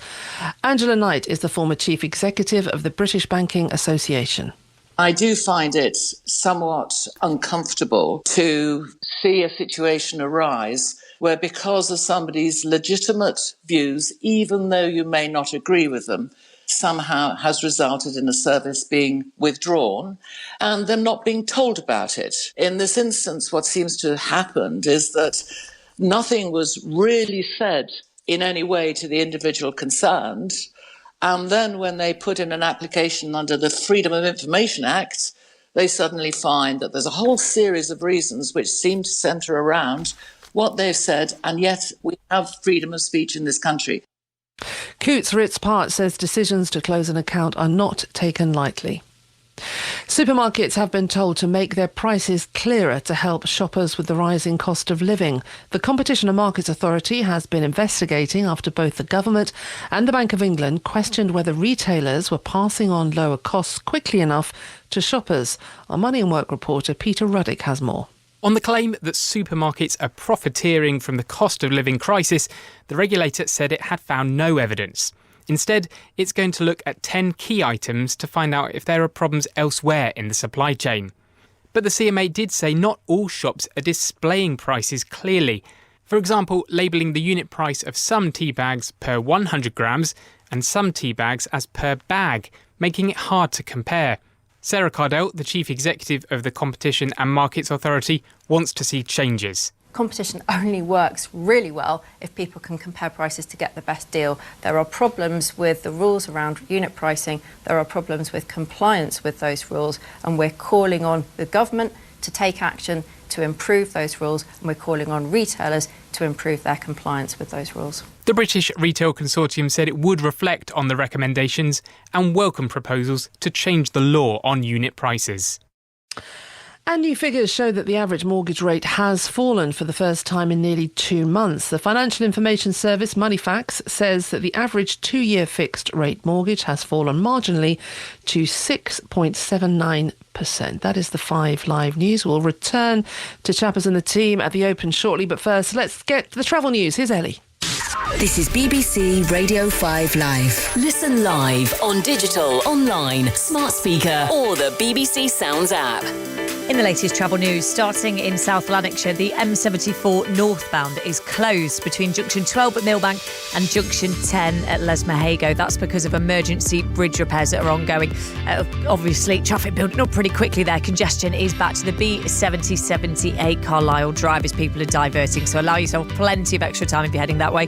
In Warwickshire, the M6 northbound, there's 7 miles of stop-start traffic and a lane closed between Cawley Services and Junction 38, the M6 toll. That's because of an accident earlier on. It's taken about 20 minutes to get through that stretch. Congestion is back to the Coventry turn-off at Junction 3. In Hertfordshire, the M1 northbound, the entry slip road is blocked at Junction 9 for Redbourne. 1 lane is closed on the main carriageway as well. There's been an accident there, starting to look fairly slow. The M25 anti-clockwise, you've got severe delays before the Dartford tunnels. Congestion is back to Orpington at Junction 4. There's delays on the approach to Junction 2 and 3 as well. Dartford itself, very heavily congested. It's taking about an hour to get through there at the moment. West Sussex, the M23 northbound, 2 lanes are closed. That's from Junction 9 for the Gatwick Airport turn off to Junction 8 at the M25 junction. There's been an accident there. There's severe delays. I'd expect delays to carry on for a little while, I'm afraid. And there's strike action on the trains today across England, meaning a severely reduced timetable with no service on some routes. Travelling to Wales and Scotland could also be disrupted. Those services that are running today are going to be finishing earlier this evening, so trains stopping about 6 p.m, so do check before setting off so you don't get stranded. Ellie Brennan, 5 Live Travel. Ibiza experience. Are you up for it or what? The party capital of the world. Famous for the music. You're not alone. The hedonism. It was all about liberation and freedom. And the clubs. Amazing sound system, the terrace, the crowd. I'm Sarah Story and I'm finding out how this tiny island became the world's clubbing mecca. Just can't get this back home like. I look forward to every trip back. Ibiza.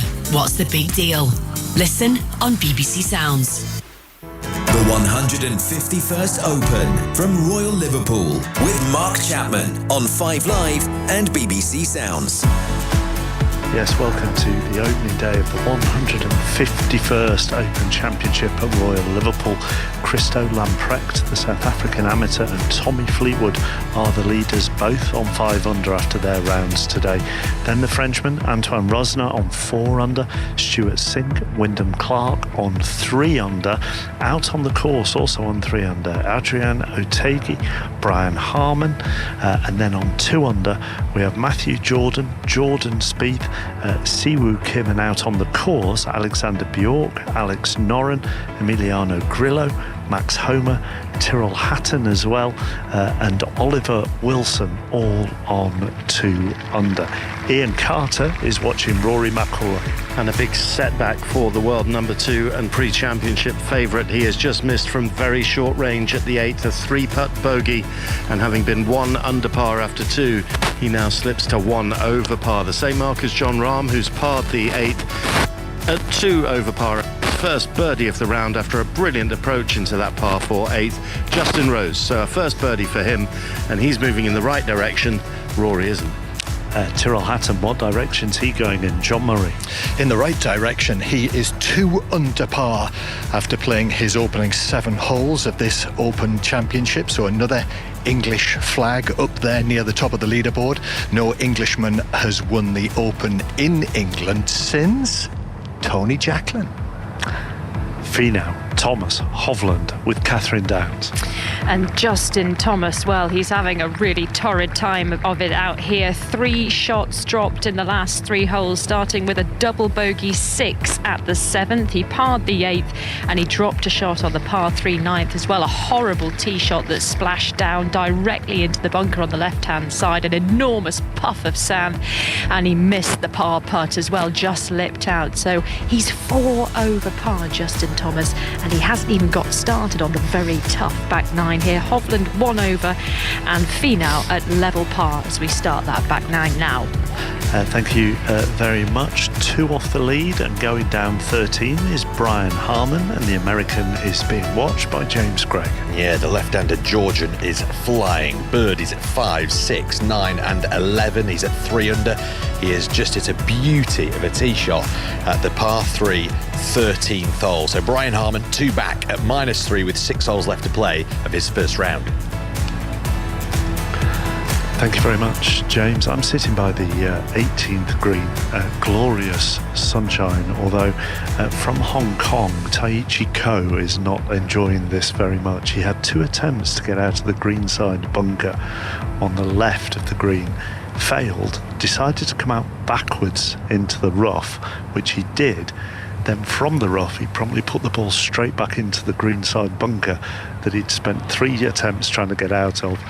So he then played back out to a different part of the rough and then eventually managed to get the ball onto the green.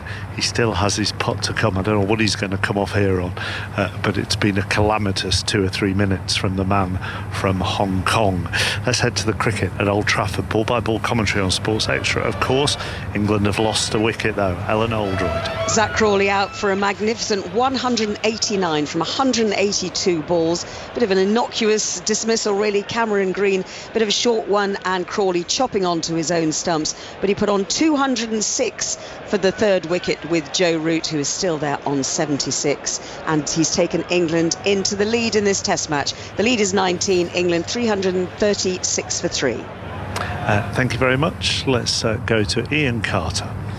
Well, we've just seen the tee shots here at the par 3 9th, which is measuring 200 yards, and by some distance the best has come from Rory McIlroy. He's having to bounce back from a bogey out of nowhere really on the 8th. I think everyone had given him his putt there, and the attempt for par just lipped out, and so that was a real sickener for him as he slips to 1 over par. But he's hit a lovely shot into 10 feet at the 9th, the par 3, so a birdie chance, an opportunity to bounce back. Jon Rahm, having missed the green to the left, he's gone down into the swale to the left of the green on the par 3, and Justin Rose off the birdie at the 8th. He's gone right to the back of the green with a flag on the front portion of the putting surface here on the 9th. What have you made of McIlroy so far, Paul Waring? Struggled in places. Annoyingly, his 2 bogeys, have both come from the fairway and inside 150 yards, which we talk about it all the time about his wedge play and all that sort of thing. But to make those errors at this level, he knows himself that's just not good enough at the moment. And to describe the flow of this golf course, he's come through an area where he could have picked up shots, and now it's a case of, well, not quite hanging on, but the birdie opportunities are going to be few and far between, you would think, in the coming stretch of holes. Yeah, we're turning to a stretch of the golf course now where it actually becomes really tough. You know, the next hole after this par 3 is a converted par 4, so it's a par 5 for the members off a very back tee, so it's a very long hole anyway at 507 yards. Okay, it's playing a little bit down the wind, but then we turn back into the wind at this point without the left on dog leg right to lefts, and that becomes very, very difficult to start hitting some of these fairways. And if you start missing the fairways around this golf course, with the way these greens are getting, it's getting really more and more difficult to hit it anywhere near these pins. Well, it's going to be Jon Rahm to play first here, and he's going to be chipping out of the tightly mown swale where his ball is nestled to the left of this 9th green, and the flag really is animated as we've seen at any point today. Yeah, this is a bit surprising to see the wedge. I think this comes off the back of not getting it up and down on the back of the 7th hole when he had putter in his hand putting out the Dale. So I think he's going to go with a different option now and try and chip it, just nip it off this tight little lie in front of him, over this little bank in front of him, which he's done well. Ball's checked up nicely as it's running towards the hole. Gives himself a chance and left himself a lovely tap-in par. Well, that was magnificent from the Masters champion, the world number 3, showing us Seve style kind of touch around the greens there, and that's his big ambition for this Open Championship, is to emulate Seve and win one of these claret jugs in the northwest of England. Of course, 2 of Seve Ballesteros' Open Championships were won famously at Royal Lytham and St Anne's, a little further north from here. But he's trying to ride also the momentum of Spanish sporting success after Carlos Alcaraz at Wimbledon only last Sunday. So a lot of good vibes for Rahm at the moment, but he's struggling a little bit at 1 over par, but that was a super chip. Justin Rose next to putt from long distance, and the Englishman really has settled down into his round now after a horrible start. Absolutely, the birdie on the last was really important for him. A great second shot into the last hole to set up that birdie again into this 9th hole of par 3 from 205 yards. His shot was all over the flag. It's just run on a little bit, obviously, put towards the back of the green, and left himself this 45-50 footer now for birdie. The flag rattling in the hole, really animatedly moving in the freshening breeze this evening, July, in Royal Liverpool. He sends the putt on its way, didn't quite give it enough to catch the final slope that would have swung the ball down, and now he's got a slippery little downhill left to righter. Yeah, he has, and again, as you've just said, Ian, the wind's just picked up a little bit in this area. We're in one of those more exposed areas. The 9th green's very flat. There's a little ridge that he had to get up back into that wind, and I think that's just affected him a little bit in his judgment. Every inch surrounding this hole, which, as I say, is 200 yards in length, is taken up with somebody watching, and they are standing at least 7-8 deep at every point around here. The galleries really are extraordinary here at Hoylake for this Open Championship. Record crowds for an Open outside of St Andrews, 260,000 for the week, and you can hear some boisterousness as well, but McIlroy didn't even flinch there as someone shouted out it. Go on, Rory, this is from 10 feet, this is for a birdie, this to get back to level par. Sends it on its way. Will it disappear? No, misses, just runs by. That was a chance and he didn't take it. Was, you could see from behind the putt, it was out the right. It was a right to left putt with that wind just out that right as well. I think he thought the wind was going to affect it a little bit more there. It just didn't take the break for him, but again, a real positive putt. He didn't turn away early. He watched the whole way. He was expecting to hole that as he hit it, so that shows that he's hitting really solid putts. Yeah, so par though keeps him at 1 over par. This is important for Justin Rose now. He doesn't want to hand one back to the golf course after such an excellent birdie at the 8th, and he's at 2 over par. Yeah, he's battling away here. This is really important. It's tricky now. The wind is going to be out of his left as well, so the putt is out of his left, the wind is out of his left, so he's going to feel that on his back, and it's really easy in this situation to pull it, so he'll be conscious of that as he's down on his haunches now, just eyeing it. Blue shirt, dark navy trousers, white leather glove just out the back pocket. Yeah, classic golfer attire. They're all standing on the sand dunes that surround the right side of this hole, and then he goes through the aim point routine, just holds out a couple of fingers in front of him. He's really grinding on this putt, goes back down on his haunches, gets himself ready to try and make the par. He knows how important this is. Yeah, he's just adjusting his line on his ball again. I think the wind's just died. I think he's made his choice now, and he's got to commit to it at this point. This is where he needs just to commit, as we see that movement where he moves that left armpit shirt underneath his left arm just to give himself a bit of control. So here he goes, putting from his shadow. This from around about 6-7 feet. Oh, and it slipped out, and it's a bogey for Rose, and he slips back to 3 over par. It's Christo Lamprecht and Tommy Fleetwood leading the Open at 5 under par on this first round day, and the 3 players here, they're all over par as they make the turn and head to the 10th tee. McIlroy is currently at 1 over par, Rose slips to 3 over par, and Jon Rahm in the cup at 1 over par. When he just finishes off here We just gave him that putt, and we did so with justification. He taps it in after an excellent up and down, and that means that we can confirm Jon Rahm at 1 over, McIlroy at 1 over, Rose back to 3 over. I was mentioning earlier by the 18th the travails of Taichi Ko, a 22-year-old from Hong Kong who only turned professional this year. He came down the 18th, 7 over for his round, got into all sorts of a mess in the bunker. Tried to get out twice, chipped out backwards, then from the rough promptly put it back in the same bunker, chipped out backwards again, and eventually got on the green and then 2-putted. There were a lot of sympathetic handshakes from his playing partners at the end, Katrina Matthew, as he walked off with a 10 on the par 5 18th to end his round on 83. That's 12 over par, but it is an illustration of how difficult some of these bunkers and this course can be, and the 18th, like the 17th, will be difficult for a lot of players. Yeah, just a devastating finish for him.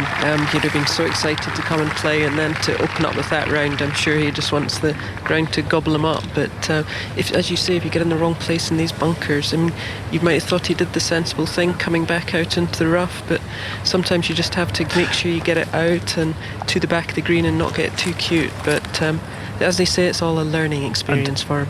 We thought, when you were explaining what happened to him, you had the tiniest touch of Schadenfreude. The way that you did that. Well, I think any amateur Was I misguided to think that? No, absolutely not. I think any amateur golfer, well, most amateur golfers will have put themselves very much in that position. Although, Katrina, as we were saying earlier with Paul, the way these bunkers have been designed, and the sand in the bunkers, there's no roll, so there's nothing to bring the ball back into the centre of a bunker. Sand, they're flat, and that means that the ball is often right up against a lip. Yeah, I mean, normally if you see a kind of links bunker with the revetted face, the sand's kind of piled higher at the face and the ball runs back down more into the middle, but these ones are very flat, and as you say, they can just run right up against the face of the bunker, and you struggle to even hit it anyway. We've worked together too often, John. It's obvious now. You can tell exactly what I'm thinking just by the tone of my voice. Telepathic understanding, just like Toshak and Keegan, who used to live not far away from here. Are you going to tell me about what you're watching? That was what I was trying to send to you as my next message. Didn't always work. Pars all round for the 3 players that we're watching at the 8th. So Colin Morikawa is still battling away on 1 over par. Max Homa and Tyrrell Hatton both 2 under, so only 3 shots off the lead, and Max Homa actually played a lovely chip.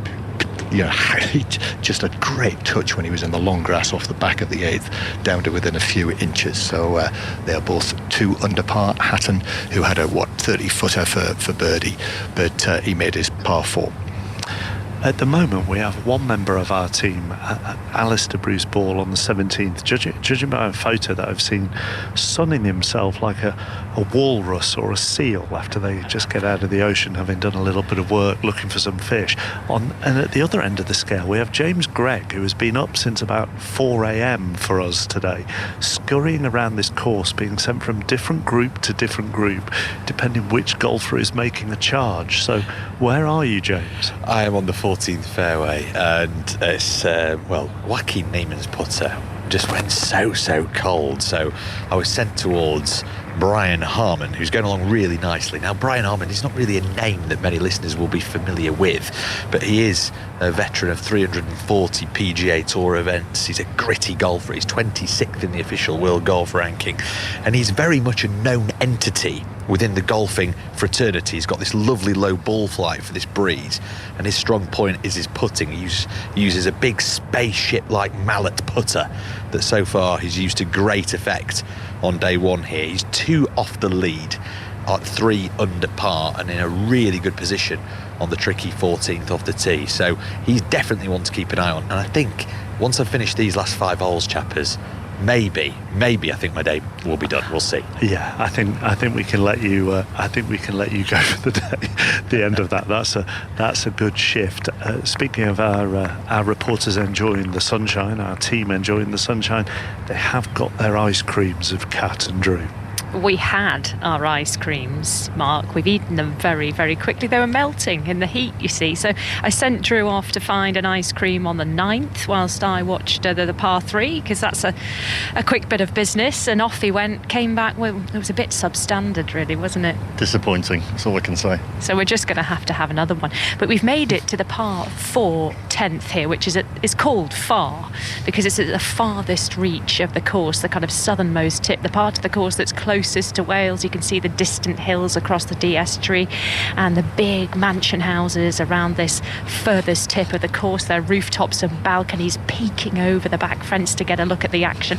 Viktor Hovland down on his haunches wearing bright white trousers, a mint green top, and he's got a long putt here to save his par on the par 4 10th from the very back of the green. And this is a really tricky putt because it's such a steep hill.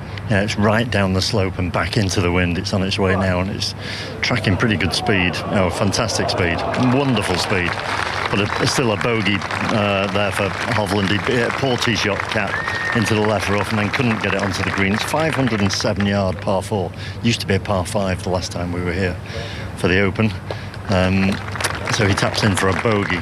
So he moves to 2 over par. All of these players struggling, I have to say. Justin Thomas at 4 over par at the turn. He's actually played this hole the best of the three of them, hasn't he? Tony Finau in the tallest of big bunkers down the left-hand side. The face of that looks like the biggest stack of chocolate brownies you've ever seen, all heaped on top of each other. What's that, about 12 feet high? A wall of chocolate brownies. Only you could make an analogy of a chocolate brownie from a revetted face of a bunker. That's what it looks like, though, isn't it? And it was towering over the head of Tony Finau. He managed to get it up and onto the green, so he's putting now to save his par. Yeah, this is a really this has been unbelievable for if he gets this, because he was absolutely buried underneath that. He's 6'4", and it made him look tiny in that bunker, so that's a tap in. But Justin Thomas hit terrific shot into here, and I think if he holds this, he's going to come back in 33. Well, he's up and over it, and so it didn't drop that par putt, so he will drop a shot, Tony Finau. He moves to 1 over. Viktor Hovland at 2 over. Justin Thomas yet to putt. He's at 4 over, but hopefully no more drop shots for Thomas at the 10th. England 3-4-7 for 3 at Old Trafford. They lead Australia by 30 runs. Joe Root 81 not out off 90 balls. Here at Royal Liverpool, joint leaders both finished their rounds much earlier today.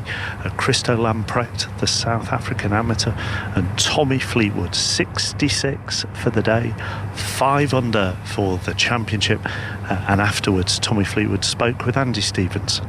Tommy, you were on a wave of support out there. Do you feel that when you're out there on the course? Oh yeah, absolutely. From the first tee to walking down the last hole, it was amazing from everyone really to support me that way and get behind me. Glad that I gave them some good golf to watch, but having that kind of support and being so close to home is very, very cool feeling. We all know you love the Open. You're in great form coming into this tournament, and only 1 drop shot today. Is that especially pleasing to you?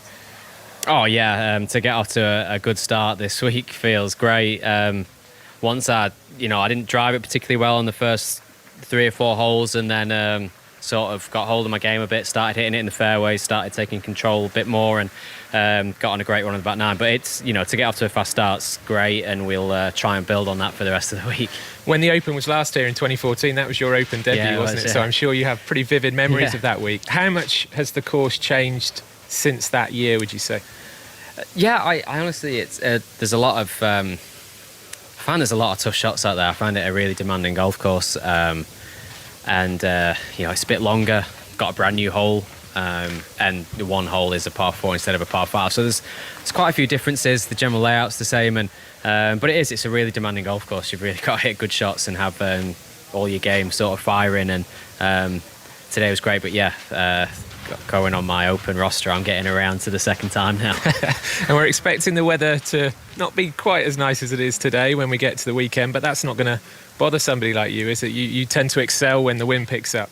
Well, yeah, I whatever the conditions, happy to play in it and compete. And you know when you're starting off, you've got 18 holes in those conditions, so just get out there, put your head down, and then keep playing and keep moving forward. But whatever it is, I'm really excited. The Open's such a great week, and hopefully I can keep more of this up.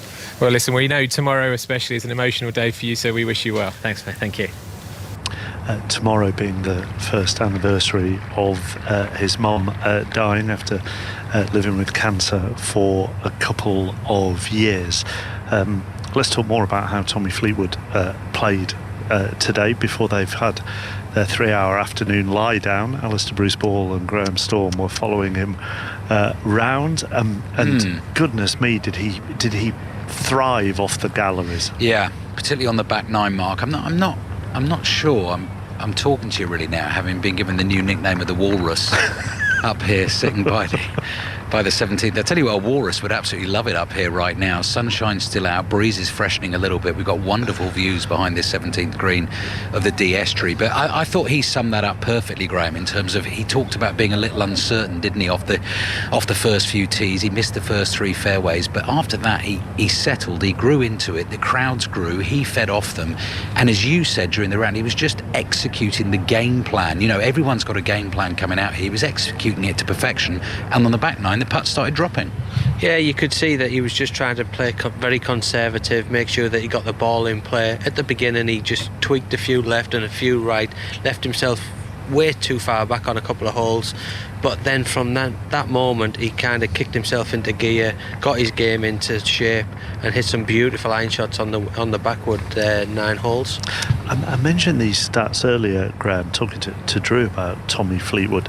His score to par in majors by round since 2021, before today, he was 15 over for the first round, 5 over for the second round, and then 5 under for the third and the fourth rounds. So he's kind of put that bogey to bed, hasn't he, a bit?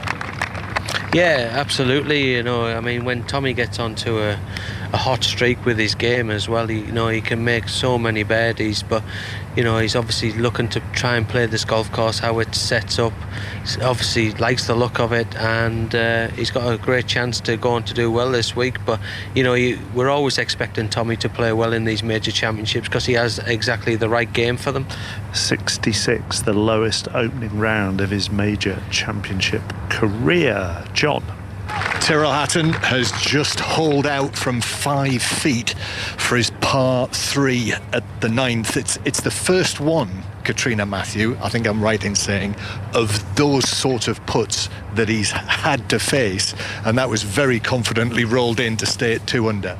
Yeah, there's other, ones have just been little tap-in pars, but that was a really nice bunker shot he hit, and, straight in the middle with a putt, so he's looking confident, I would say. Yep, so he's reached the turn, Tyrrell Hatton at 2 under, a dropped shot for Max Homer, who actually chipped into a bunker there, tried to be a little cute perhaps, so he's dropped his first shot of the round. He's 1 under now, and Colin Morikawa will hold another long putt, 20 feet, now he's back to where he started at level par. The other thing, going back to Tommy Fleetwood, Ali, you could just hear how relaxed he was actually in that interview with Andy. Yeah, definitely, and it shone in the sunshine this afternoon just watching him. As I say, Mark, particularly on the back nine, which green was it? I think it was it 16 or 17? 16th, he made the long birdie putt that we saw, but just big smiles walking onto greens, very casual, chatting with Scotty Scheffler a fair bit on the way round, just feeling very comfortable and so different, of course. Andy mentioned in his interview there about playing his first ever Open Championship here at Hoylake 9 years ago, and he admitted himself this week he was slightly overawed by the whole thing and had that amazing support and just felt his golf that week didn't do justice to it. He's a very different golfer now, and if he can keep that going for the next 3 days, then he's going to be right in there. But He's been in form as well. It's no great surprise, was he? He was playing in that final group at the Scottish Open last week, Graham, and he's done everything but this season, really, hasn't he? Yeah, he just hasn't managed to get over to the winning line. You know, he lost in a playoff in Canada last week. Like you say, he was in the last group. I mean, last week he had probably the most birdies in the field out of all the players, and on Sunday it just didn't happen for him. It just wasn't working, and hopefully he's maybe saved it for this week. Quick quiz question for you, Mark, as well. So we have actually been doing some work here, sitting beside the 17th for the last couple of hours. So we've come to watch all the groups go through this tricky testing short par 3. What have Rasmus Højgaard, Kensei Hirata, Kazuki Higa, Taichi Ko, Brendan Todd, Alexander Bjork and Corey Connors all got in common? Is it to do with the 17th? Yeah. Have they all birded it? Correct. So pretty much in every single group, Graham, that we've watched go through this par 3 since we've sat here, I think every group bar one, there has been at least one birdie. We've seen a couple of disasters as well. We saw Hillier have trouble with the double bogey. We saw Alex Fitzpatrick take a triple bogey 6. Actually, the common ground there was that both of them went over the back of the green. Yeah, and that's where you can't hit it here on 17. You can't go over the back of the green because there's so much trouble. But we came here for some drama. We've seen some, but we've seen some magical golf at the same time. Yeah, so all the golfers out there at the moment, Mark, like Rory McIlroy and co, still have this hole to play. It looks absolutely beautiful at the moment in the late afternoon sunshine, although I have just seen Tom Kim miss a putt here, so that is a drop shot for him, but plenty of birdies as well as bogeys. And are the galleries still huge around the 17th? I mean, I'm standing on 18 at the moment. I'm watching Woodland, Otegi and Bjork, and it's oh so quiet. No, huge here. I mean, to the extent that grandstand that runs along the right-hand side of the 17th green is packed. I mean, it's one of the best spots to watch the golf out on the golf course. Probably 500, 600 people in there. And the queue to get into that grandstand pretty much goes down the entire length of the hole.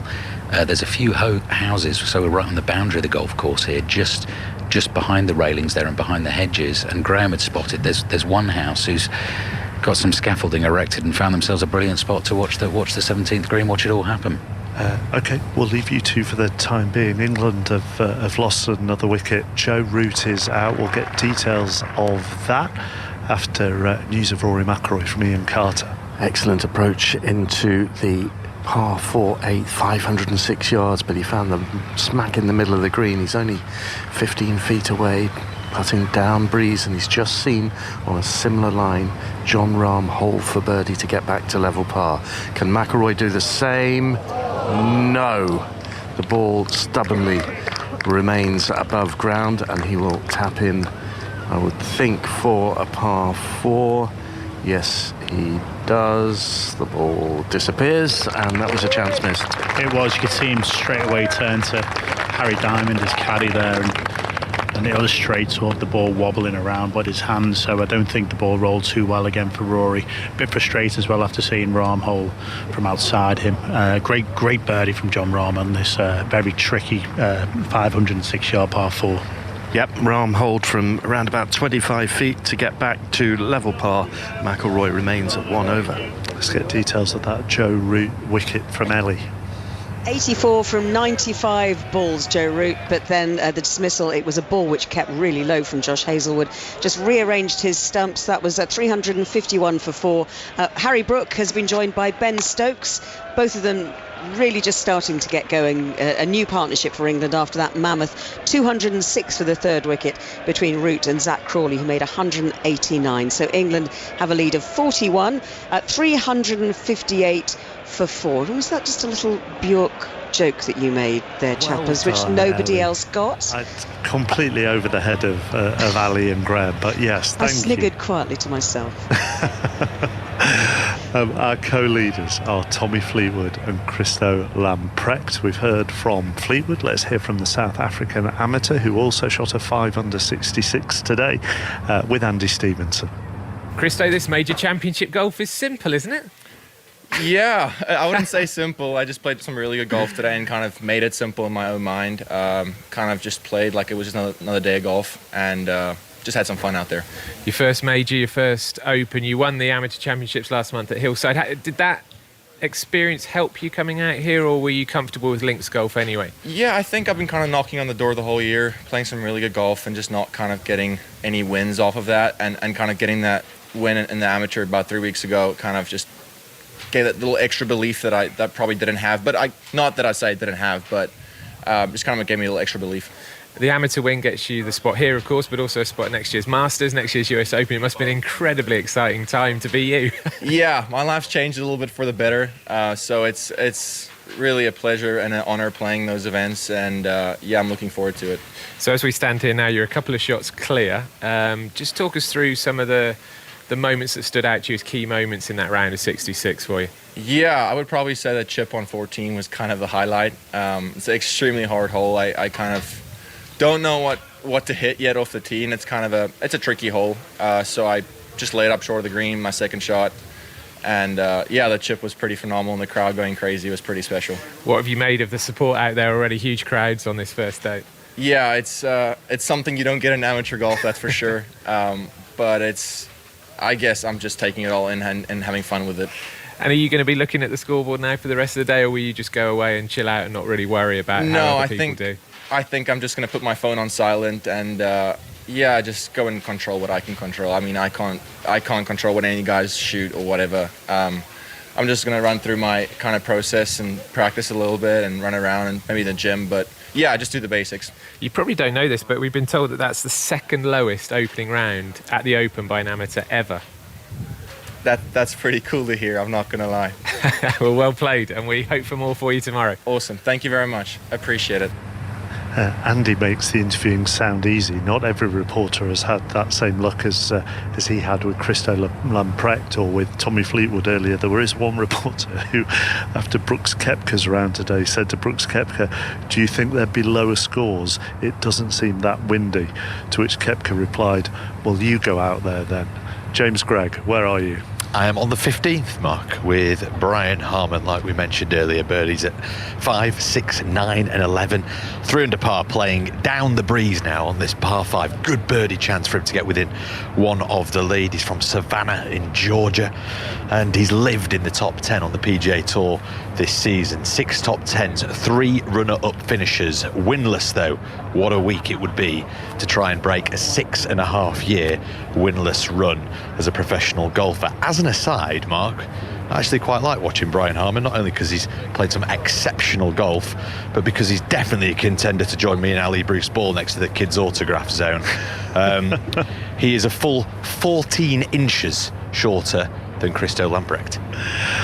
Lamprecht and Fleetwood on 5 under. Now on 4 under. We've got a Frenchman and a Spaniard, both in the clubhouse as well. So Rosner, the Frenchman, on 4 under, and Otegi, he birdied the 18th to take him to 4 under as well. Ian. Well, we're making our way down the 11th, and for me, Mark, we're embarking on the most beautiful part of this golf course that stretches all the way along with the Dee Estuary to our left.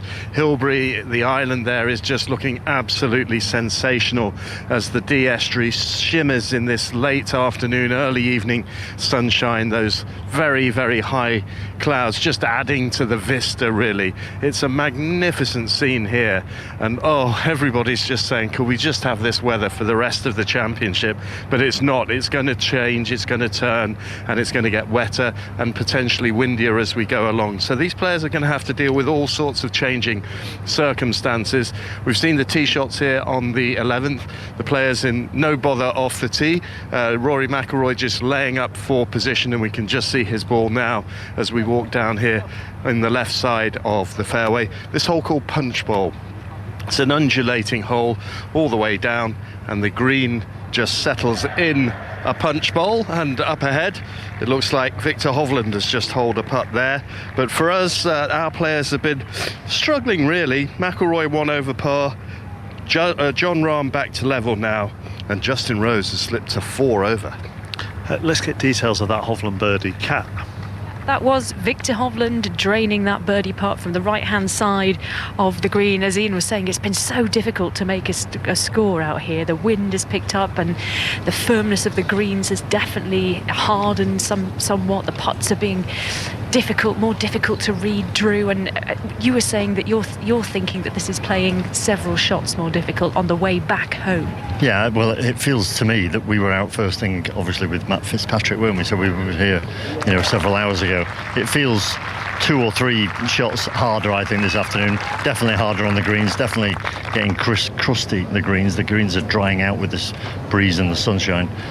So it's more difficult to make putts and it's more difficult to chip the ball close. So it's definitely sprung up, I don't know how many miles an hour, 3 or 4 or 5 miles an hour, more than it was this morning. Well, Victor Hovland's birdie takes him to 1 over, so he even needs more on the way back if he's going to trouble the leaders at 5 under. We've got Justin Thomas just tidying up for his par on the green, and Tony Finau, he managed an up and down from a very unlikely place in the long grass over the back of the green. So no spectacular action here, I've got to say. It's been a lovely walk around in the sunshine, but just nothing really to write home about so far, Drew. No, it's just tricky, full stop. There you go, chappers. That's the assessment from out here on the course. And we were hoping, although I don't think it's going to happen now because the wind is picking up, it's getting a bit chillier, that Victor Hovland might take off his spearmint green top and show us what's underneath, because there were huge reports, weren't there? Headlines about what shirt he might be wearing today. Something spectacular in baby pink and blue, inspired, they say, by the release of the Barbie movie. But we haven't seen it yet. I have, though, seen a couple of Norwegian fans wearing the shirt. They're very disappointed that Victor Hovland hasn't taken off his outer layer yet, chappers. There's still time. I think Tyrrell Hatton might be in a little tricky situation. John Murray. He is. We're on the 10th, the par 4 10th, which is right down at the West Kirby end of Royal Liverpool Golf Course. So you can see the big houses of Lingdale Road just over the fence, and Tyrrell Hatton wouldn't have been able to see any of them from down there in that bunker, because his second shot ended up in there. It's got a massive face to it, Katrina Matthew, and he's managed to splash it out, but he's got probably 12 feet for his par. Yeah, he hit a good shot. It's probably a good 15 feet up there, up the base of the slope and then up onto the green. It was kind of downwind, and then if he had just gone a little bit long, he was running right off the other side. So pretty good shot he hit here, but Morikawa's in a horrible spot right up against the right edge of the bunker. Should just have a swing, I think. This will be very interesting to see if he can get out of here, which he has actually. He's managed to splash it out. A huge plume of sand comes up. It's on the green, rolling towards the hole, but it's still over 20 feet away. So he is level. Hatton 2 under. Ian? Rory McIlroy on the 11th, 88 yards from the flag. And it's just a little wedge shot that he's got to play. Just backs off there, Rory McIlroy. This is all about feel, isn't it? It is. Looking at this pin position without the actual wind here, it looks like it's fairly well tucked, but you should be able to use the wind here to actually push it from left to right to get at this tight pin position on this right-hand side. Justin Rose has hit a lovely approach in, which he needs, but McIlroy's is stalling and only just gets over the bunker, then spins back, gathers around the gradient that is there, and has left himself with a devilishly difficult either chip or putt, because the ball has spun back and run around the perimeter of the bunker, which now sits between him and the hole. Now he might be able to use gravity to get round there. That's again a wedge from the fairway that has missed and has left himself with a really, really difficult third shot. If he makes another bogey from this situation, it's something that it's really starting to get to him now. This is, we've seen this before, but this is we've seen a wedge in there from Rose prior, which he's hit stick high. It's 8 foot left of the pin, a really quality shot. Rory 40 yards further down the fairway, then misses the green in a position that arguably he can't get up and down from now, which is, it's just shocking, really. Yeah, he's just managed to sort of peer round the dunes and see where his ball is, and just has a shake of the head. And now it's Jon Rahm who's going to be playing his second shot, but he's just waiting for Justin Thomas from the elevated position to his left to hit his tee shot on the 12th. And here is Jon Rahm now. Just a little wedge here again, it's all feel, but he's looked dialed in with the wedges today. He has. He was brave off the tee with a driver as well. Used the wind, rode it down into this very tight, narrow gap. So he's been rewarded now with a short shot in. Hopefully he can capitalise on that. The Masters champion at level par, 5 shots off the lead as it stands at the moment, plays to the left of the flag and plays it beautifully, and then spins the ball away to the right and back towards the hole, and he's given himself a birdie chance of 6 feet tops. Beautiful stuff from the Spaniard. Great control as well, using the wind there, using the wind to stall the ball into that tight right-hand pin position. Absolute magic stuff from Jon Rahm. So there we are, Mark. More troubles for Rory McIlroy. He just is not dialed in with the wedge approaches so far today, and he may pay the penalty once again here. How does he turn this round, Paul? Sorry, I'm just trouching through some brambles, excuse me. In total honesty, he just needs to hit some solid golf shots into just safer areas. From if I'm criticising the world number 2 here, but for me, yeah, he just needs to hit it into safer areas, try and build a bit of momentum, leave himself 15 foot, leave himself 20 foot if he has to, rather than continually putting himself under pressure with these incredibly difficult up and downs. He's arrived at his ball actually, Mark, and he's just taking a couple of practice swings as we speak. And have I got time to go to Tyrrell Hatton with John, Ian? John, well, we've got Rory just over his ball, but let's quickly go to John. Tyrrell Hatton has missed that putt for par from 10 feet on the 10th, so his first drop shot, and he's now 1 under, Ian. McIlroy with his devilishly difficult chip floats it over the bunker, lets the ball trundle down the slope, and it's missed just to the right of the hole by about 3.5 feet, something like that, but nicely judged. From that position, that is really, really special, and it shows how good his short game is. Even the positions he's missed it in so far today, when we've said that he's got 12 foot for par, 10 foot for par, that's the best he could do in that situation. So even from that shot there, it demanded an amount of touch there that, well, mere mortals just can't do. That was very, very special, that golf shot. And that is one element of McIlroy's golf that doesn't get the kind of coverage that it deserves, because around the green with those chips and the field shots, and I'm talking about chips rather than pitches, he is absolutely dynamite.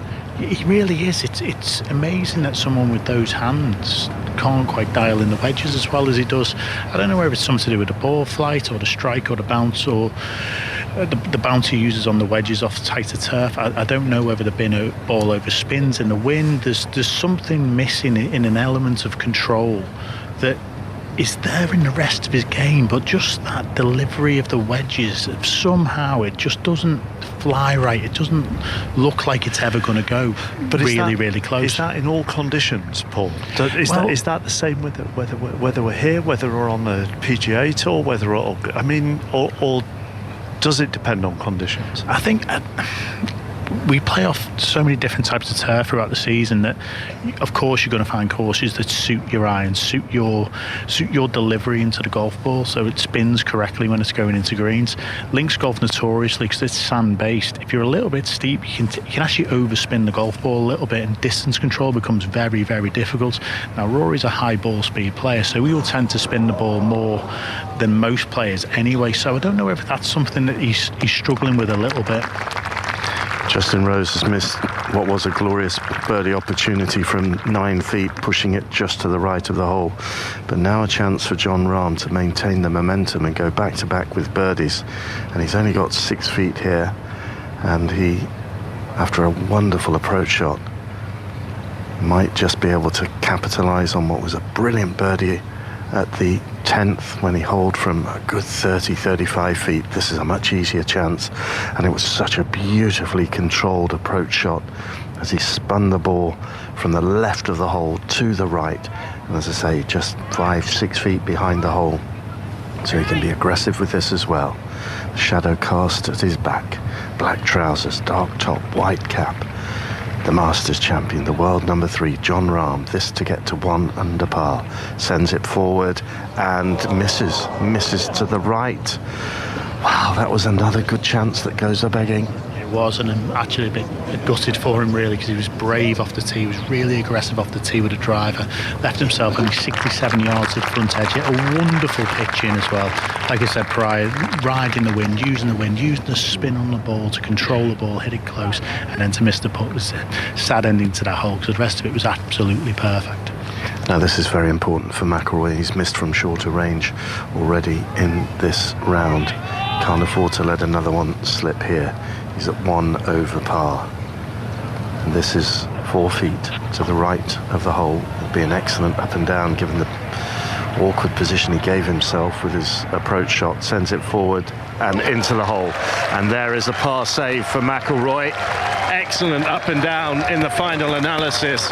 You can hear the crowds getting behind him, but he needs something to happen here. He needs to dial back the stress and start to create birdie chances rather than having to scramble to make pars. He's the wrong side of par at the moment at 1 over.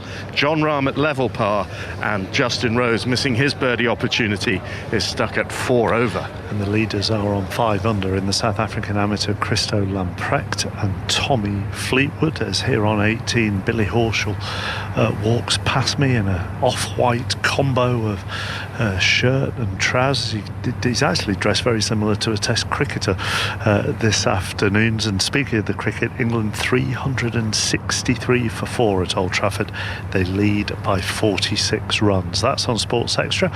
We'll continue the golf here on 5 Live after the latest BBC News at 6:05. Listen on BBC Sounds. This is BBC Radio 5 Live. And with the headlines, I'm Richard Foster. A top climate scientist says the world is unlikely to reach its target of keeping global warming to just 1.5 degrees Celsius. Sir Bob Watson from the Tyndall Institute says the Earth's temperature is far more likely to increase by 2.5 degrees. Emma Hill is a climate change expert from the University of Coventry. She told 5 Live that'd be risky. As soon as we start to go above 1.5 degrees, it's likely we'll see around about 10 million people lose homes to sea level rise. There'll be increased water security and food security issues. So it's really important that we do try and limit warming to 1.5. It's going to be harder for banks to close customers' accounts under new plans from the government. Banks will be forced to explain and delay any closure decisions. It follows the dispute between Coutts and Nigel Farage. He claims his account was closed because his views weren't in line with the bank's values. Virgin Money says it's planning to close 39 branches. It means that 255 people are at risk of redundancy. It's been another day of disruption for the NHS patients in England. Thousands of consultants walked out from 7 a.m. in their dispute over pay. They say an offer of 6% is derisory. The government says it's fair. More from our health correspondent Nick Triggle. If a consultant anaesthetist is needed for surgery and they don't turn up for work, that whole list is likely to have to be cancelled, and it means a whole team of staff, junior doctors, nurses and theatre staff are left unable to carry on the work they plan for. There's been a big rise in wheat prices after Russia said it would treat ships heading for Ukrainian ports as potential military targets. Moscow's pulled out of a UN deal which ensured safe passage for grain shipments crossing the Black Sea. And the retail watchdog has told supermarkets to make their prices clearer to help shoppers find the best deal. The warning's part of a review by the Competition and Markets Authority, which says some companies are making it difficult for people to compare prices. This is BBC Radio 5 Live. Listen live on digital, online, smart speaker or the BBC Sounds app. In the latest travel news, starting in South Lanarkshire, the M74 northbound remains closed from junction 12 at Millbank to junction 10 at Lesmahago. There's emergency bridge repairs happening there. Congestion is back to the B70-78 as traffic diverts. In the West Midlands, the M6 southbound, 2 lanes are closed. This is just after junction 7 at Great Bar. There's a broken down vehicle there. It's taking an extra 10 or 15 minutes to get through that stretch. The M1 northbound, the entry slip road is blocked and 1 lane is closed because of an overturned caravan at junction 9. That's the Redbourne turn-off. Really, really busy there. Congestion is back to junction 5 for Watford. Southbound's also looking slow as people are passing by that and looking what's going on there. The M25 anti-clockwise, you've got severe delays. 2 lanes remain closed before junction 10 at the Wisley interchange because of a car fire. Congestion Congestion is back to the Heathrow Terminal 4 turn off at junction 14. And the M23 northbound, you've got 2 lanes closed from junction 9 at the Gatwick Airport turn off to junction 8 at the M25 junction. There's been an accident there. Congestion is to Shipley Bridge. The A23, that's also queuing from Gatwick Airport. And on the trains this evening, there is strike action today. Most trains will have stopped running now, so do check before you set off. There's going to be disruption tomorrow morning as well across England. Ellie Brennan, 5 Live Travel. The Hungaroring Circuit. Longitude and latitude 47 degrees 34 minutes 56 seconds north. 19 degrees 15 minutes 4 seconds east. 2.72 2 miles in length. 14 turns. F1 live race commentary from the Hungarian Grand Prix. Sunday afternoon from 2 on the BBC Sport website. The applause is going to Max Verstappen, who crosses the line. The Open Championship from Royal Liverpool with Mark Chapman on 5 Live and BBC Sounds. And let's go straight to the 12th, because that's where McIlroy, Rose and Rahm are with Ian Carter. Yes, and dramatic scenes here after the tee shots, because Jon Rahm's tee shot flew way right into the crowd. People were taking evasive action, but it hit a spectator, I'm told, in the head, and the ball cannoned off and into the bunker, which is adjacent to where that person was sitting. And they're just sort of, there's a few people looking a little concerned, but overall I don't think that the concern level is massively high. Jon Rahm's, in a golfing context, will be very concerned when he sees his ball, because he's got an awful lie in the back of the bunker. But you never want to see someone getting struck in the crowd on the full. And Rory McIlroy, well, he had spectators scrambling way to the left, and he's gone into thick rough down the left-hand side, very nearly ended up on the trodden down spectator area. But I understand that the ball has run into the longer grass, so McIlroy and Rahm not in ideal positions after their tee shots here on the 12. Let's head to James.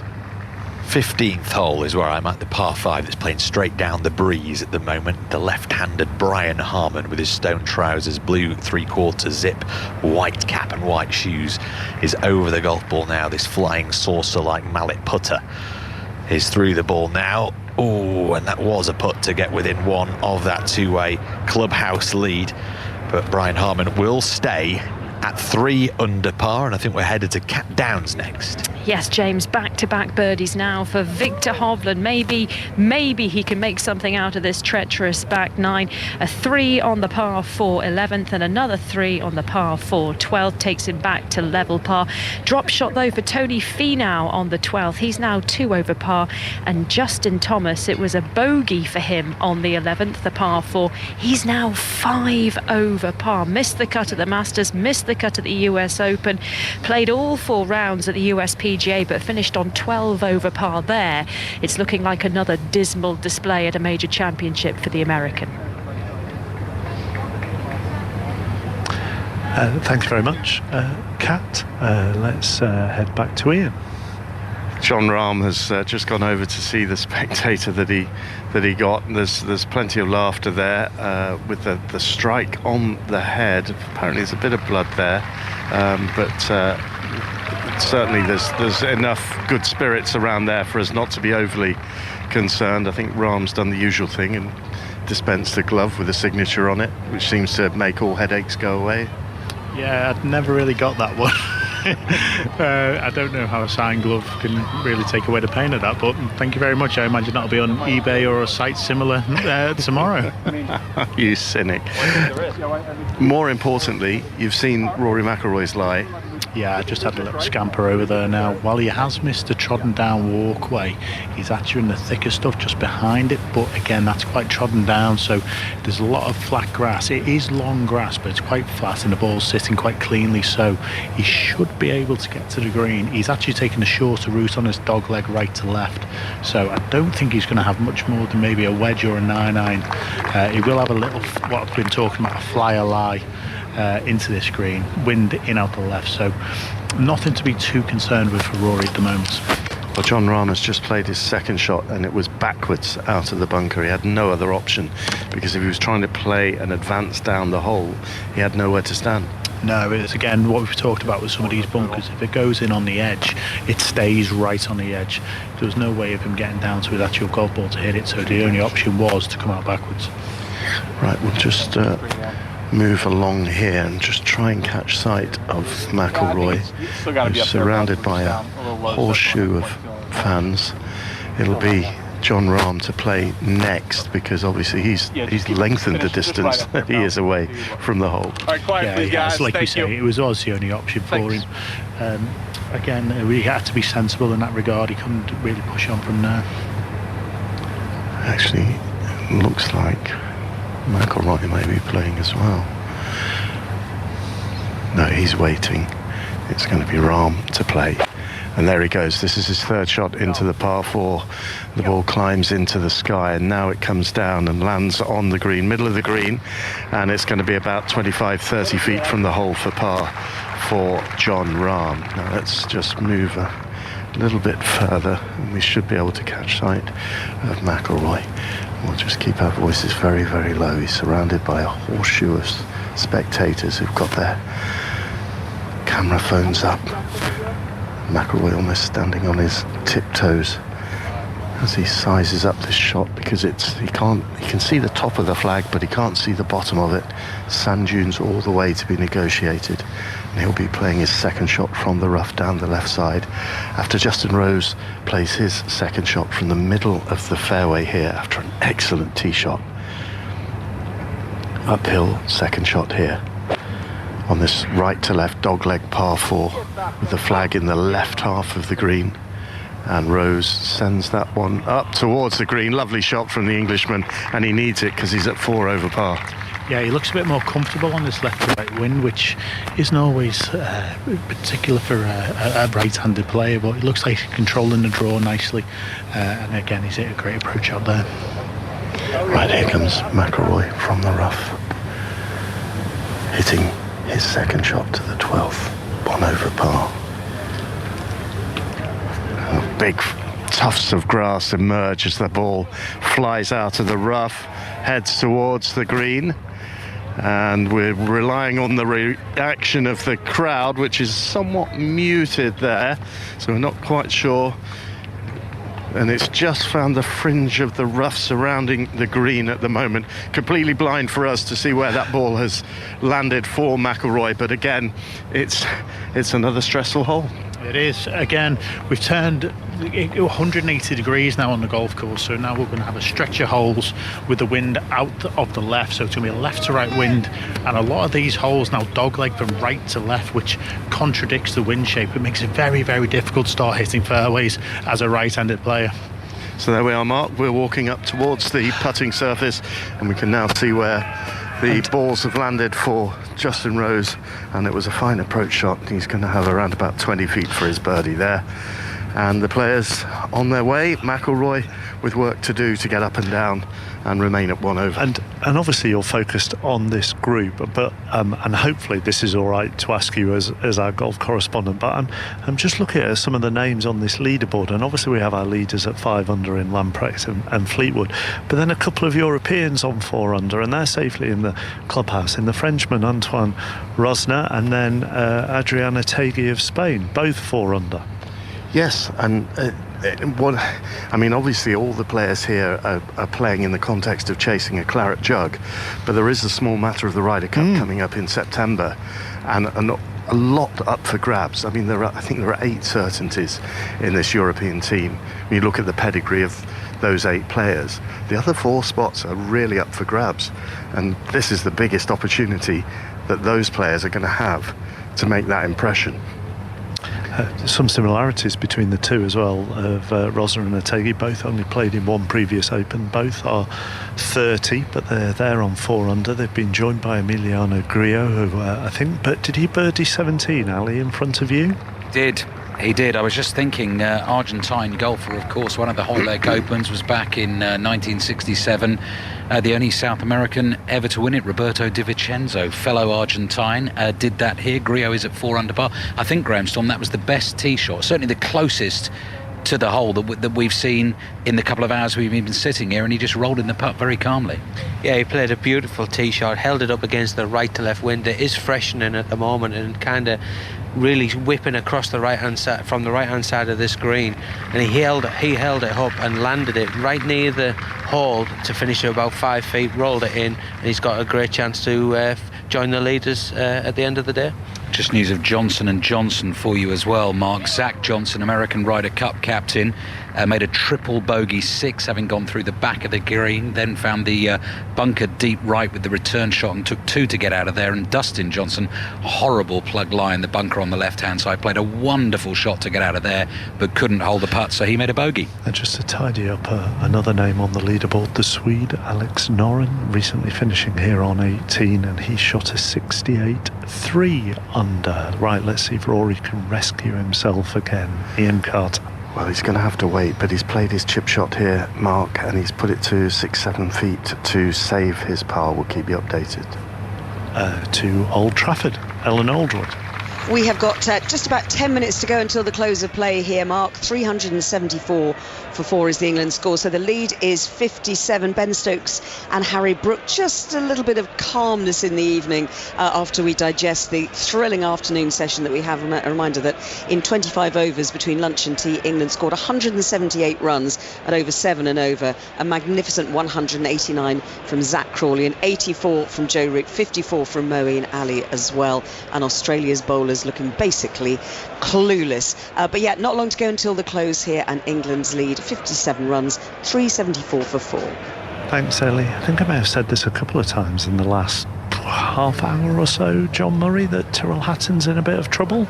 Yeah, things have gone a little awry for the Englishman, the world number 13 on the 2 holes here down at the West Kirby end of the course. As we told you, he ended up in a greenside bunker at the 10th, dropped a shot there to go back to 1 under, and at the 11th, Katrina Matthew missed the green, missed the fairway on the right hand side, then his second shot beyond the green in the long grass, chopped it out beautifully but missed from 4 feet. So for Tyrrell Hatton, that's 2 consecutive bogeys and he's back to level par. Yeah, he really struggled. I think he got a bit of a flyer in his second shot, but then, as you said, had a great chip down and then a poor putt. So it's a tough next couple of holes, so he could do with just getting a nice drive off here on the fairway. So, but a tough left to right wind, bunkers on the right, so be a challenge this hole. Yep, so things have turned against Tyrrell Hatton, level par, but Max Homa has now got it to 3 under, just 2 shots off the lead after 2 consecutive birdies. There was a cheer up ahead. Was that with you, Ian? No, it wasn't, because Justin Rose just missed his birdie attempt from long range, and now Rory McIlroy with his 7-8 footer to save par and avoid going to 2 over par, having chipped up, missing the green in 2 to the right, sends it on its way. Oh, and he's missed it. He's missed it. And McIlroy does slip to 2 over par. So McIlroy's at 2 over. Jon Rahm, having come out of the bunker backwards, he dropped a shot and has slipped to 1 over. And Justin Rose remains at 4 over. Paul Waring, what are your thoughts on what you're seeing at the moment? Not his, well, from a Rory point of view, not his best ball striking day. I feel like he's just lacking a little bit of swing control, a little bit of ball control in these crosswinds. This golf course is notorious for crosswinds as well. You don't really ever have the holes running into wind or downwind. It's always a cross, so you've got to always try and move the golf ball with the wind or against the wind. It's very, very technical in that regard, and if you're not striking it as well as what you possibly could be, as we're seeing from Rory so far today, you can get yourself into some very, very, very difficult areas. And I think, Paul, and I mean, look, any amateur golfer will know that it often feels like no two rounds are the same. You can strike the ball beautifully one round, and then the very next round it be all over the place. Obviously, not to the same degree as an amateur, but can that happen to a professional as well? Because there will be people going, well, hang on a minute. Several times during this show today, you've talked about what Rory did at the Scottish Open, and now we're saying, well, he's struggling a bit. Yeah, even in the week of the Scottish Open, he would have had a patch of holes that he didn't play great. I don't think he got off to the best start. There was an area during the start of the Scottish Open where he didn't really get into his round. From there, though, these top players, if they just stay in, they know they're going to have a period of 9 holes, 18 holes, whatever it is, where they are going to play well. And it's all about sticking in at the moment for Rory, especially through these run of holes now. So if he can get through 13, the tee shot on 14 is very difficult, another difficult hole. Then he turns and goes downwind for a par 5. And if he can stick into that point, he's got 2 par 5s in the last 4 holes, which he can hopefully he can actually capitalise on. Even more so as well, knowing how much we expect the weather to change over the coming days. Yeah, hopefully he can take advantage of an early tee time tomorrow. The conditions, as Drew Murray has said as well, has been a bit more difficult this afternoon. So if he can, obviously, like I say, just get through this round, maybe hit a few balls tonight or early in the morning before he tees off, just try to figure something out and then try and take advantage of a slightly maybe more benign conditions in the morning, and then obviously he'll be sitting pretty through 36 holes. 3 players on 4 under. I wonder whether a player is about to join them. James Gregg. If it is going to be Brian Harman who gets to 4 under, it's not going to be here at the 16th. He's just missed a 25-footer across the slope. It's a really difficult hole now. That breeze, I've noticed, is starting to really pick up and feel quite chilly. So he did well to get it somewhere near pin high, but I think he'll be quite happy to settle with a 4 here and keep himself at 3 under par, 2 strokes back. Brian Harman, the man from Georgia. Just looking at the clutch of names who are on 3 under, and we mentioned Max Homa a little while ago. He's gone to 3 under, and he is the world number 8 top 10 finishers this year, including 2 wins in 20 events. So he is hot, Ian, isn't he?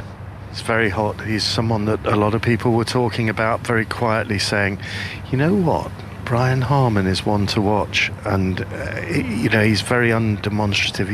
He's not one of those characters that makes great headlines, but he's nuggety and he gets stuck in, and he's got that low ball flight, and that is worth its weight in gold as we take on this links golf course in these very linksy conditions at the moment, as Jon Rahm hits a lovely tee shot into the par 3 here, the 13th, 195 yards today, Paul, and as you've been describing, it's into with the wind coming off the left. It's getting a little chillier, and McIlroy's actually put the sweater on a powder blue number. Yeah, back to Rahm.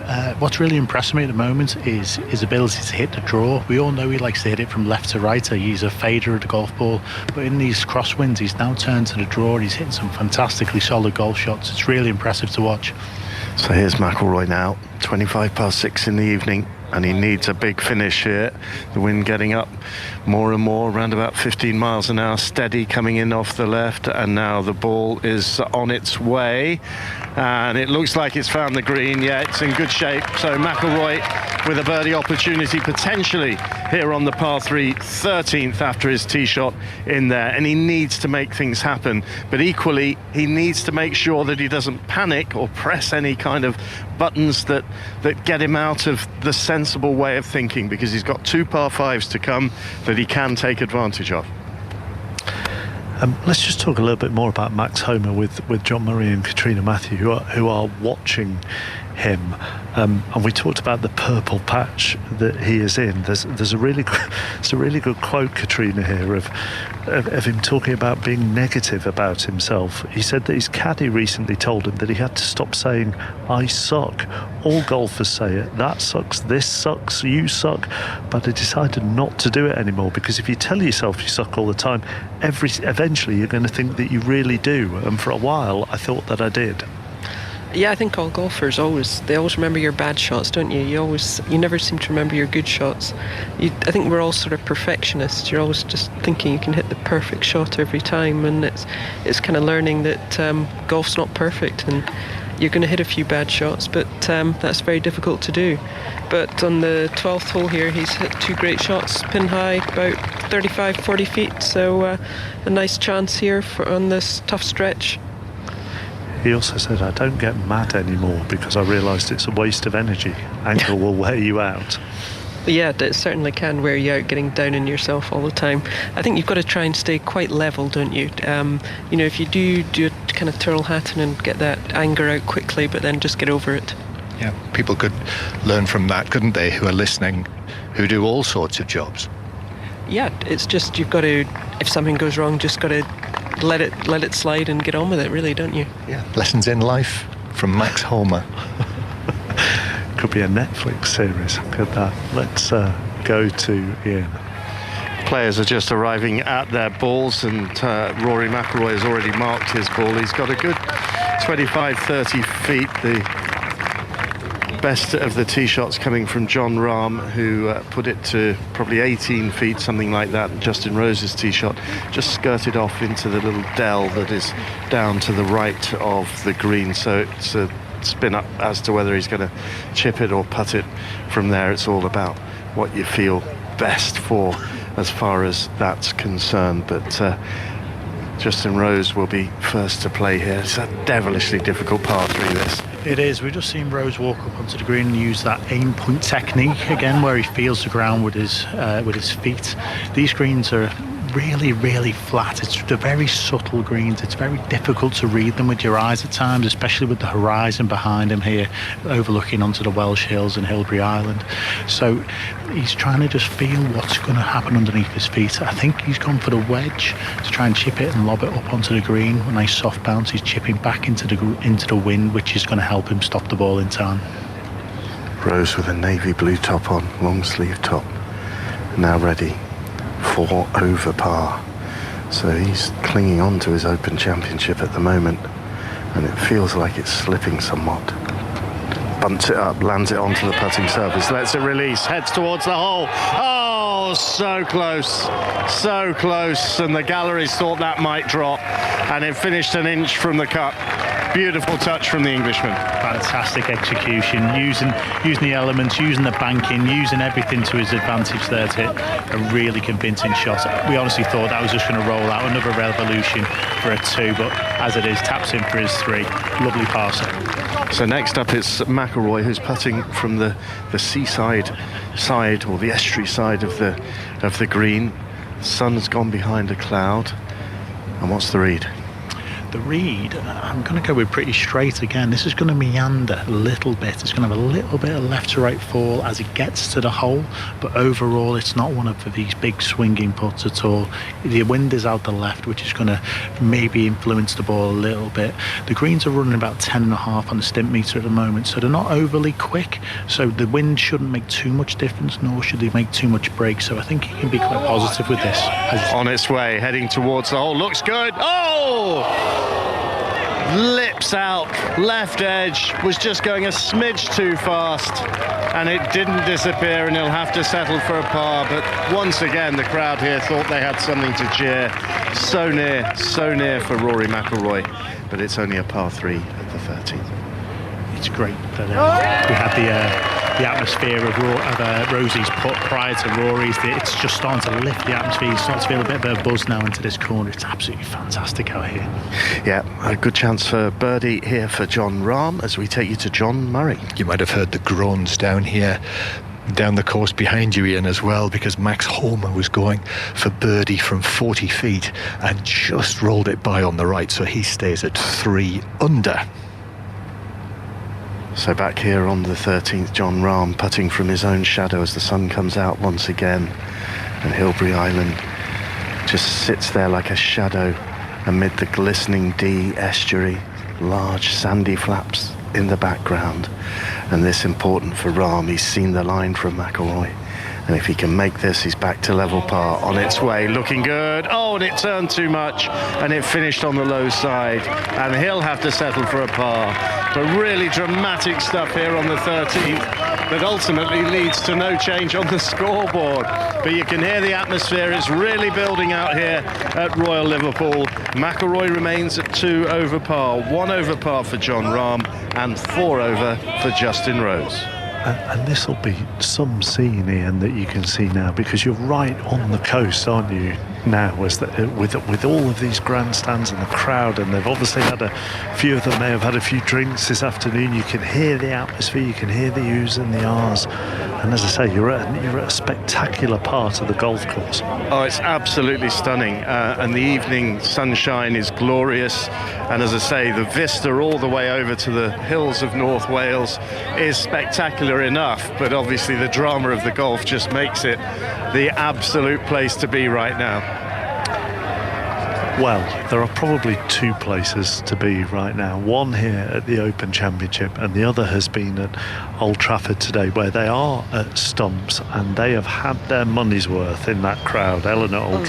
What a day it has been today, chappers. 402 runs scored in the day, 384 of them by England for the loss of only 4 wickets. We saw 2 brilliant partnerships, a double century partnership between Zach Crawley and Joe Root. Crawley with a terrific 189 off 182 balls, Root making 84. And before that, and I think potentially almost as crucial as that double century partnership, was the century partnership between Crawley and Moeen Ali, coming in at number 3 and eventually out for 54. But they just took the shine off that new ball, and Australia, well, they just didn't know where to bowl, particularly to Zach Crawley and to Joe Root later on in that partnership for the 4th innings. But Ben Stokes 24, Harry Brook 14 will be the not out batters who will start again in the morning, and England have a lead of 67 runs.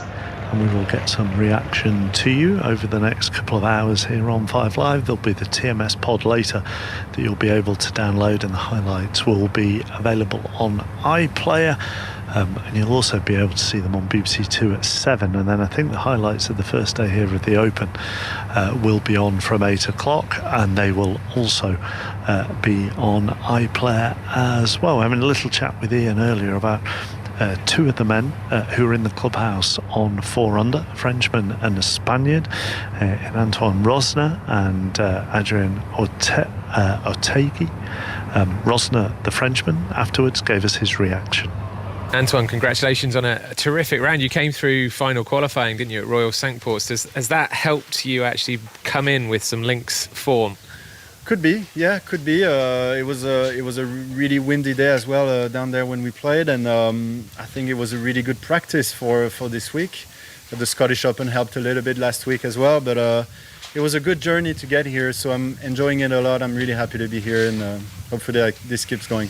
And how pleasing is it to finish in the way you did, in particular 16, 17, 18, 3, 4? Yeah, exactly. It's 16 is a very strong hole, even a 4 is a good score, and I just hit a superb second shot in there and hold a great putt. So hold a massive putt on 18 to finish the day, so I couldn't ask for anything better than this. I'm enjoying it, and hopefully this can keep going. Are you looking at the leaderboard at this stage, or is it just about kind of what your own score is and getting through to the weekend? Well, I liked seeing my name on the yellow leaderboard on 18, and it's not very common for me, so I'm enjoying it again. It's still very early in the tournament. I'm not new in the golf world. I know it's going to be a long week, so yeah, got to be ready for tomorrow and then hopefully Saturday and Sunday. I know it's been a nice day today, but I know your wins have come in places like Mauritius and Dubai and Qatar. It's going to be a little bit different to those places, certainly over the weekend, we think. It's going to be different, even though it could be a bit cooler. I'm warm on the inside, so no, it's going to be fun. Well played today. Thank you. That was Antoine Rosner talking to Andy Stevenson. Just rounding up the day's football news for you. Both host nations got off to a winning start at the Women's World Cup. New Zealand beat Norway 1-0. That's their first ever win at a World Cup. Australia beat the Republic of Ireland 1-0. That news slightly, well, not slightly, very much diluted for the Aussies, because Sam Kerr is out. Not only for the game today, but she'll miss the second game as well with a calf injury. In the Premier League, Bruno Fernandes has been named named as the club captain at Manchester United. Burnley have confirmed the signing of James Trafford, the goalkeeper from Manchester City, out to the 13th. News of Max Homa's tee shot. John. Big shot from Homa, who is really warming to this. He's birdied 2 of his last 3 holes. I don't know whether it's connected to the fact that he's put a jumper on at the turn, but he's certainly warming up in every sense. Katrina Matthew got a chance here to get to 4 under. He hit a great shot there, just a little draw into that back left pin with the wind coming off the water on the left, and looks like he hit it in pretty close from where we are. Yeah, unlike Tyrrell Hatton, who does not like that tee shot at all, was immediately on the walk. Hoping that wasn't his 3-iron. Very much so, but you could see him gritting his teeth through his beard. So we'll go up and have a look and see exactly where he's gone, and also how close Max Homa actually is. Got a chance to go to 4 under, just a shot off the lead, the American. Max Homa warming up. I wonder if we can get Rory to warm up, Ian. Well, something needs to get him going. He has put a jumper on, so that has warmed him up, I suppose. He's marching down after tee shots on the 14th. Both he and Rahm have hit fine tee shots, laying up with an iron, both finding the fairway. And McIlroy is going to be 175 yards out for his second shot, uphill into the breeze with the flag on the right side of the green. As for Justin Rose, a really poor tee shot, laying up with an iron, but tugging it left, and he's got a bit of a sandy lie where there are sandy wastes down the left side. That's one of the new things about this Hoylake course. Thank you very much. Just in front of me, Emiliano Grillo coming down 18. He's on 4 under.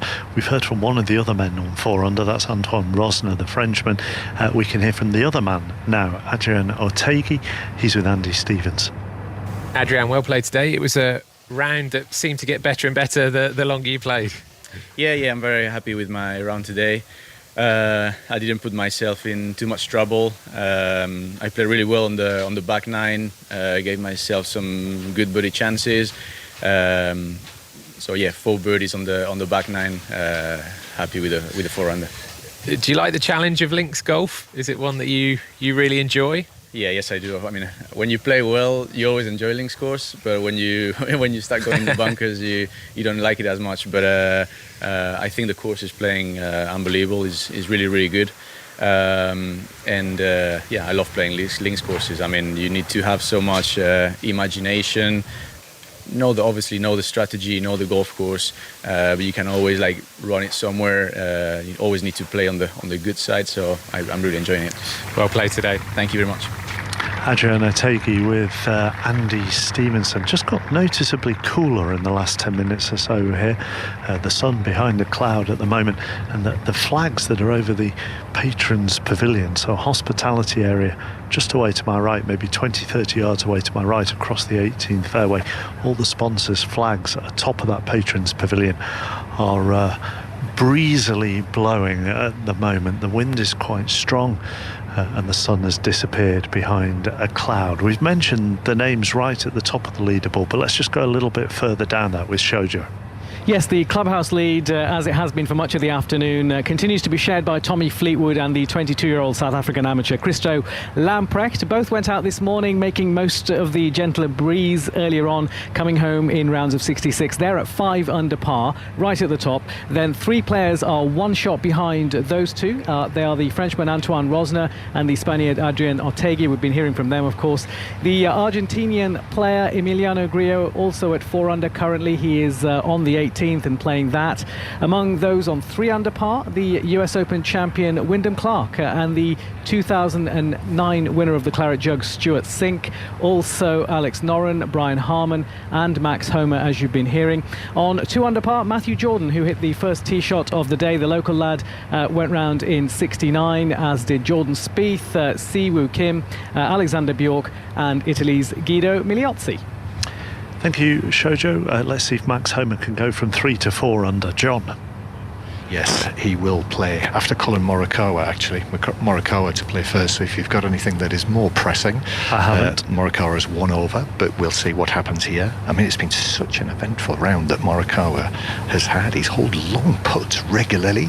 He's had to rescue his situation. He's had a double bogey after going out of bounds, and currently the Open champion of 2 years ago on that lovely sunny week down in Kent at Royal St George's, Colin Morikawa, is 1 over, and he's on the back of the green here. So this is a long putt of 24 feet for birdie that he sets off on its way, but it's always missing on the right hand side. We had a great line behind that, Katrina Matthew, didn't we? We did. We had a great view of that one. Really nice pace, just drifted off a little bit to the right. I've now got Homa lining his one up to go 4 under. He's just a little bit closer. We got a little excited. We thought it was closer, didn't we, from the tee? We did. We have to confess that. We've got to be, as the youngsters say, I'm not going to lie. I thought it was a lot closer than that, but it's 20 feet. However, it is still a birdie chance for the man in the white trousers, Max Homa, bearded, watching the ball as it rolls. He's bent his knees, and we've had plenty of instances whenever players bend their knees, very often it means the ball is not going in the hole, and it didn't there, but it should be a par 3 for him to remain at 3 under. Yep, I think that knee bend's a sure sign you've missed it. Just missed on the right hand side, just didn't give it quite enough break, but a good 3 in this hole. Not an easy par 3 today. And as for Tyrrell Hatton, level par now for the tournament after dropping shots at 2 of his last 3 holes. He was through the back of the green. Yeah, he looked as though disgusted with his shot, but it really wasn't too bad. And then he hit a great little chip up, but it just nearly hit it too well, and it had a little bit much check on it. And he's just told it in there for his par, so good save.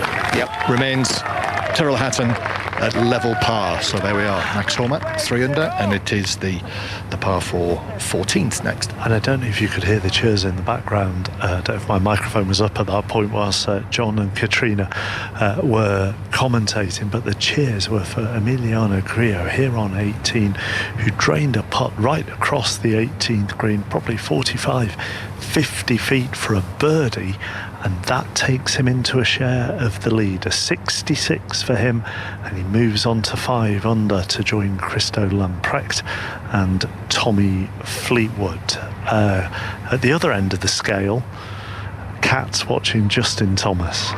Yes, and the horror show continues. A second double bogey on the card for Justin Thomas. He's moved to 7 over par. This time it was on the par 4 14th. A fine tee shot drifted on the breeze to the right in the rough. He lost control of the second shot, went over the back of the green, and he was silhouetted against the Dee estuary, chipping back down the slippery hill. Couldn't get it up. 2 attempts to get it up onto the green after it had gone over the back. So in it goes for a double bogey 6, and he is 7 over par. And he just looks, I mean, he always looks a little bit like he's on the verge of tears, but he looks like he could just walk off the course right now, Ian. Rory McIlroy's played his second shot into the 14th and just found the green left side. Lengthy birdie opportunity, but steady enough stuff from McIlroy, not risking going for the flag, which is on the right side of the green, because anything that misses on that side will be repelled by the slopes. Let's see what Jon Rahm can do here now, the Spaniard at 1 over par. That wind coming in off the left. He's still in his shirt sleeves as he sends this one up into the sky, up to the plateau green. That's a lovely shot from Jon Rahm. That's no, not quite. It looked like it was going to have enough to chase on up towards the flag, but it then gripped with the spin, and it took the contours and did exactly as I was prescribing for any player that tried to get too cute with the flag, and it has run all the way off the green. It's a notoriously difficult hole, this one. I'd love to see the stats on it when I get in as well. I imagine we've heard how difficult the 6th hole is playing. I imagine that this 14th hole is definitely up there as well as a very difficult hole today. Yep, so Rahm with a lot of work to do to make sure he remains at 1 over par. McIlroy with an outside birdie chance as we make our way up to the 14th green mark. OK, we'll come back to you for that. Throughout the course of the afternoon, we've been switching between here at Royal Liverpool for the golf and Old Trafford for the cricket. So at 14 minutes to 7 o'clock on this Thursday evening, let's just round up what has been an astonishing second day's play. Eleanor Oldroyd, first of all, I think will just take us through everything that's happened. Well, how long have you got, chappers? I mean, A they little could walk while. all the way up to the 14th and Yes. probably complete their putts. Well, the close of play, 384 for 4 is the England score. The lead is 67 runs. If you told us that was going to happen at the start of the day, I think the most optimistic England fans among us might not have imagined that would be the case. But earlier on, Australia made another 18 runs to add to their overnight score. It could have been actually only 1 run, actually, because there was an early... Josh Hazelwood was out to Chris Wokes, and then that was a no ball, so he hung on a little bit longer. But 317 all out. Chris Wokes took 5 for 62. I just said to Alex and Phil, you remember Wokes, he got a 5 for at the start of the day. I was going, did he? Sorry, Completely forgotten that. That was today. But then that was all kind of wiped away, really, by Zach Crawley's absolutely magnificent innings of 189 off 182 balls. 2 big partnerships, 121 with Moeen Ali, who is the born-again number 3. He made 54 before he was out finally, just after the lunch interval. And then... Joe Root came in, he had 84 off 95 deliveries, put on 206 with Crawley before he was out. They scored at 7.12 in that afternoon session, 178 runs in 25 overs. Full range of shots from both of them. Joe Root's reverse ramp, Zach Crawley bringing up landmarks by hitting 6s into the stand. Australia's bowlers all over the shop. Pat Cummins not knowing what was hitting him. But yeah, we end the day with a lead of 67 runs for England. And as Ellie has mentioned, Phil Tufnell and Alex Hartley are alongside her. And Alex, we've known from the moment that Pat Cummins lost the toss yesterday what England's plan was, but it's one thing having a plan, it's another thing being able to execute it as well as they have done. Yeah, and they were fantastic today. I think Moeen Ali can give himself a huge pat on the back. He came to the crease early as England's number 3. Ben Duckett going pretty early on this morning just for 1 run off 6 deliveries, and then it was quite a tough passage of play. You know, the new ball, it was doing a little bit. There was carry through to the keeper, nipping off the surface. Moeen Ali, if he stuck around for 40 balls, he'd done his job, you know, to weather that new ball and make sure the lacquer had come off, and it got a little bit older. But the way he played to get 54 off 82, he was brilliant. It was sensible cricket from England through that passage of play. And then when the ball got older, they were able to capitalise on that partnership that him and Crawley had built, and then the rest of the day is history.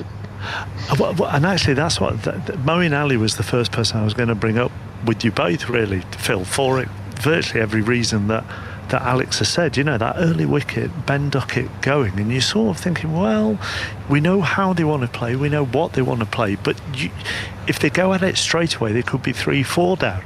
Absolutely, and that's what we were slightly concerned about if one went early. But I mean, I think, chappers, we've discussed it as well. It was a bit of baseball with brains, you know.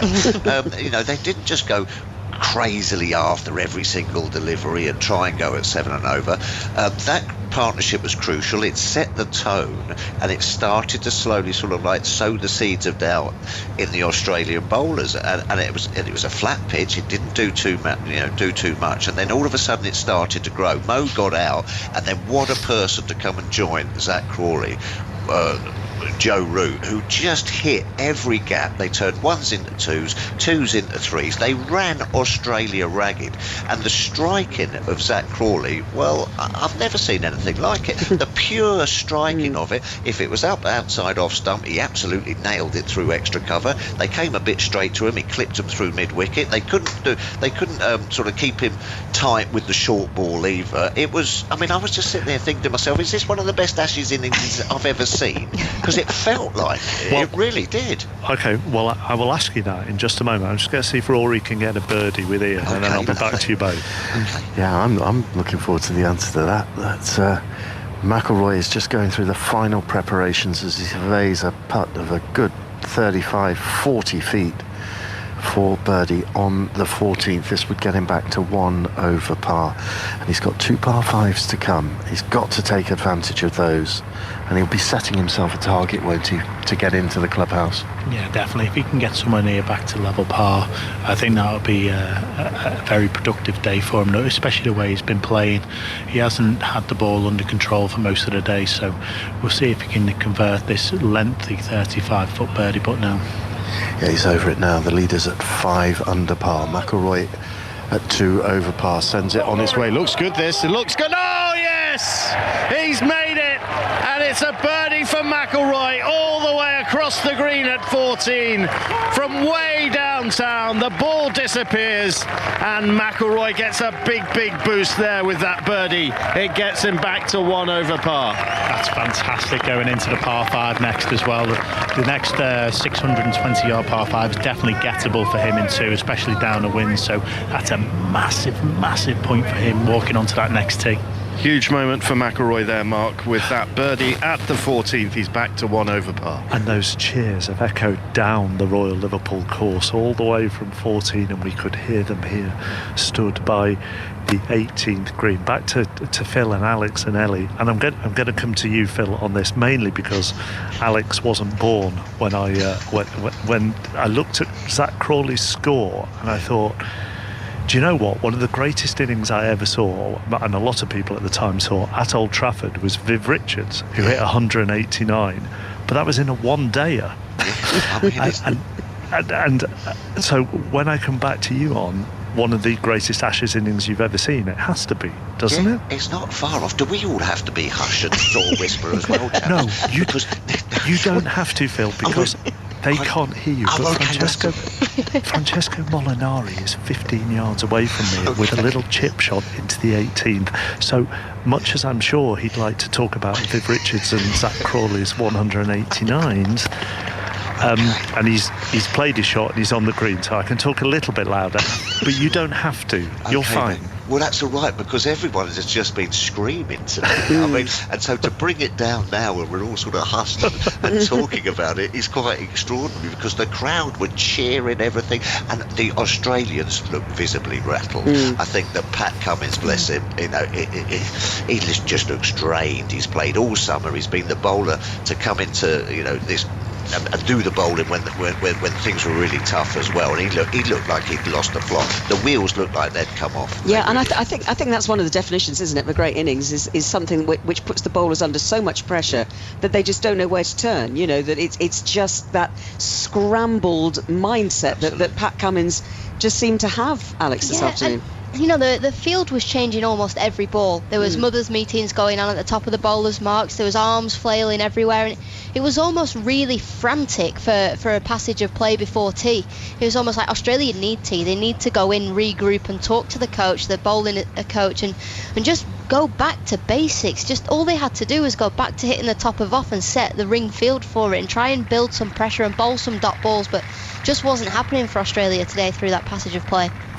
Alex, when you talk about the sensible way that Moeen Ali played, and I'm only going on the stats that I've got in front of me for later on in the day, did England go back to sensible mode towards the end of the day to give themselves a platform for tomorrow morning? Yeah, definitely. You know, Ben Stokes came out and was really sensible. I had the fear that Ben Stokes would come out swinging, and England could end up 6 down at the close of play, but actually really sensible at the end there from England, knowing that they're only 4 down going into tomorrow, and they can really have a dip once they get through that first hour. Well, the damage had been done, so they bought themselves this time, which we've all been talking about. Is there rain about Saturday? Is it going to pour down Sunday? Well, so they have just bought themselves a little bit of time, but they were watchful and made sure that they didn't give those couple of wickets back to Australia, and all that hard work would have then been slightly undone. So Aussie won't fancy coming out tomorrow, because they know they're going to get it again. Yeah, and Zach Crawley, we've just been talking about the fact that he's a bit of a conundrum, chappers. We've talked about this so many times. I mean, because he's got a double hundred, test double hundred to his name, which he got early on in his career down at Southampton during COVID against Pakistan. But his test average is only 31. Yeah. which suggests, you know, it's as you said, Tuffers, it's either a double 100 or it's 25. Well, that's right. I mean, it's just unbelievable. I mean, it shows the faith that, you know, McCullum and Stokes have put in. We all know that innings is, or that type of innings is in him, and it's just about getting it out of him a little bit more regularly. It's almost like you stick your hand in a bag and it's like, oh, I'm going to get 0 today, I'm going to get 30, or I'm going to get 200. I mean, it's just incredible. Yeah, I interviewed him before the series started, actually, and I said, do you have a confidence problem? You know, do you have a bit of a sense that you maybe your confidence levels have dropped? And he said, I've never lost belief that I could do it. No. But there are times perhaps when the confidence isn't there. And what Brendan McCullum and Ben Stokes give him is confidence. And the fact that they've stayed with him when other people might have dropped him, I think is an important factor as well. And rightly so. And after that knock today, he's become England's leading run scorer across both sides throughout this Ashes. And Khawaja was leading run scorer, but now it's Zach Crawley, and he's done it in 499 balls fewer than Khawaja. Wow, I know, sensational. Australia's bowling attack. I've seen one report that Mitchell Starc injured his shoulder in the field. So are they one bowler light? And of course, as well, Phil, this is which you mentioned a few times this afternoon, this is a bowling attack without a frontline spinner. Well, I mean, what a big loss that is, Nathan Lyon. He is the glue to this bowling attack. And when you have a day like that in the field, everybody, I mean, I saw Hazelwood must have done about 15 miles. It's a big field, chappers, as you know. But Joe Root was hitting on one side of him, getting 2 or 3, and then hitting the other side. And it gets miles in your legs, and they were sprawling on the boundaries, and that's what did for Mitchell Starc. He's jammed his knee into the turf, and I think that sort of like reverberated up his leg and has given him a hamstring. Then he's done his shoulder a bit. So days like that are chastening in the field, they really are, and they can affect also the way you come out and approach it with the bat, because they'll be sitting in that dressing room in Australia going, what the hell just happened there? These aren't any mugs here. These are Mitchell Starc, Josh Hazelwood, Pat Cummins, these Cameron Green. These guys are a proper serious seam bowling lineup, and they were just taken apart, chappers. It was incredible to see.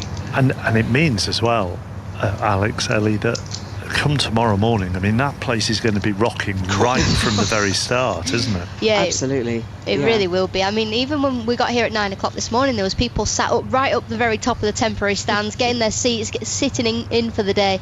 It's going to be an absolute cracker tomorrow, because England have been so good to watch over the last 18 months, and tomorrow could be a real crucial day for England, because they have to win this test to keep the Ashes alive, and there's a bit of weather around at the weekend. 200 lead will be handy, and then get bowling. It's going to come down and I think there's probably enough time in the next 3 days, you would have thought, because even if it was washed out on Saturday, if there is time on Sunday, you think they can get a big enough lead, you think that's going to be enough to bowl them out. Yeah, and Chappers, just quickly, mate. 200 lead. 200 lead by lunch tomorrow? Go and give it a bit of a dart. You know, we've got the likes of Johnny Bairstow, Ben Stokes and Brooke out there as well, but that delivery that got Joe Root out, the one that just scuttled along the ground, didn't bounce about 2 inches. There are some cracks appearing in this Old Trafford track, and that will get into the mind of the Australians as well. So that ball might just mean that England perhaps get another 50 more than they sort of would have done beforehand. Yeah, can I just say, chappers, that we've had 2 days of beautiful sunshine here at Old Trafford. So don't listen to anybody who ever says that the weather's bad in Manchester, because we're not going to talk about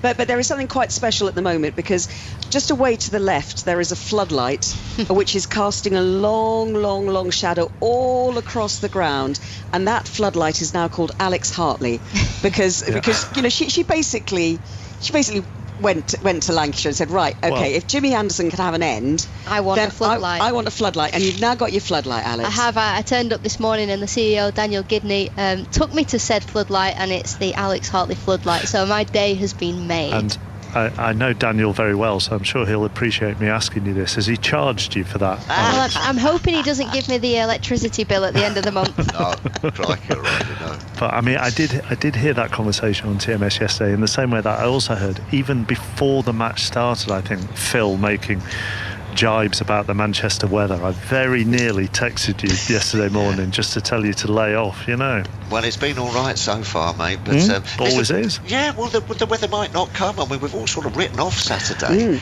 but it might not happen, and so you've got to be mindful of that. But the thing I like about Ben Stokes, he said, you know, you always come up with that as a cricketer. Oh, there's a bit of weather about, but we're just going to play each ball as it comes and take it as we go and everything. But even Ben Stokes said, well, listen, no, you know, it's a bit like golf when they say the last round, you know, that no one looks at the scoreboard.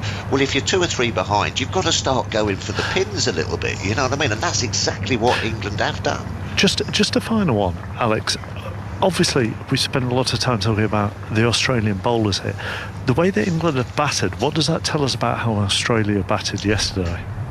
Oh, that's a great question. I think Australia, they should have got 400 plus yesterday, but I think the England bowlers, Chris Woakes in particular, really got England back into the game. So Australia, they'll be really disappointed in the fact that, you know, they lost regular wickets, they weren't able to get around that 400, and they didn't quite, I guess, manage the pressure waves that England did today when they were like Moeen Ali, for example. It's been a very un-Australian performance, Chappers, with bat and ball. And I think it's also been very untypical of this Ashes series so far that we've had one side that's dominated for a whole day, which is England today, which hasn't happened in any other single day in this series at all.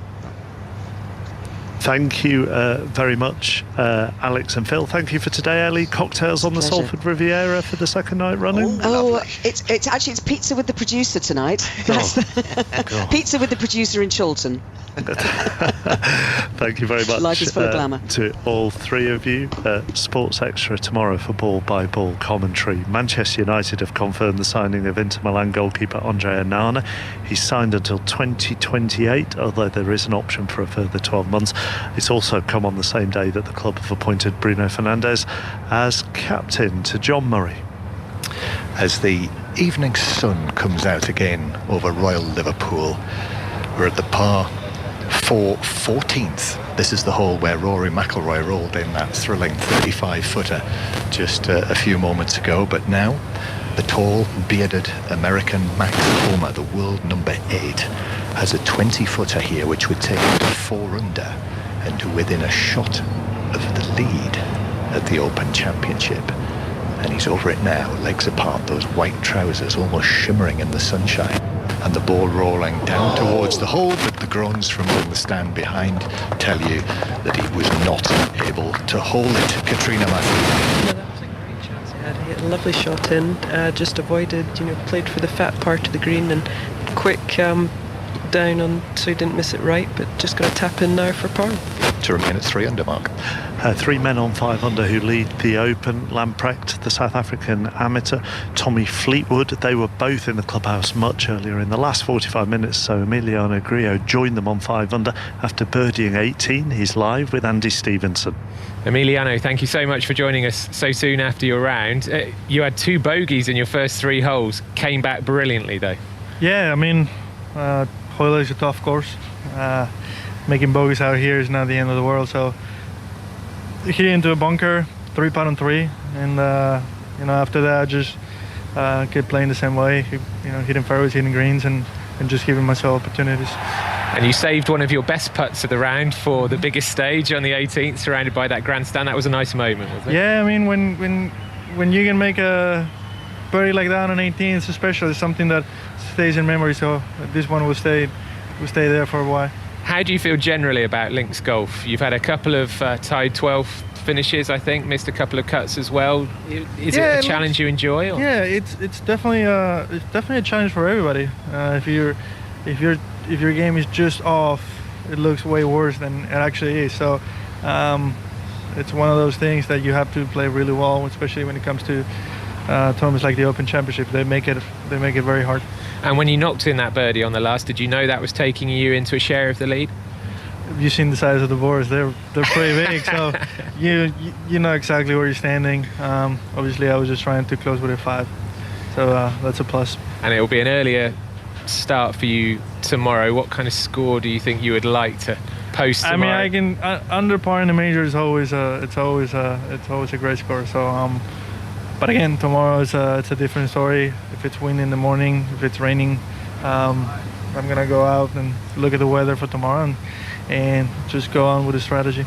Appreciate you joining us live. Thanks very much, Thank Emiliano. you. Appreciate Good it. stuff. Emiliano Grillo with Andy Stevenson live here on 5 Live. Now, the big story on social media appears to be that Victor Hovland has been pooed on by a goal. Cat Downs, did you see it?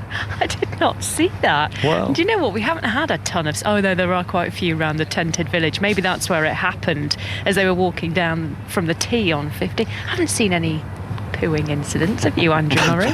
Absolutely not. It's meant to be lucky, isn't it?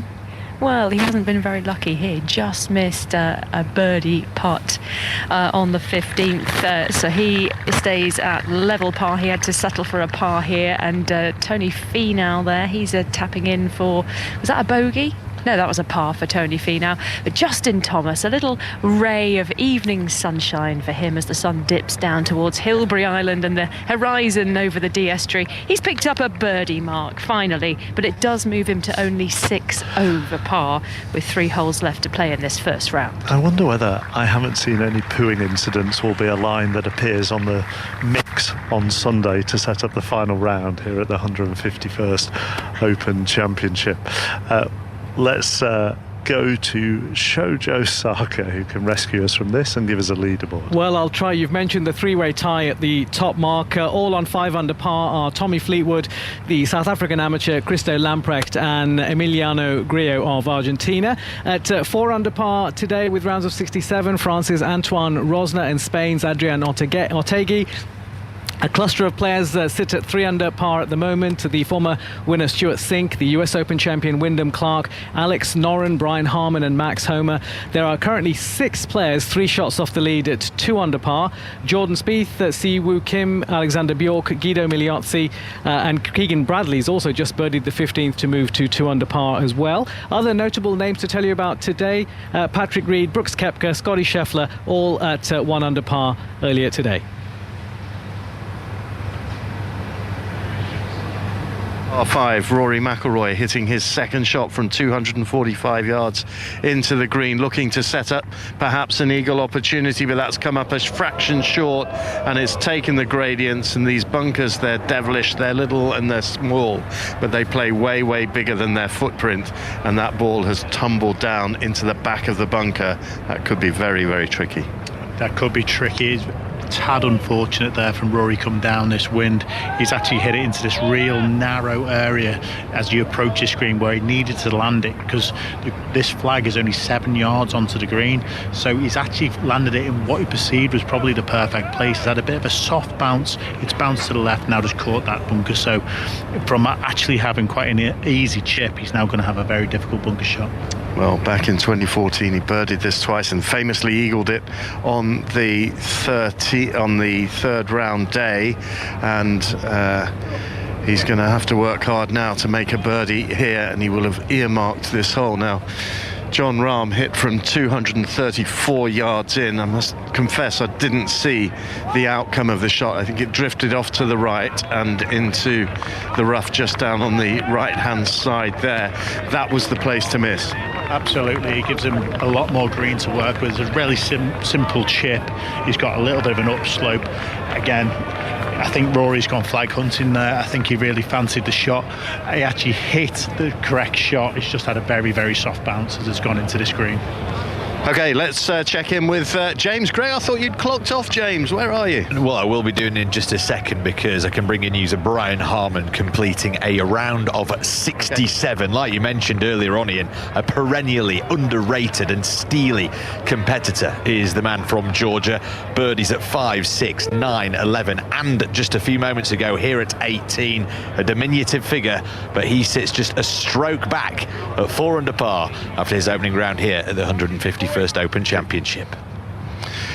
Thank you very much indeed, James. We can see Rory McIlroy's ball, and it looks to be lying pretty reasonably, even though it's in the back end of the bunker. Remember, Christo Lamprecht and Tommy Fleetwood are sharing the lead with Emiliano Grillo of Argentina, all at 5 under par. Max Homer is within 2 shots of them. John Murray. Max Homa has just hit his tee shot at the huge par 5, the 15th, 620 yards, and he's managed to find the middle of the fairway, Ian. So Homa 3 under, safely on the fairway on 15. So with the holes that are remaining, Max Homa could be right up there. Mind you, there's one little hole in there as well that means that things could be quite different. Yeah, he's got the 2 reachable par 5s if he gets good drives away, and he's got a good one off down here on 15, so should have a chance to get it on the green. So a couple of birdie chances, and then obviously 16's tough back into the wind, and 17, we'll see what happens there. Yep, lovely. Thank you, Katrina. We've got 3 holes to go, me and Katrina, after this. Ian? And so will we.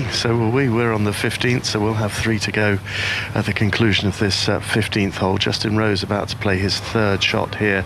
It's been a difficult day for Rose at 4 over par. Then we'll see Jon Rahm pitching with his 3rd shot on this par 5, and then McIlroy's bunker shot. But let's head up to the 17th. Alistair Bruce Ball, you've been on little eye watch all afternoon. All sorts of dramas I know have played out, but you nearly had a hole in one? Yes, Keita Nakajima of Japan has come the closest we've seen this afternoon in the last 3 hours or so. Graham Storm and I, he's knocked the tee shot into probably just outside a couple of feet, and Graham, he's popped it in for a birdie. That was a beautiful shot. This is getting trickier and trickier this evening, this hole, isn't it? It is. It's getting really difficult as the wind whisks across from the right hand side. You know, you've got to really control your ball flight. You don't want to get it too far up in the air, but we've just seen the best shot of the day by far, you know, into 2 feet, almost went in, just a little bit of backspin, stopped it from rolling towards the hole, but he's tapped it in for his 2, and he's back to level par. 126 golfers have played the hole so far today. Ian, 18 birdies we've had, and the last time I got pooed on by a seagull was Muirfield 2013, which is very lucky for Phil Mickelson. And not so for you. Here comes Jon Rahm chipping on the par 5 15th. This is an equal chance because it's a decent lie, and he's a wizard with these wedges, and he bumps it forward up towards the hole and misses on the left side. But like Justin Rose, he's carved out a birdie opportunity, and really good one for Rahm, and that would get him back to level par because he's put it to 3.5 feet. Yeah, great shot. Again, aggressive. Looked to be holding that shot. As we now move on to McIlroy, I've had a little look at the bunker shot. My worry was it just dropped in at the back edge, and for the first time today, the ball has just moved forward a bit more central, so he's actually got half a chance of holding this one now. Yeah, he's just got enough room for his backswing. He has to take it back very steeply, and he's not far from us, so I'm going to keep my voice very, very low here. And he digs his feet into the sand, what all good golfers do, and he'll be looking to make contact with the ball with the club at its deepest point in the sand. Puff of sand, the ball comes out and releases and heads down towards the hole. Just a little bit too much grip, but he's put it to within 3 feet, 4 feet tops. Yeah, what we looked at when we saw it from the fairway, like I said, I had the fear that would be incredibly difficult. If not, he might have to come out backwards. But as we said, it moved into the centre of the bunker and gave him a chance to actually hit a lovely, lovely golf shot. Is what he's done there. He's left himself 3 or 4 foot now for birdie. Hopefully he can go back-to-back birdies in the last 2 holes. Yeah, and that would get him back to level par. It would get Jon Rahm back to level par as well. All 3 players here have got good birdie chances. It's going to be Justin Rose to putt first. He must make his because he's at 4 over par. The leader's at 5 under. Christo Lamprecht, the amateur champion.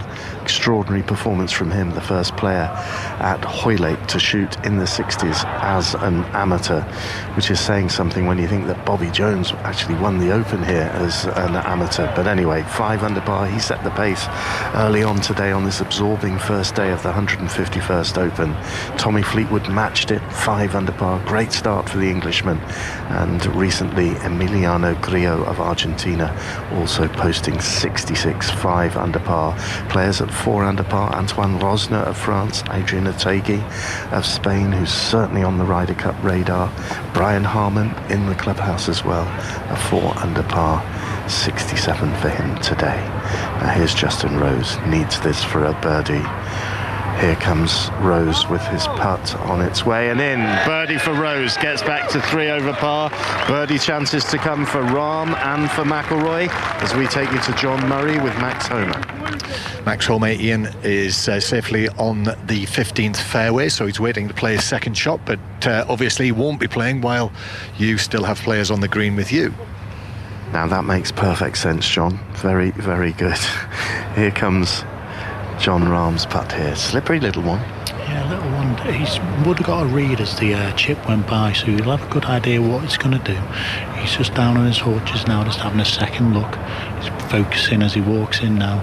You can see his eyes sort of focusing on the point he wants the ball to roll over as he has a couple of practice strokes next to the ball now and steps into it. Just needs to set it in motion here. Downhill, 4 feet. This for a birdie that would get him back to level par. The Masters champion on its way. Oh, he's missed it on the left side and he turns away in frustration. He puts his hand across his mouth. He shakes his head.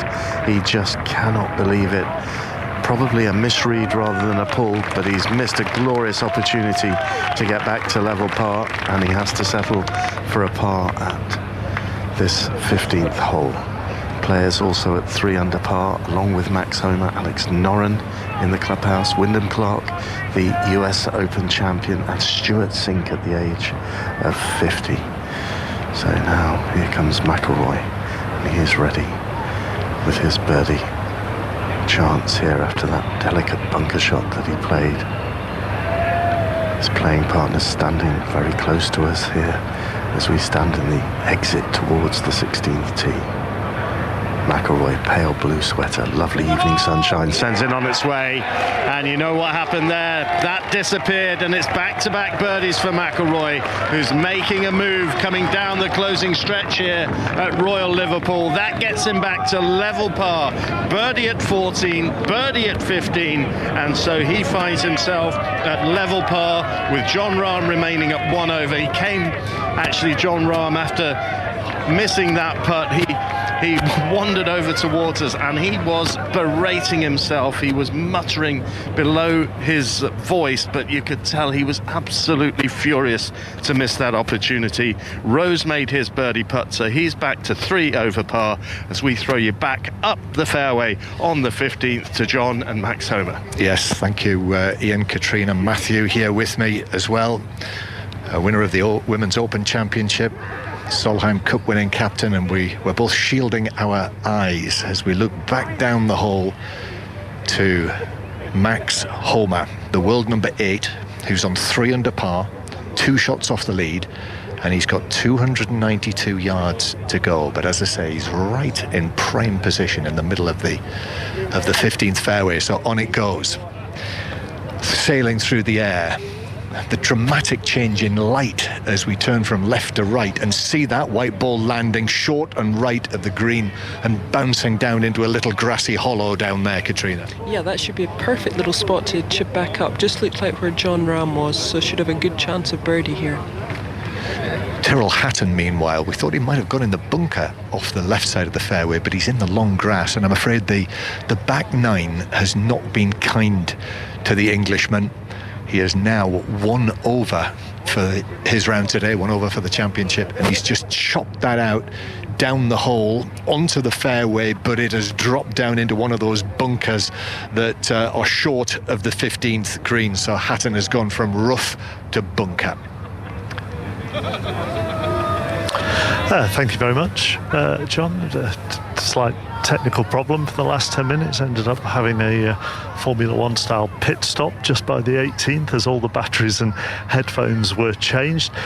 People tuning in all the time, particularly as they leave work, maybe leaving work a little bit later this Thursday evening. So let's just give you a leaderboard here on the first day of the 151st Open Championship at Royal Liverpool. Christo Lamprecht, Tommy Fleetwood and Emiliano Grillo are our joint leaders. They're all all on 5 under. And then Antoine Rosner, Adriana Taghi and Brian Harman, who's just finished here on 18, are all 4 under. Stuart Sink, a former champion, went out very early this morning. He's 3 under. Wyndham Clark, US Open champion, also on 3 under, as is the Swede Alex Noren. Max Homa with John Murray out on the course, and Katrina Matthew as well, 3 under. Then Matthew Jordan, a Hoylake member, hit the first tee shot of the day today, 2 under. Jordan Spieth, another former champion, also on 2 under, as is Siwoo Kim, Alexander Bjork, and still out on the course on 2 under, Keegan Bradley, Guido Migliozzi, who else have we got? Michael Stewart as well, and then plenty of big names on 1 under. Let's do them as well. Patrick Reed, Thomas Peters, Patrick Cantlay, Brooks Koepka, Hideki Matsuyama, Scotty Scheffler, Xander Schauffele, Richard Bland and Romain Longasque, all in the clubhouse.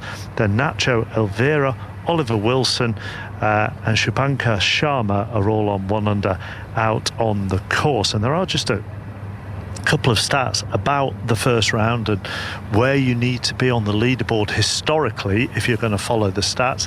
Each of the last 23 Open champions was within 5 shots of the lead after the first round, so you're looking at level par or better with the leaders on 5 under, and only 1 of the past 18 Open winners shot a score over par in the first round, which was Padraig Harrington at Royal Birkdale in 2008 when he shot a 74. Let's go back to that man who hit the first tee shot of the day. Matthew Jordan ended up on 2 under. He's been talking to Andy Stevenson. Matthew, you've been playing around here since you were 7 years old, but certainly not in circumstances like today. So how are you feeling at 6:30 this morning? I was obviously excited, nervous. I couldn't wait to get going. More awake than I probably would be at any other time. And it was just amazing to have. Obviously, what I walked into at 6:30 was incredible and something that I will never forget. Were you surprised at just how many people were out at that time to watch you go out? Yes, certainly lining the fairways. I remember in 14, I got up on the stands and it was full, so I did expect it to be full, but certainly, as I say, down the sides. And I think it was more the noise that really kind of surprised me. It was just everyone was going crazy for me. And who did you have specifically following you around in terms of family and friends out there? I mean, I know my mum and my dad would have been there, and friends. I had all kind of the friends that I grew up with, that I played junior golf with. I saw them about. I saw various different people. There were so many people that I can't actually tell you who was there for the whole time. I know you were here as a 10-year-old, wasn't it, watching Tiger Woods on the putting green in 2006, and you watched Rory win here 9 years ago. So it must feel quite special to you to think actually there might be local youngsters following you around today and inspiring them to get into golf. Yes, I hope so. Because all I can say is that, if you dream about this, it is that good. I kind of dreamt of playing this as a kid, but then to actually do it and feel like the emotion and the adrenaline off it is just mind-blowing. So, I would tell guys or kids, go and take it up, go and see if you enjoy it, because the feelings that you get, certainly from an individual sport, is just incredible. So that's the man who hit the first tee shot of the day. There is plenty of golf still going out here on the Royal Liverpool course at 7:25 in the evening. John Murray watching Max Homa. Yes, on the par 5, so at 3 under par, with his second shot ending up in the long grass, short and right. Max Homa here has a chance to make another step forward, and he's chopped it out of there very nicely, rolled across the surface, and he's got a birdie putt there of maybe 5 or 6 feet, Katrina Matthew. Yeah, he had a lovely little chip. It wasn't sitting great there, just kind of a little bit of a fried egg lie in the rough, but he just popped it up nicely and a bit of topspin, and it ran on down to the hole, so a really good chance now for birdie. Yeah, there is a genuine possibility, and I know there are many hazards ahead as well, but this man, Max Homa, could be right up there at the end of this first round, so birdie chance to come, Mark. Yeah, and There are some tricky moments to come for him, but he's very smooth in his progress so far. Ian. Watching Jon Rahm here as he plays his second shot into the par 4 16th, having been comprehensively outdriven by Rory McIlroy, is 20 yards ahead of him. And here is Rahm from 178 yards out from the left rough, playing to the back pin here and playing a nice shot into the heart of the green. Not quite onto the same level as the flag. Justin Rose has managed that. He's pin high in the right corner. But Rory McIlroy, what do you reckon, 7-9 here? Yeah, I imagine with no wind, it's almost 9-9 for him. But with this amount of wind now, I imagine he'll go up a couple of clubs, try and get it somewhere near stick high, hopefully down the right-hand side onto this correct tier where the flag is. He's over it now.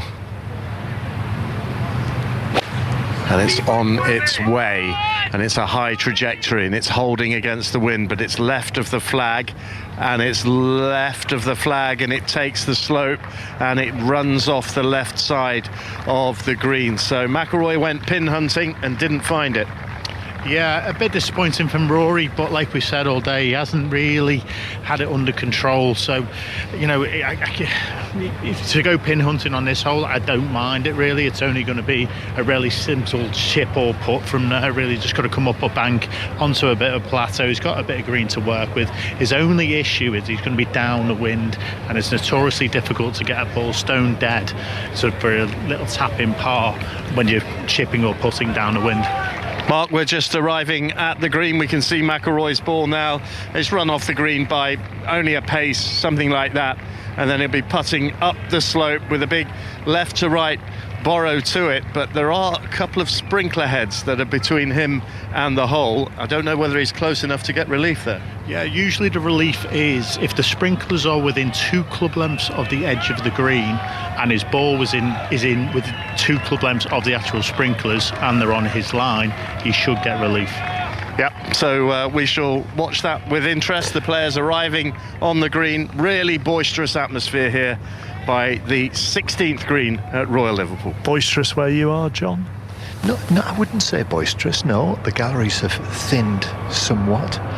And in fact, there's lots of space down the right-hand side of the 15th hole. I can see the stand where they're trying to sell South Korean agricultural implements, if anyone's interested in taking one of those home from the Open Championship. But most importantly, we can also see Max Homa, who is now stepping forward with this birdie opportunity to go to 4 under par and to within a shot of the lead, Katrina Mathieu. Yeah, he's played some really good golf today. He's just lining it up here, doing a bit of his aim point, straddling the line and trying to get a feel for it. But 5 feet, green here is fairly flat. I would say he's in with a pretty good chance here. He's just bent down now, having a look at it, and I would say it's fairly straight, maybe just a fraction on the left side, but he's settled over it now and about to go. So Max Homa over this putt and in. Oh no, it does not drop. Well, it looked for all the world as though it was about to disappear from sight, but he's missed it. That's a costly miss. Remains at 3 under. He's not been able to take advantage of the par 5. So Max Homa, 3 holes to play, and up ahead onto the 16th now. And Ian? Rory McIlroy putting for birdie from just off the green now. Those sprinkler heads not quite in his line, and he's going to be putting up that hill, borrowing from left to right. Yeah, from left to right, coming through the shadow here of the TV tower, casting in this late evening across the green, across his line. It might be a little bit difficult for him to see the line correctly through that shading, but I'm sure he'll get it figured out. The ball just a pace off the putting surface, so he's not been able to mark it, he's not been able to use the line on his ball or anything like that, or clean it, but it looks pristine, and he's ready now. This for birdie from off the left up the slope on the 16th green. He'll give this a firm wrap, and he does, and up it goes, and now it'll turn from left to right, but he didn't give it enough by some distance, and he wafts his club in frustration there. He's left that 5 or 6 feet short. Yeah, definitely bobbled off the face as well, so it didn't get an initial good roll, a good positive roll towards the flag, so it definitely took the sting out of the putt, and that's why it's left, another 6 footer. You can't keep leaving yourself this length of putt all day. It will grind you down. And this is going to be a very, very important putt for Rory McIlroy now, having clawed his way back from 2 over to level par. 2 holes to go. Who knows what will happen on 17th? All sorts of dramas have played out there today. And then there's the opportunity on 18. But he doesn't want to... I mean, it's obvious to say it, but it is so important for the momentum of his championship. There's something mentally about getting it around in level par as well. Well, you're on a tough day and in tough conditions. Anything over par, you always feel a little bit gutted with. Level par somehow, you know, it's only 1 shot different, but it feels monumentally different from a mental standpoint. And Justin Rose is now getting ready to putt from all the way across the green from the far side into the lengthening shadows and the glorious evening sunshine on the Wirral.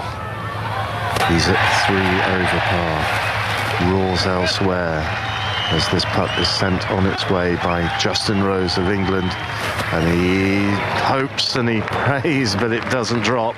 It just rolls up to the right side of the hole, but it's a good effort from Rose. Yeah, lovely touch, a really well played hole from Rose there, under control the whole way down. It found a fairway with the driver off the tee, it found a correct level with a second shot, and then just simple 2-putt, walk on to the next. And next up, it is Jon Rahm, and this is a chance, actually. It's closer to the hole than initially I thought. It's probably 18 feet and it's straight up the hill. Yeah, just getting the read right up that tee, that's going to be the difficult bit. The speed he'll be able to dial into quite easily because it'll be able to be very positive with it. It's just getting that line as it moves up that tee.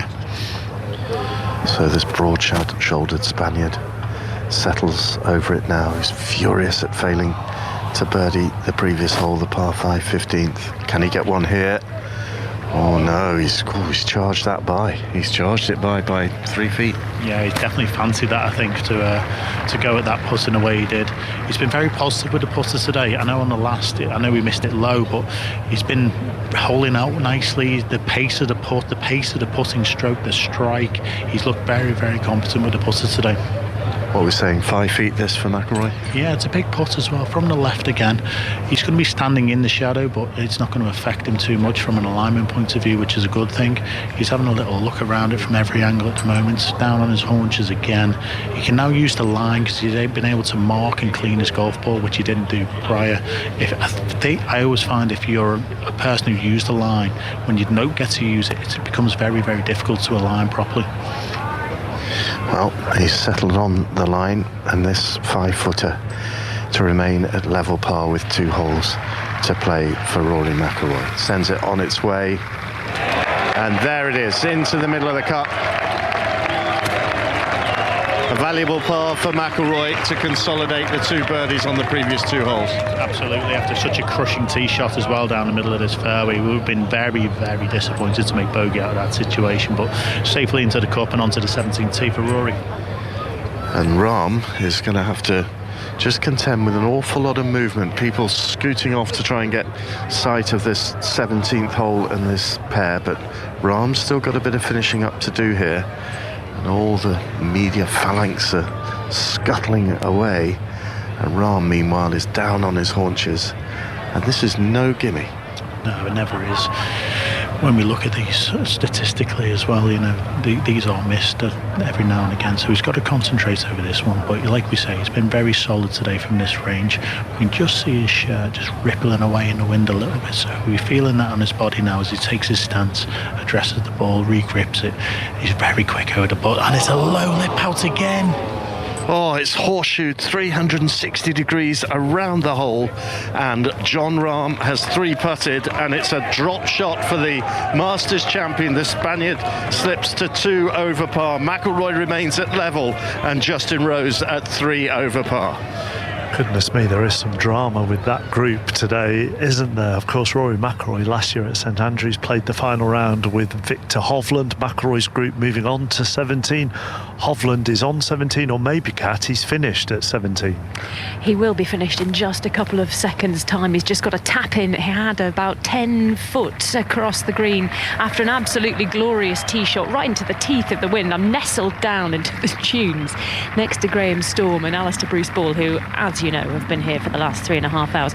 Graham Storm's got his hood on, and his hat is full waterproofs, because when you come up onto this ledge of dune that looks out over the Dee estuary, the wind really hits you in the face. It's really chilly out here now. The conditions gusting. I can hear the applause for Rory McIlroy's group as they come onto the tee behind us on the 17th. But yeah, Victor Hovland's the best of the tee shots. He had the best look at birdie. All three of them have missed their birdie putts here, so Hovland will stay at 1 under par as we head to the 18th. Maybe he could get it to 2 under if he can birdie the last mark. Thank you. If you've been with us all day here on 5 Live, you will know what a sensational second day they have had at Old Trafford in the 4th Men's Ashes Test. 402 runs scored in the day. England closing on 384 for 4. That's a lead of 67. Zach Crawley hit 189 off 182 balls. There were also half centuries for Joe Root and Moeen Ali. And afterwards, Crawley spoke to Jonathan Agnew.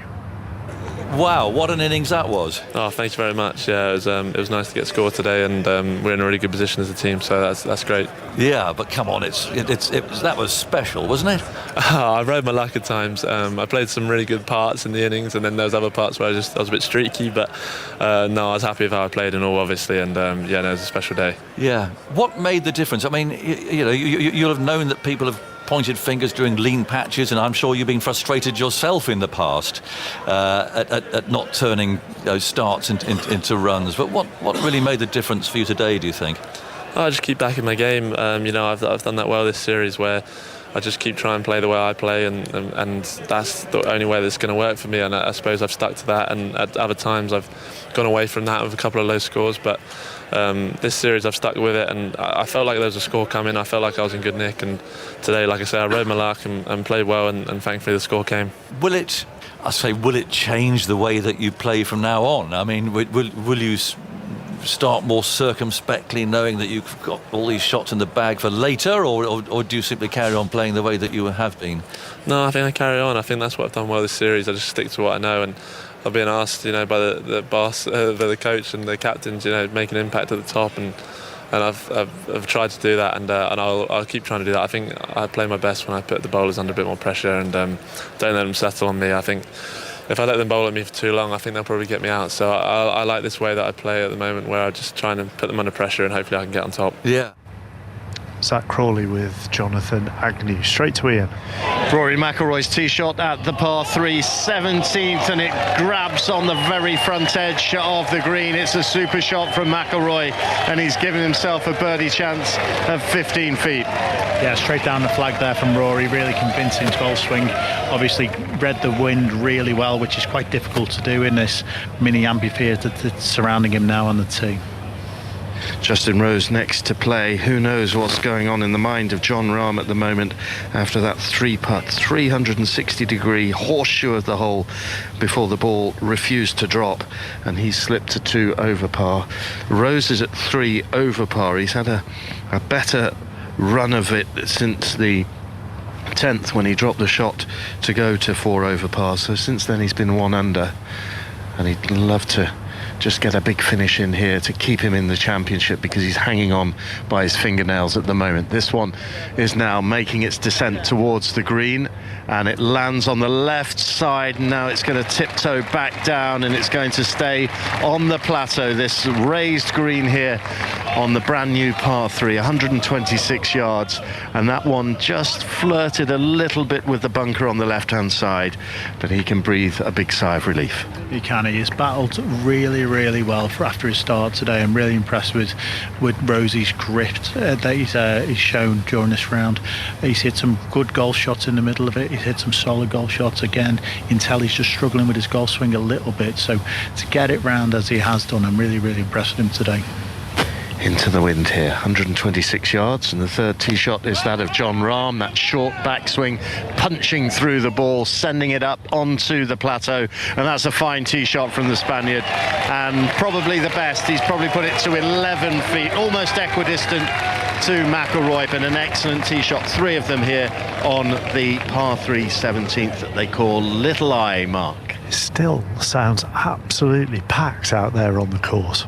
It is, yeah. I mean, there's not the grandstand around the tee is jam-packed, not a seat to be had. Well, there is now. Everyone's getting up and leaving that grandstand now. They've all been waiting for this trio to come through, and I suspect that will also apply to the grandstand that's just to the right of the green. Again, not a single seat to be had there, and behind us they're standing probably 7-8 deep as they wait for these players to come up onto the green. Should be quite a noise when they get here.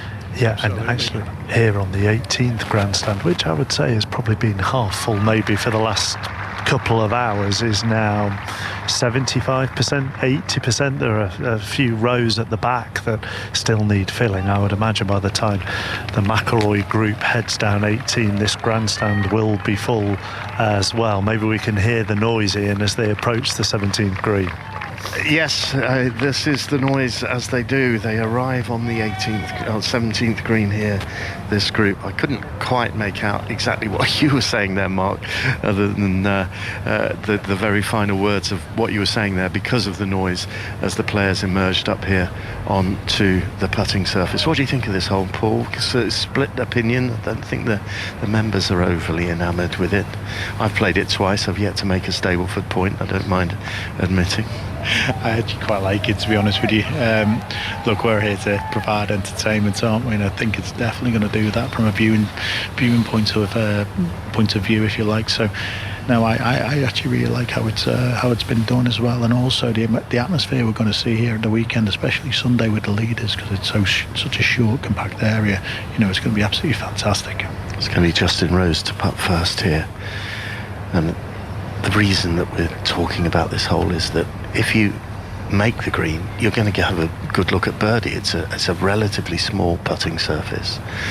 But if you miss the green, you are automatically in trouble. These are bunkers that will give you nightmares. Justin Rose, he just walked backwards there to get down into the squat position to read his putt. And if he'd taken one more step, he'd have just gone backwards straight into the bunker. I don't know if he realised how close he was to doing that. And that's actually the shallowest bunker around the screen, which is a worrying factor as well. Oh, he's doing it again. But he's back down on his haunches now. He knows what he's doing. Can he make a birdie here? The crowd all around this 17th green, willing the Englishman to get it back to 2 over par. All in navy blue, cap, top, long sleeve top, and his trousers and his shoes. Claw grip on the putter, firm wrap of the putt across the green, borrowing from left to right, oh, and just borrowed a fraction too much, and the ball stays above ground. John. Max Homa with another lengthy putt, this one for birdie, but it does not drop behind you, Ian, on the 16th, so that was an outside chance for birdie for him. He'll be ruined letting one go at the previous hole, the 15th. So as long as he holds that one out, taps it in, he'll remain at 3 under Max Homa. Thank you, John. Back here on 17, Justin Rose taps in for his par 3. That keeps him at 3 over par, just the one hole to go in his first round here. Remember, Justin Rose back in 2018 made the cut on the number and ultimately finished in a share of second place at Carnoustie with this man, Rory McIlroy, who is down on his haunches, and Paul Waring's going to give me the read. It's a little bit out the right initially, and then I think it's going to straighten more at the hole. Obviously he's behind it now, just making those infamous practice strokes as he looks down the hole here. He's made his mind up now as he walks into it. Yeah, he's chosen the line, and he has a glance at the hole. One more glance at the hole. A rock of the shoulders. The putter head goes through the ball on its way and misses on the left side. Just didn't borrow enough from the right. No, he looked like he almost expected that to move back to the left as it got to the hole from his body language there. Obviously, it's very hard to actually get the ball on line when the ball moves to the left so quickly off the strike from where he was standing. Now, Mark, I'm going to mark your card here because as McIlroy finishes off there for his par 3 that keeps him at level par, when Rahm finishes here, we've got to get up and get sprinting down the pathway here to get out of the way of the group behind.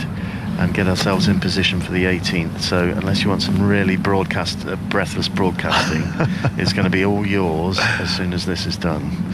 So let's see what Jon Rahm does here. A couple of practice swings and then he backs off. And he really needs to just get an infusion of confidence into this putter as much as anything else after missing short ones at the previous 2 greens. That's why he finds himself at 2 over par. He's got the par 5 18th to come. If he can birdie this, he can undo a lot of damage. It's around about 11 feet. It's left to right. And now he's ready. Everything conventional about that putting stroke sends it on its way. It turns from left to right, but not enough. And it comes up just a fraction shy. And Jon Rahm, in the rather resigned gait, marches up and just taps in for his par 3. We're sprinting to the 18th. Jon Rahm remains at 2 over par. You might need to rush to get out of the way of the group behind, but actually there is a little bit of a logjam here on 18. We're actually waiting for the approach shots of the Keegan Bradley, Joaquin Niemann group. Bradley's doing well. He's on 2 under. Im is level par. Joaquin Niemann, the Chilean, actually went to the turn level par. He then triple bogeyed 10, bogeyed 11, bogeyed 12 and double bogeyed 16. So having been level par at the turn, he's coming down 18-7 over. The group behind them is the Viktor Hovland group with Cat and Drew. Yep, and Justin Thomas in that group as well. He's coming down the last at 7 over, Mark. That's because I've given him the tap in for par on the 17th before we had to make the same dash that Ian is just doing to get to the 18th. We were like, yep, that's a foot, that'll go in. But it didn't. It lipped out, didn't it, Drew? He is having such bad luck with the putter today. Yeah, he's having a shocker. He's standing there very ruefully, leaning on his driver in front of us, and he's just whacked one straight out of bounds as well. So he's played 3 off the tee. He's now way down the fairway with his provisional. So I do feel for him, and I have to say his demeanour has been brilliant. He's not got his head down. He's been pleasant with everybody around, and there's so many people rooting for him. I feel a bit sorry for him. Yeah, you do feel a bit sorry for him. I mean, he has been through a really, really tough year. Missed 3 of his cut the cut 3 times in his last 5 starts. Missed the cut at the Masters. Missed the cut at the US Open. Finished 12 over at the US PGA. But you know, he could well finish here 12 over after the first round. He could well do. I mean, it's horrible to see, isn't it? It's just, listen, sport is a horrible thing at this level if it's going wrong. It's fantastic when it's going right, but when it's going wrong and you're such a high-profile player and such a magnificent player, I mean, he's got a touch of a goddess around the green, and he's just had a shocker of a day, and he's having a shocker of a year, and he'll come through it, no doubt. He finished in a tie for 9th at the Travellers a few weeks ago, and we all thought, right, this is it. He's back. He's back in it. But he just doesn't like links golf, does he? I think his best finish at the Open Championship is a tie for 11th. You know, that's not to be sniffed at back in 2019 at Portrush. But since then, you know, he's never really been up there at an Open Championship, has he? No, it doesn't appear so, no. It's certainly, but the touch around the greens is exemplary. I mean, it's terrific. So you'd have thought that, you know, it doesn't have the ball flight, I suppose. He's not used to it. His action is a big, tall, bombing action, so it's not conducive to sort of flattening the flight of the ball down to get it running along and avoiding the winds of links courses. And it's just one of those things. Maybe, you know, he's just not quite on form. One player who does appear to be coming into some form, though, Mark, Viktor Hovland, just down the left-hand side of the 18th here. He ran past me on his way to the 17th tee, so I did have a good look. No sign of seagull poo on his top whatsoever, but he's put together a string of 3 birdies on this back 9, on the 11th, 12th, and then on the 16th. So he's 1 under, 4 off the lead, and actually, you know, he's been chugging along, hasn't he? Fairly under the radar, but he's produced some good stuff out here. The back 9 has been really good, hasn't it? Really impressive, and he actually missed a really straightforward birdie putt, relatively, that is, in these conditions at the par 5 15th. So he's played this back 9. There's nobody played it better than he's played it, for sure.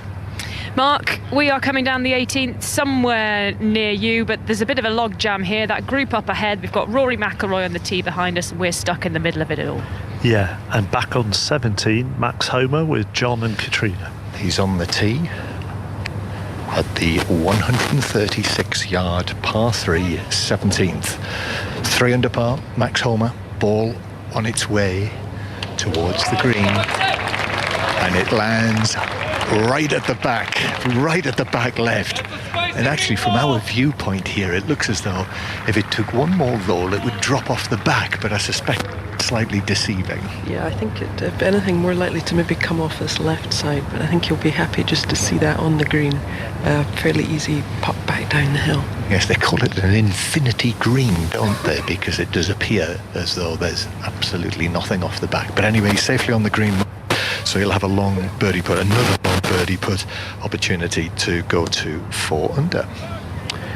10 to 8 on a Thursday evening here on 5 Live. Let's just update this leaderboard for you with Shoujo. The clubhouse lead then at 5 under par is shared by 3 players: Tommy Fleetwood, the South African amateur Christo Lamprecht, and Emiliano Grillo, who came home in a brilliant 31. At 4 under are Antoine Rosner, Adrian Otaegui and Brian Harman. 3 under, Stuart Sink, Wyndham Clark, the US Open champion, Alex Noren and Max Homa, who, as you've been hearing, is on the 17th at the moment. The 2017 winner, Jordan Spieth, is definitely in touch. He's one of several players at 2 under par. That group also includes the former major winner, Keegan Bradley. Among those on 1 under at the moment, Patrick Reed, Brooks Koepka, Xander Schauffele, the world number 1 Scotty Scheffler, and Victor Hovland, who's on the 18th at the moment. Rory McIlroy, as you've been hearing, is level, going down the last, and some selected scores for you if you're just getting home tonight. Lots of big names will start round 2 at 1 over par.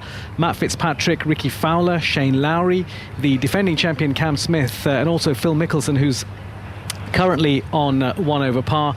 Jon Rahm is 2 over, still 1 to play for him. Danny Willett, Tony Finau finished at 2 over par, and just to tell you, Bryson DeChambeau, Dustin Johnson and Bob McIntyre all finished their rounds at 3 over par.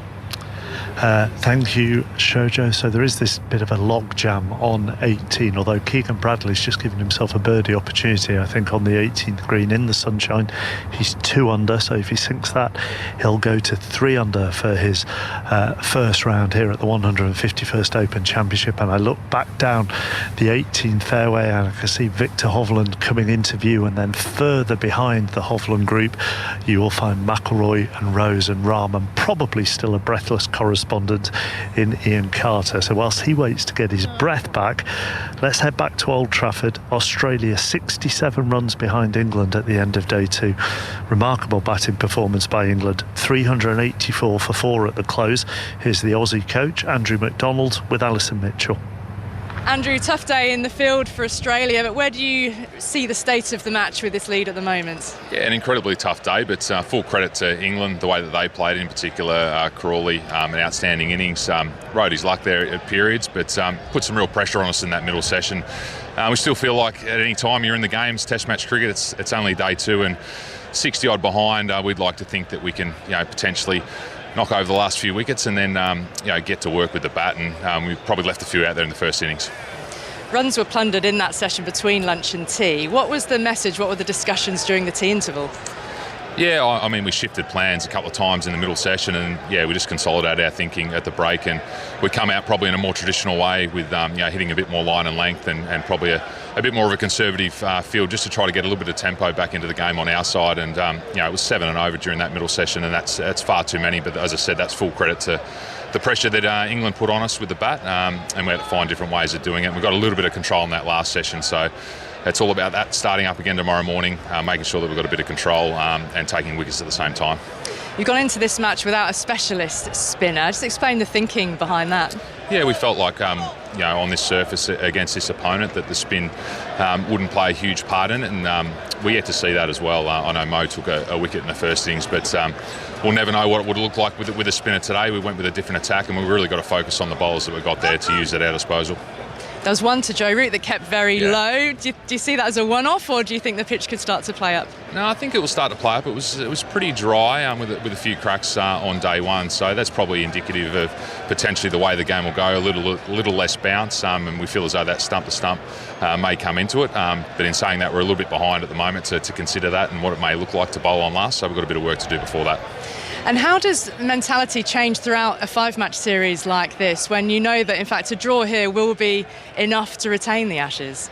Yeah, I don't think draws really factor in at the speed that these test matches have been played at, so that was never discussed coming in. It was what team can we pick to win the test match, and I know there's been a lot of talk of weather and conditions, and we thought we were going to get washed out in our preparation as well, and we got 2 cracking days to prepare, so weather up here is unpredictable, so the draw and the weather wasn't a factor in our thinking.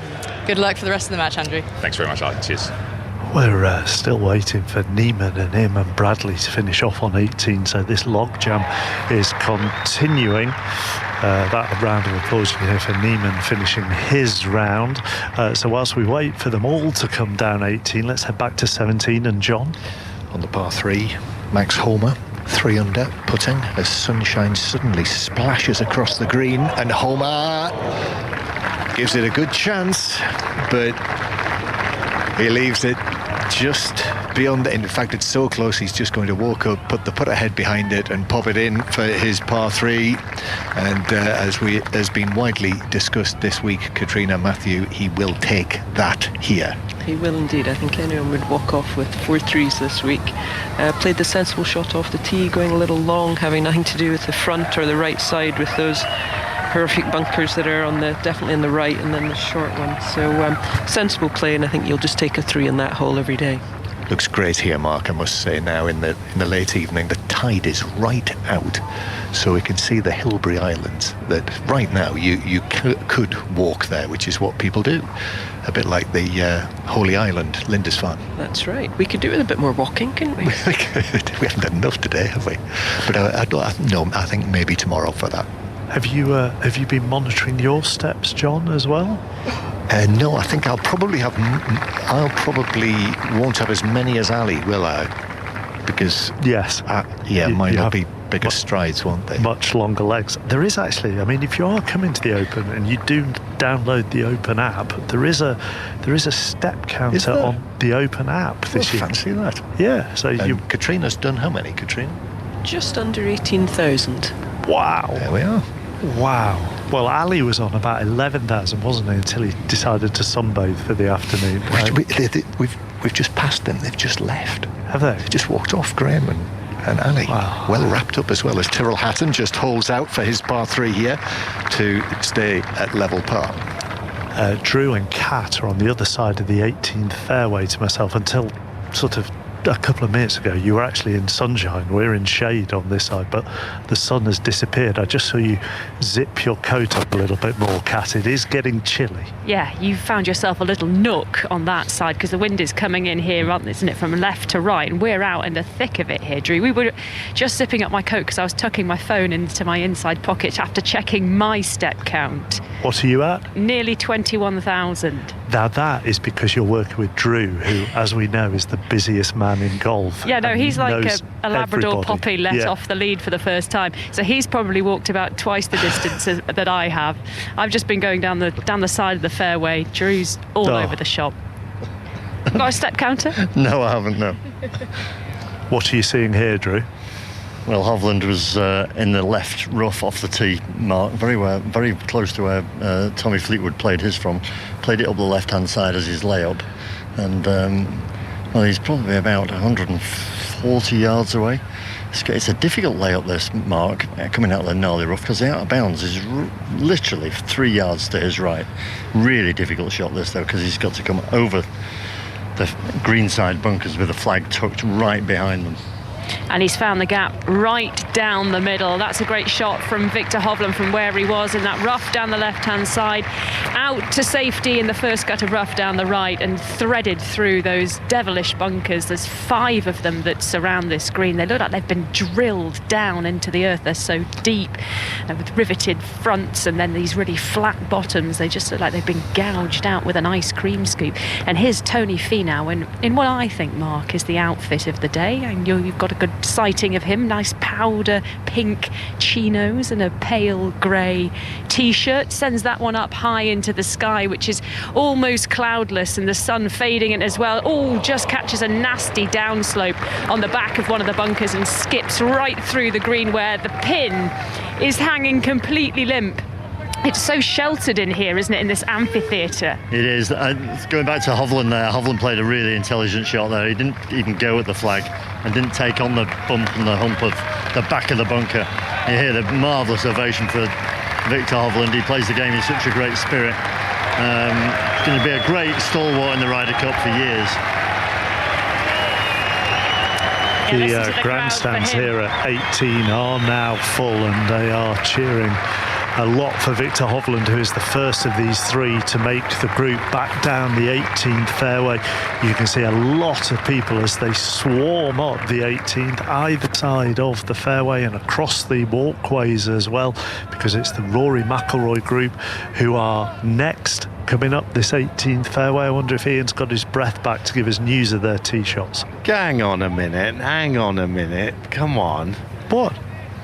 We've been standing here for ages. Okay. Absolutely fine. I thought I was trying to protect you. No, okay. Not at all, not a problem. They're having to stand aside now. What they're doing is trying to keep things moving so they can stand aside while Max Homa's group hit their tee shots. The three that I've been watching, McIlroy, Rahm and Rose, they've all found the fairway with their tee shots. The big moment of jeopardy as far as this 18th hole is concerned is the tee shot, the proximity of out of bounds down the right, but there is that danger of out of bounds going further down the hole, and Victor Hovland was very close to going out of bounds with his second shot as he hacked out from the rough earlier on. But McIlroy, you've done the numbers, he could be going for the green in two here. I imagine so. He's got 273 yards to the front edge. The flag is 15 yards on, 7 from the left-hand side, so that's totaling up at 288 yards, which even for, well, someone as powerful as Rory, that could only be a long iron really down this wind on the firm fairway. So he has got a bit of space right of this green. The out of bounds does cut back a little bit around the greens, gives him a bit more space to play from. Like Ian has just said, the main danger is off the tee. So there we are. Thank you. I just need to bring in Kat and Drew here, because I mean, I have been on the 18th for maybe 3 hours now, and as John Murray spotted earlier, when I'm watching the bunker play here, there is an element of Schadenfreude as I watch players struggle to get out, take 3 to get out, whatever it may be. Justin Thomas, Drew, has just played there are 3 greenside bunkers here all next to each other, and he's managed to come out of the middle one into the left-hand one. Yeah, he was playing away from the hole though, Mark. He was playing literally away from the hole onto the left edge of the green, and it caught the revetted face. So the revetted face is, for those that don't know, is turf laid on top of each other for, well, probably 20 layers, and it just caught this virtually vertical face of turf and ricocheted it back into a devilishly difficult position now. He's had a mare. He's just everything. You could see by his reaction, he was just almost laughing with the crowd. He's almost got to hit this left-handed or back out into the rough. He's coming back out left again, isn't he? Yeah, he's going to almost hit it towards the grandstand. The photographer better watch his face here, because he's going straight towards him. So he's had a mighty slash at it that was right up against the back face of that bunker, and it's kind of scudded out and skipped into the rough to the left of the green. And that's his 6th shot, isn't it, already on the par 5, Drew? Yeah, I do feel for Justin Thomas. I really, really do. I've seen people lose form, and you know, he's a high-profile player. He plays the game in a great spirit. I have to say, I almost felt like going up to him when we were coming down and saying, listen, you've been a credit really, because he's not lost his temper. He's just resigned to the quirkiness of links golf. 7th shot then coming in from Justin Thomas on this par 5, the last, and it's lifted up, just avoids the sprinkler head, which would have been a terrible turn of luck, but another beautiful touch from him. He just has such class, such skill. It's been really sad to see him struggling as much as he has, not just today but over the past year. It's been really, really difficult for him, and he was standing on that ridge of out of bounds that denotes the boundary between the fairway and the out of bounds just down there, and I said to him, Mark, I said, Drew, go give him a hug. Looks like he needs a hug. I mean, it's not like he's just missing cuts. I mean, he is racking up some big scores at the moment, Drew. I mean, he must be a concern for the Ryder Cup team, mustn't he? Yeah, I don't think he'll play in the Ryder Cup team if he's playing like this, because he's I wouldn't say he's a liability, but listen, Mark, these guys are so good they can get the game back within one practice session. So it might just be a rhythm thing, it might just be a change of driver, it might be whatever. So any thought or swing thought, it's a what's your game of small margins. Is that right? Cat 7?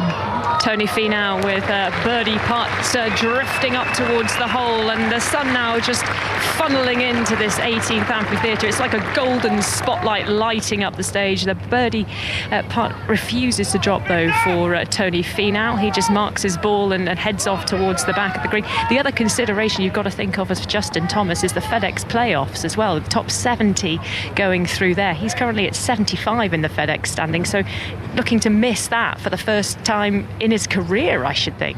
Yeah, it's a cruel old game, isn't it?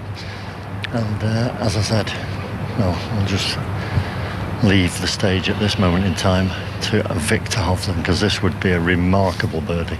It would, having found the rough down the left-hand side, hacking out, narrowly avoiding the out-of-bounds down the right-hand side, then that beautifully flighted in approach shot, threading through the bunkers here, gouged out of the seaside turf, and he's standing over the ball here now. Bright white trousers, green top, and they're willing it towards the hole here on the 18th, but it's just going to put the brakes on slightly to the right of the hole. It'll be a tap-in par to finish for Hovland. He'll stay on 1 under par, 4 shots off the leaders, and he really has created something out of this back nine against the odds. He finished the front nine 1 over par 36, but he's picked up 3 birdies on the back nine, and he'll finish on 1 under, 4 off the lead. Now here is Justin Thomas. This is his 8th shot on the par 4, and Tony Finau, he's kind of averting his eyes almost, isn't he?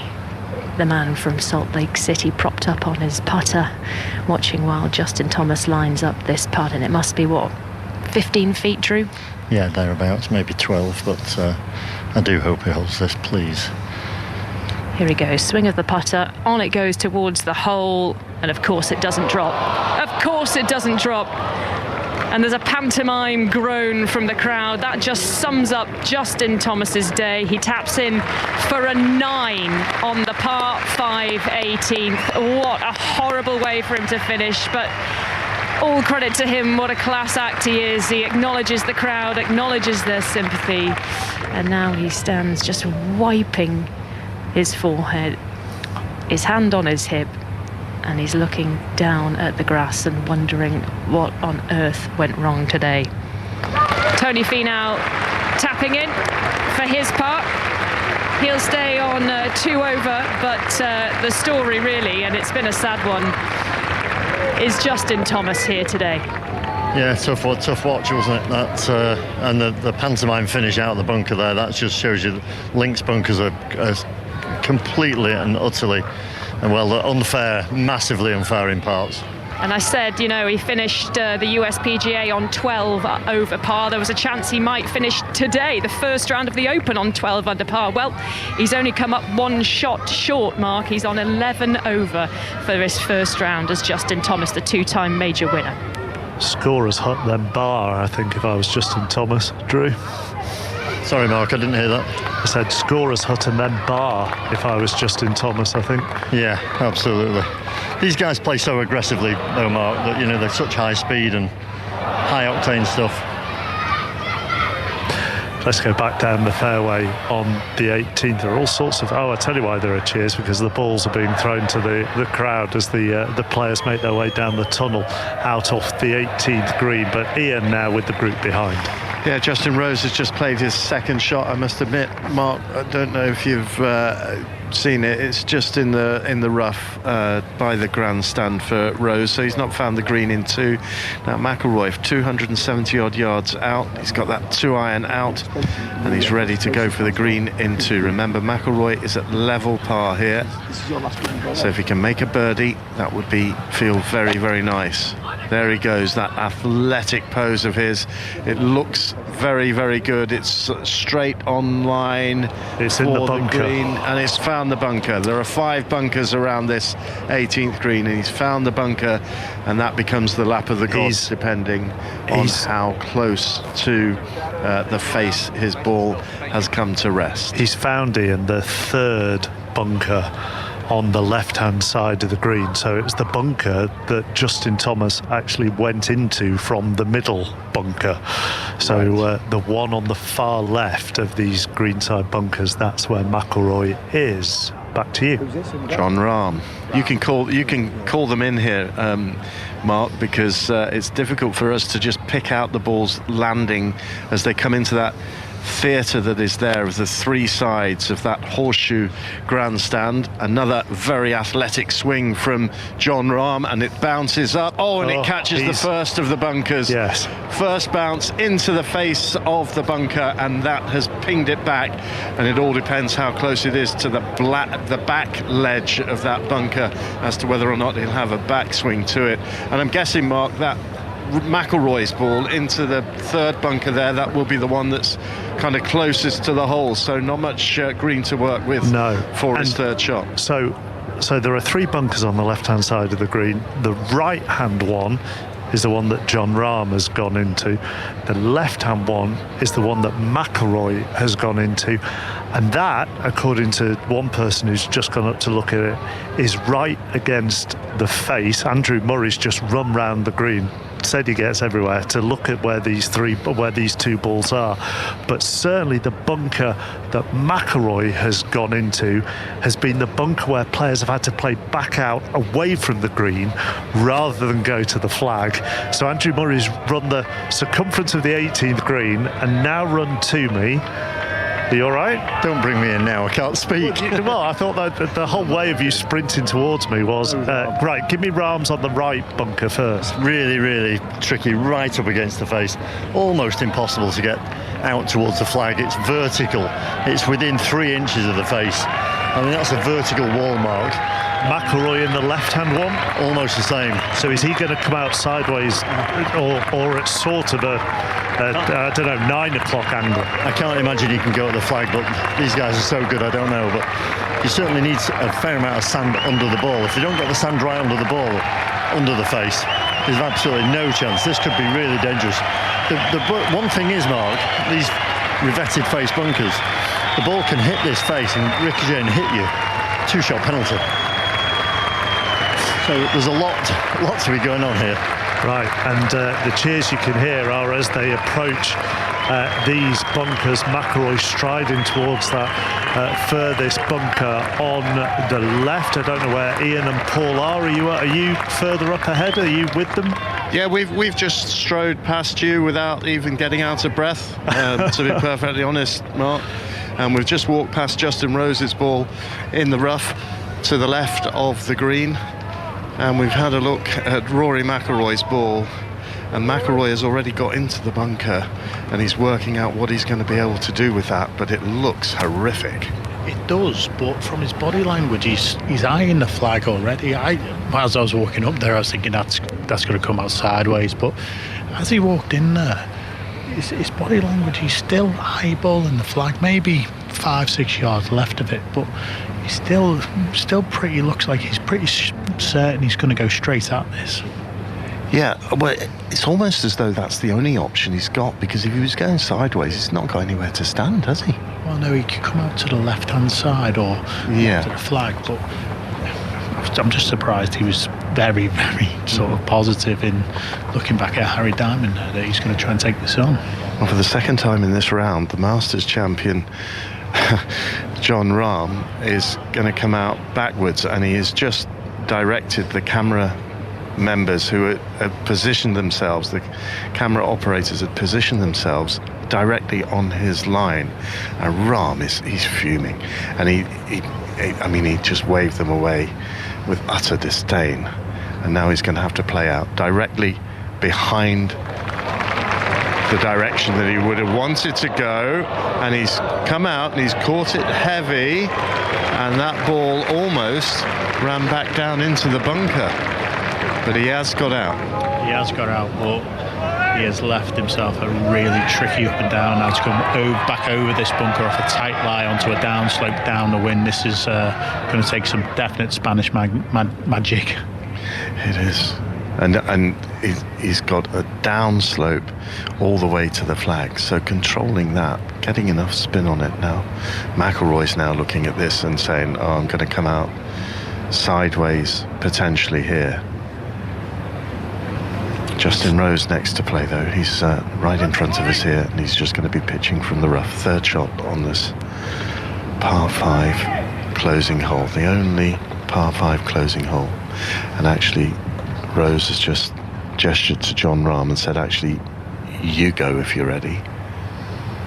It looks like to me Rahm has now looked across, and there's one or two rather boisterous figures in these packed grandstands, and that paused everybody. But it is going to be Rahm here with a devilishly difficult now 4th shot on this par 5 closing hole. Bunker between him and the flag, bunts it over there, and that was basically all he could do, just hit it into the middle of the green. Hopes he gets lucky with a lengthy par putt, and if not, limit the damage to one drop shot. Yeah, it just shows if you get out of position with these bunkers how treacherous the hole can turn into. You know, he's going at a par 5 and 2, and now he's got a very lengthy putt for par. So Justin Rose with the wedge out. He's got a slightly awkward lie here. It's juicy grass all around the ball, but he can see plenty of it. He's playing it off the back foot, downhill lie. He'll bunt it forward onto the putting surface, and he got too much of it and it caught the downslope, and he's furious because that one has just kicked on and it has run a good 30 feet past. Yeah, he's missed the upslope. He was trying to chip that into the upslope to kill it. As we turn back to the Rory now, eyeing up coming out the left of this bunker. Yeah, he's going to have to play out backwards here, backwards and sideways, much to the disappointment of the crowd. His ball right up against the face of this bunker, and so he's just going to try and land it on the mown area, not into the rough. Big Puffer's always left it in the bunker. He's left it in the bunker. He had to move very sharpish, otherwise the ball would have struck him.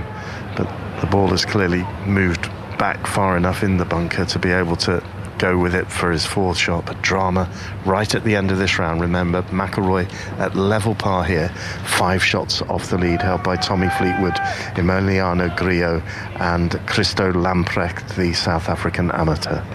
And McIlroy is now, he's wasting no time here. He's got to have one leg in the bunker and one leg out. His caddy Harry Diamond just down on his haunches, holding the bag up right behind him. And now McIlroy puts both feet in the bunker. He's really inconvenienced here. Yeah, it's a position where he can't kneel outside the bunker, but now he can't stand in the bunker either. So now he's got his left leg out. So he initially tried his right leg, now he's got his left leg. The trouble with the left leg is you can't turn through the shot, so he's struggled to get enough power into the actual golf ball here. Yeah, he's got his left leg out of the bunker. He's kneeling on his left leg. His right leg extended into the bunker. This is devilishly difficult. Second attempt to escape this hazard. Oh, and he's got out. Oh, that's magnificent. That is magnificent. Really, really good from McIlroy. It trundled down the slope and it's run on by 7, 8, maybe 9 feet. But to get it that close, to even get it out, that is majestic. It really is. I think it might have been in the back of his mind of the direction he was going. He was going to initially end up where Justin Rose was. He's just seen Justin Rose then knock his chip to 30 foot. I think he's actually got a better result out of what's just happened to him there, especially if he can keep it inside 10 foot. Great shot by Rory McIlroy. Such an important putt to come, because the difference between 71 and 72 will feel a whole lot more than just a single shot. Yeah, level par. It's something mentally in there. I mentioned it before on the back of 16. If you can get in the clubhouse at level par, you kind of pat yourself on the back at that point. I'm sure he won't go and have a beer, but I think he deserves one after the way he's ground out this round today. Yeah, he's not had his best stuff, but he's battled hard, and the big highlight came on the 14th hole, a putt from all the way across the green. And if you're listening to us now, I'd highly recommend you get on the iPlayer, check out the highlights, or get onto BBC Two, because you'll see that later. Now here's another potential highlight as Justin Rose puts across the green, the ball just coming up to the edge of the hole. You'll also find it actually in our live text commentary on the BBC Sport website, so loads of way with the BBC to stay firmly in touch with this Open Championship as it heads towards the end of day one. Jon Rahm now, how many shots has he had? 2 into the bunker, 1 out the back, then he's chipped on there, so this is a lengthy attempt for a par for the Spaniard. Yeah, from the middle of the fairway, all players have struggling to make par, really. It just shows the difficulty that we're seeing around these greens, especially with the bunkers. So obviously Rahm now stepping up to his par putt. Devilish pin position. Hoylake really has stood up to the world's best today, but we've seen some brilliant golf from those leaders at 5 under. This is Jon Rahm at 2 over. So this is a very important putt for him as well, for a 73 on its way. Heading towards the hole, needs to turn. Oh, and it nearly did, and it's hung on the hole's edge. And that sums up Jon Rahm's day, and he shakes his head and he trudges forward, and he's bogeyed the par 5 closing hole, and that takes him to 3 over par, and it's a 74 for the Masters champion. It's amazing he shot the same score as Justin Rose. His ball striking has been far superior to Justin's today. Justin's just hung in there, especially in the later rounds, he's shown his grit and his mentality there to end up shooting the same score as Jon Rahm. So this is about 10 feet for Rory McIlroy to save his par at the last and record a 71. That's a big putt. This is a big putt for him, especially going into tomorrow. He's going to be off earlier tomorrow. He's going to get the best of the weather, I hope. So he can actually try and build momentum. This will be a big momentum putt for him now going into tomorrow if he can hold it. To stay within 5 shots of the lead at the end of day one. McIlroy from 10 feet for par on its way. And a big clenched fist from Rory McIlroy, and well he should celebrate that. That was a real crisis on the 18th, and he negotiated it magnificently. 1 leg in the bunker, 1 leg out, and he gets it up and down for a par at the last and a level par 71 that keeps him firmly in the hunt at the 151st Open. And history may tell us just how important that putt was. 50 of the 52 Open champions since 1970 have been within 5 shots of the lead after the first round. And with that, he stays within 5 shots of the lead, Andrew Murray. Well, that was sensational, wasn't it? I'm not saying that was fair in any way, shape or form. I don't like how penal those bunkers are, I have to say, but that was athleticism to even attempt to get at the ball, 1 leg out, kneeling on his left leg, and to get it up and down and have the courage to hit the quality of the shot out of the bunker and then to hold the putt. That's gutsy stuff, Mark. Well, gutsy stuff. And also we're looking at this on the first round of a major. We've spent a lot of time talking about the 17th over the last couple of days. Let's not forget this hole and the drama that this could provide. And if you go in one of those 3 bunkers on the left, wherever the pin may be on the final day, but if you go in one of those bunkers, 3 bunkers on the left-hand side of this 18th green, on the final day, if you're the final pair in the final round, goodness me. Oh, absolutely. Yeah, I mean, it's... Well, it doesn't bear thinking of, does it, if that was to happen? You know, what happened to Jon Rahm, where he's got to play it out sideways, then he can't chip it towards the flag. I've never seen 3 players, McIlroy, Rahm and Justin Thomas, within 20 minutes, all playing away from the hole and unable to escape the bunker. But we've seen several who've done that over the course of the few hours that I've been here. Yeah, I'm sure you have, but literally in the last 15 minutes I've been there. And we've had a 10. We've had a 10 on this hole in the last 3 hours. And we've been talking about the 17th and the disasters that may create. You're right. I mean, this is a disaster waiting to happen. Definitely the hardest 18th tee shot in Championship golf, out of bounds right on the right edge of the fairway, and then all the way up the right-hand side. And then those 3 bunkers especially, grabbing a ball and yeah, well, it's just... Well, we said it in the preview show, Katrina Matthew, didn't we? That you have a 4-shot lead, 5-shot lead on the final day of the Open, Katrina, and you could lose it on the last 2 holes. Yeah, you could. I mean, I think these bunkers in 18, this is obviously, we were wondering why there was such a delay on this hole, but after seeing what's just happened, I can understand why it is. They're coming in, it's a long way, kind of 280, 290 yards, so, the bunkers isn't really that bad a shot, and then they're having to play it backwards, sideways, leaving it in, so a lot of drama could happen on this hole, and we thought it was going to be the tee shot, maybe that was going to be the tough part. Katrina, can I just ask you, do you think that's fair and right, or do you think that's too penal? I think it's too penal. When you're coming in with a 3-wood and you're having to hit a shot out backwards or sideways, fair enough if maybe just one person, but there seems to have been numerous ones having to do that today. The approach shot of Colin Morikawa from the middle of the 17th fairway has just landed, and it must have hit a downslope, and it's raced across the green and actually went clonk into the hoardings at the back of the 18th green. So he's down in the long grass there, but it is Max Homa to play next. So Homa, remember, last we heard, I'm not sure how long ago it was, he's 3 under par. 279 yards. There's the swish of his club. We can see him standing still as he waits to see where the ball lands. And it's gone in the grandstand, I'm being told. In the grandstand? That's what I've just been told. TV picture show it's in the grandstand. Now, is that on the left? Is that up behind it? Yes, it is. There's people, in fact, everyone's very excited up there. Right, there's phones coming out left, right and centre to take pictures of where the ball has actually landed up there. So he'll obviously have a drop. Is the drop area down near you? Yes. Oh, there it is. Yeah. So well, I presume that cannot be unconnected to the fact that he's had to stand there for 15 minutes. No, and it's getting cold out here now, so to stand there for 10 minutes and waiting to hit your shot, and then he's obviously watching what's been happening up here, and now he's pulled his shot left and the drop zone is in the rough there. He's not going to have a great shot. I wouldn't have thought, trying to chip over these bunkers that are causing all the chaos. So it'd be a good shot to keep it on the green, I think. I mean, these second shots are proving difficult to arrest into 18 as well. It came to a rest in row 2. So where we are, just looking up there in row 2, and they're very, very excited.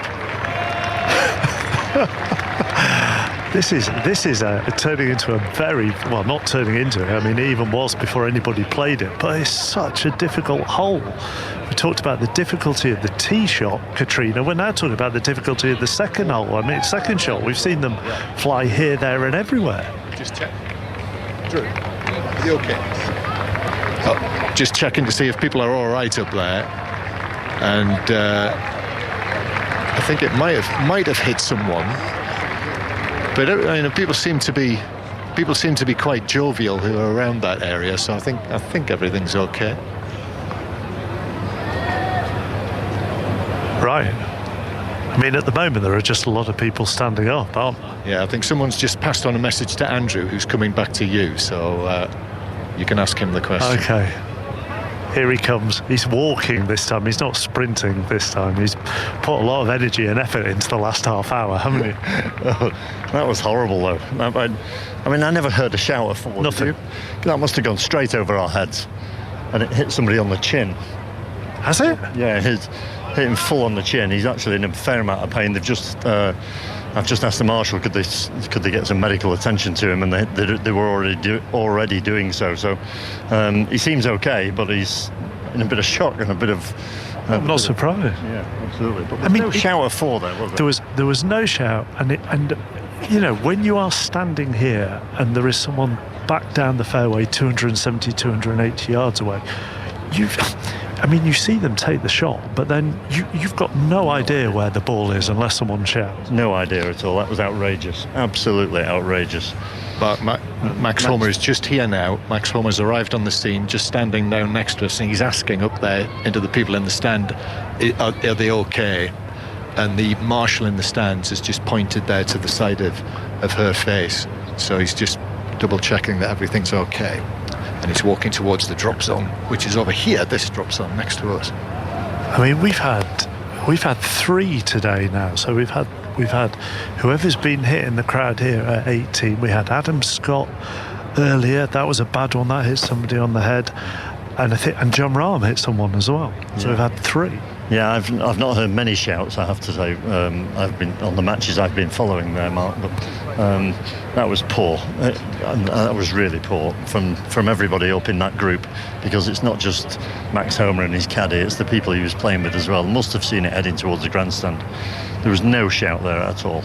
Well, I think the majority of people were oblivious to that. We heard a sort of slightly shocked noise, but it was muted from the crowd, and it was only when somebody watching a screen, John, was able to tell us what had actually happened. That's right, yes. So yeah, you know, it shouldn't be like that, should it? As Tyrrell Hatton is just playing his 3rd shot, having missed the fairway by a distance off the tee. His 3rd shot's landed on the side of a slope there, and it's skipped on right way past the hole by 25-30 feet. Yeah, just caught the downslope and has scooted on, and Tyrrell not looking overly thrilled by that, is he? He is not level par. He was 2 under at one stage. He was 2 under at the turn. And he's going to struggle to make his par 5. Colin Morikawa, meanwhile, 2 over par, the Open champion of 2 years ago. And they're just checking to see who's going to drop first. They're both going to drop. Yeah, I think Colin Morikawa is up against the stand through the green there, and he's just going into the drop zone there. And Max is dropping just down in front of where his ball went in. And I think he's going to have to play left. Off the flag. And who's going to play first? I think it might be Morikawa. Yeah. So Morikawa just off the back of the green. I mean, he's had what a round he's had, Colin Morikawa. 4 birdies, 4 bogeys, and a double bogey. And he's holed some long putts, several 20, 25 feet putts. And he now, in fact, is leaving the way to Max Homa, he's going to chop this from where he's dropped it. So this is 3rd shot, which he's got to be very careful with, because he's got to play it to the left of the bunker, and he's landed it there, and it's rolled on, and I think it might roll all the way and off the other side. No, it just clings on that far side of the 18th green, but that's a long, long way from the hole. Yeah, he really didn't have much there. He had to make sure he got it past the bunker. He couldn't go over the bunker, and he was really just playing for over there, to be honest. So that's a testing up and down for his par 5 at the 18th to keep the world number 8 at 3 under par. Meanwhile, Colin Morikawa at the back of the green. So he has this shot to play almost all the way down the length of this 18th green. He's in the wispy brown grass there, and out it comes. Lands in the middle of the green and rolls on down towards the hole, but pulls up short. That's still got 12, 13 feet in it. Yeah, I think he thought that was going to maybe just release a little bit more coming out the rough, but I don't think he'll be overly thrilled with that one. But he's got a chance at birdie. He has. So it'll be, I think it'll be Max Homa to play first from over there on the far side of the green, just looking up at the big yellow leaderboard up there, the traditional leaderboard, the manually operated leaderboard, which is always an absolute joy to see, because you can trust it, and it's always there. It doesn't change to various other things.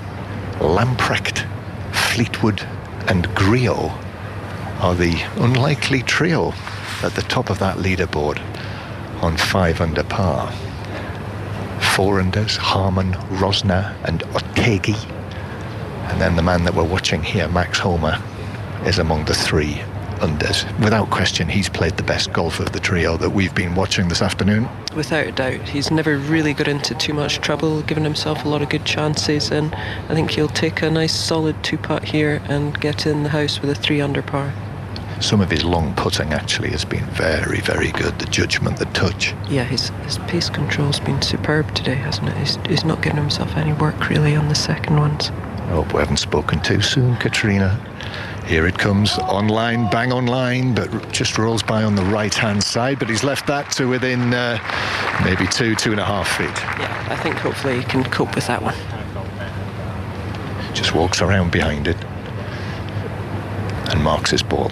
So he'll need that for a round of 68, a 3-under par round of 68. But first, Tyrrell Hatton and Colin Morikawa. How would you sum up Tyrrell Hatton's day? Full of promise, and then it just fell away. Yeah, he started really well, didn't he? And then just round the turn, he just kind of had a few wayward shots and a few bogeys thrown in there. And this would be a good way to finish for him if he could knock this one in. But after such a promising start, this is a little disappointing. It's not been easy out here, though. It has not. So Tyrrell Hatton, the bearded world number 13, sends this from 20 feet or so towards the hole and by on the left-hand side. He knew it, looked up again. We see him grit his teeth there, but it will be a par 5 for him to finish. Tyrrell Hatton, a round of 71 it will be. He walks around behind it, feet wide apart, and taps it in. Par 5 for the Englishman to finish. Level par, just 5 shots off the lead. Yeah, it's still right in there. After his start, he's probably slightly disappointed, but I think when he gets in and has a look at the scores, and he's out early tomorrow and get off to a good one tomorrow. So of this group, and there are still 6 more groups to come through after this, and this, it feels like it's a bit of a problem, the hold-ups and the delays that we've had on the 18th, because there's not too much light left here. No, it's beginning to get a little gloomy, isn't it? The sun's gone behind the clouds now, and it's got cold. I think the wind's maybe dropped a wee bit though, but the temperature's certainly dropped as well. Here's Morikawa just about to go. Yep, this for his birdie, to finish with a birdie that will make him feel an awful lot better. Towards the hole and by on the right-hand side. He's been out of sorts. And in it goes. 2 over par round for Colin Morikawa of 73. And so it only remains for this group game number 46, as it was called on the first tee many hours ago. This to finish things off. Max Homa, just from short range, good day for him. Playing in only his 3rd Open Championship, never contended.